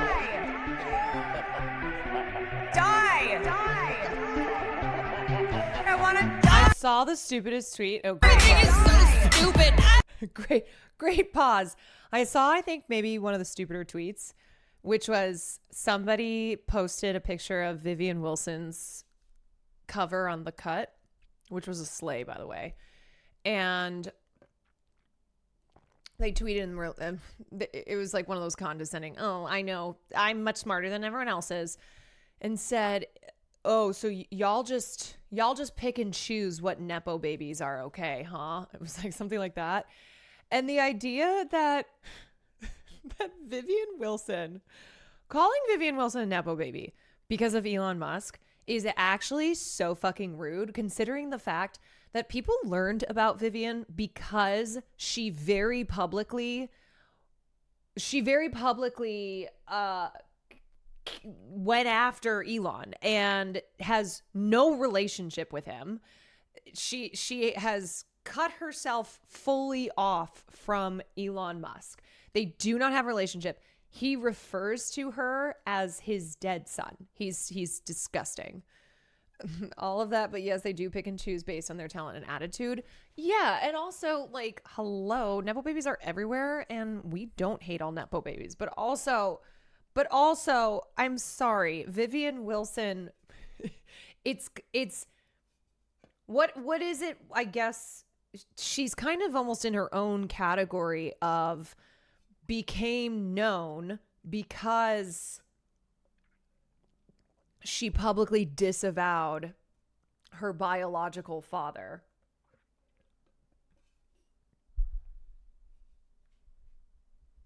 Yeah, because she told him very publicly.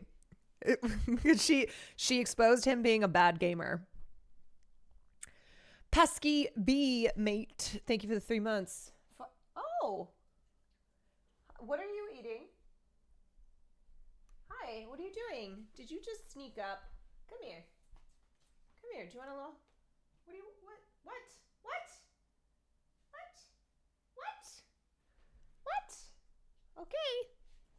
Okay. I'm sorry, I'm not calling someone a Nepo baby if their father disowned them because they're trans. I'm going to go ahead and say no to that one. Yeah, that's what I was saying, where it's like, okay, fuck off.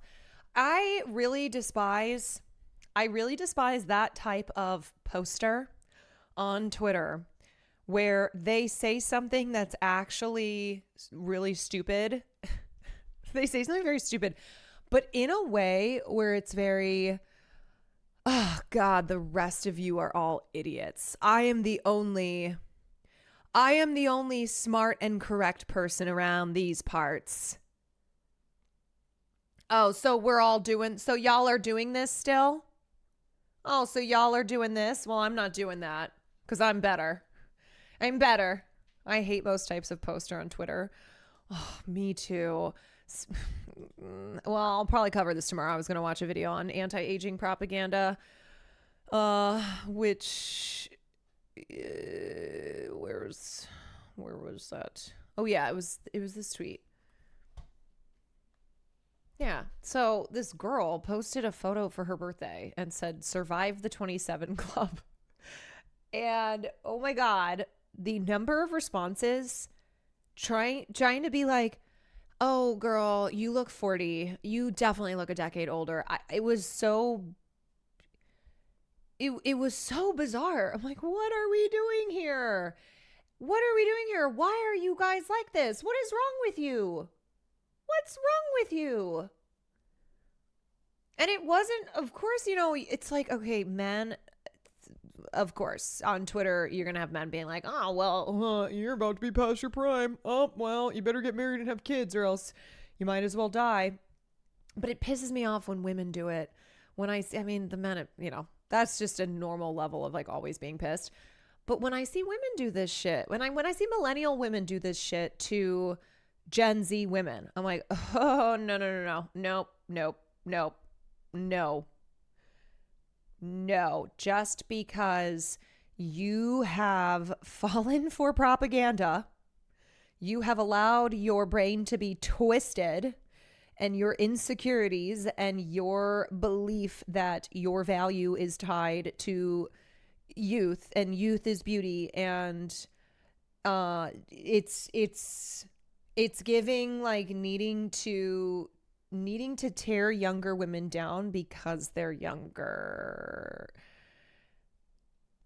Yeah, I don't love it. But anyway, we'll save that conversation for tomorrow. I'll open up right now. Cobblemon. I have to tell you guys, I probably will only play a couple more days of Cobblemon because I think next week, well, it's already gotten really sweaty. But I think I'm going to just really start to fall behind. I've already fallen behind. And I think it's basically, I just kind of want to chill. I might go find Jody. I wonder if she's streaming. I wonder if she's in Cobblemon right now. Yeah, I mean, Will and Sam have been going to bed at 6 o'clock every night, and they're both like ADHD Pokemon obsessives.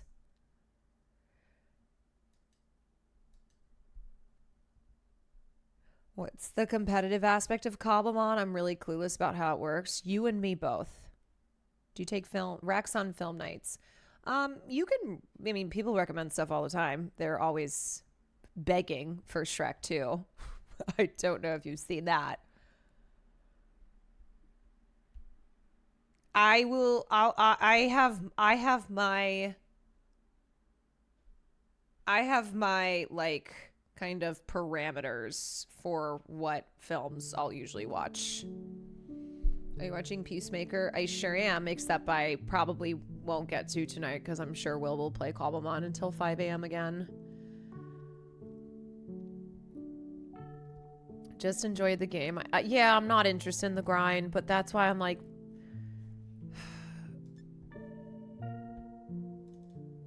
Is anyone else like me? Is anyone else like me? Okay, I'm here. Wait.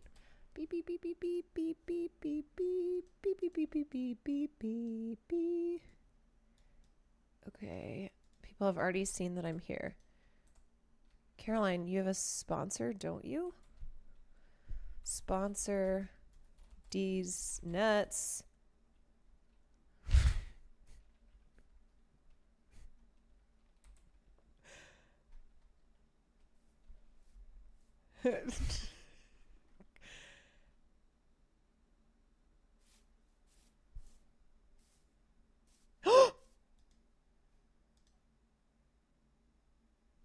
Oh my god.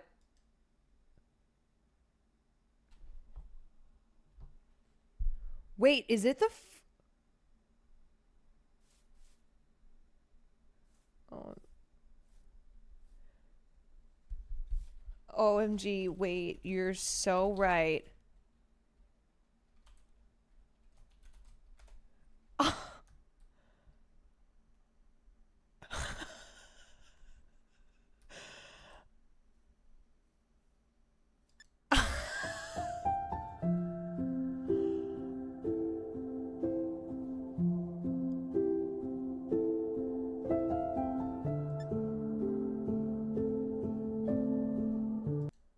Okay, never mind. Get into Discord. Oh my god. Okay, wait. Cutie messaged me running 10 late at 9:57. Oh my god. I literally wrote sponsor D's nuts. Get into Discord. Okay. Okay, I'm in. Wait, y'all, I thought it was tomorrow night. I thought it was tomorrow night. How did Will know? I didn't even tell him.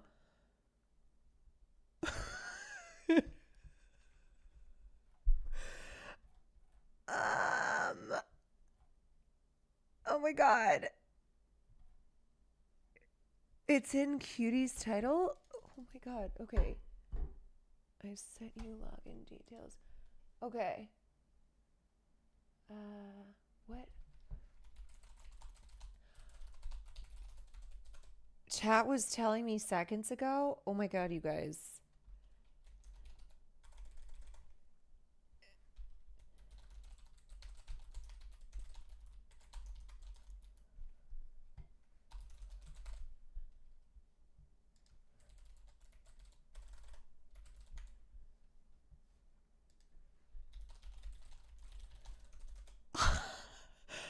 You're on Cutie's title. People are already telling her you were in Cobblemon. No, you guys, stop it. No, I'm not in Cobblemon. I'm not in Cobblemon. BlueStacks. It's a mobile game. Holy shit. Wait, okay. Okay. Oh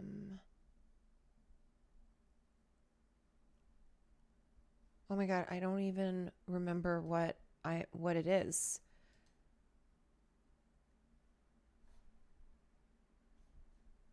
I've never felt so...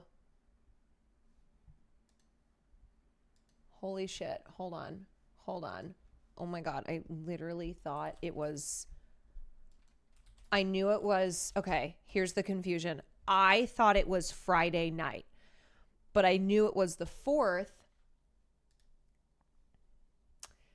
Making this for comps. I knew it was the 4th, but I thought that was Friday night. Okay. Oh my god. Wait, let me just... Okay. Oh my god. What is actually wrong with me? Oh my god. I'm still crying at this. I literally wrote sponsors nuts, and then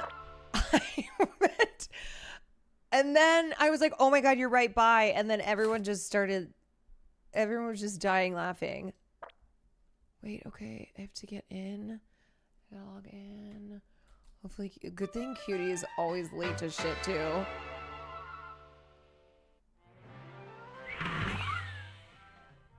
Wait, am I already logged in? Okay, I don't know. This is your login for the game? Okay.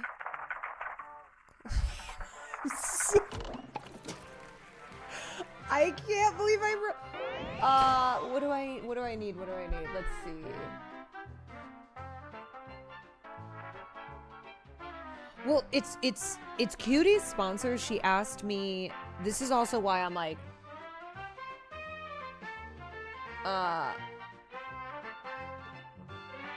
why I'm so discombobulated too, because usually I get things prepped and whatnot. I wish you could have seen Will's face. Okay. Title requirements.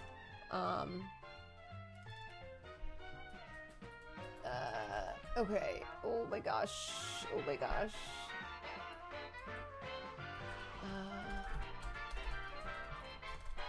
Jesus Christ.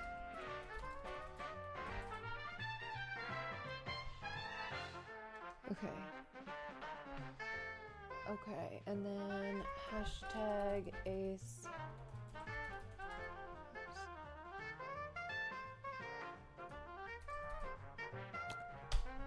Okay, there's that. Stream getter chatbot.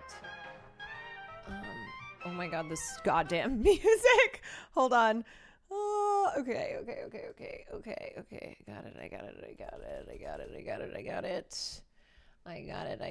Got it. Oh my god, I truly cannot believe I wrote sponsor D's nuts. I've never even said that in my life. You know what I mean? That's like, people always do the D's nuts to me. I never do the D's nuts.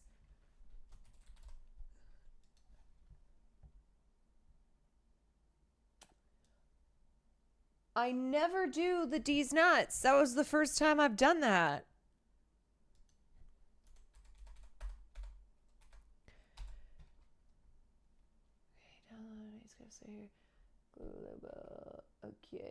Okay, save, and then we go timer, we go sponsor, and then we go every 5 minutes, and then I go here. Okay. Brought to you by D's nuts. Oh my god, I'm always on the ball. I literally thought this was tomorrow night. Okay, it's fine. We're getting it together. Cutie calling. Hello? Yes. Let me answer the call. Oh my god, hi. I'm so sorry. It's okay. What's up? Okay, so I knew it was the 4th, but I thought the 4th was Friday. And for days, and my community can attest to this, for days I have said, Cutie and I are doing a thing together on Friday. So I open up Cobblemon and Will goes, don't you have a sponsor? And I wrote, sponsor D's nuts.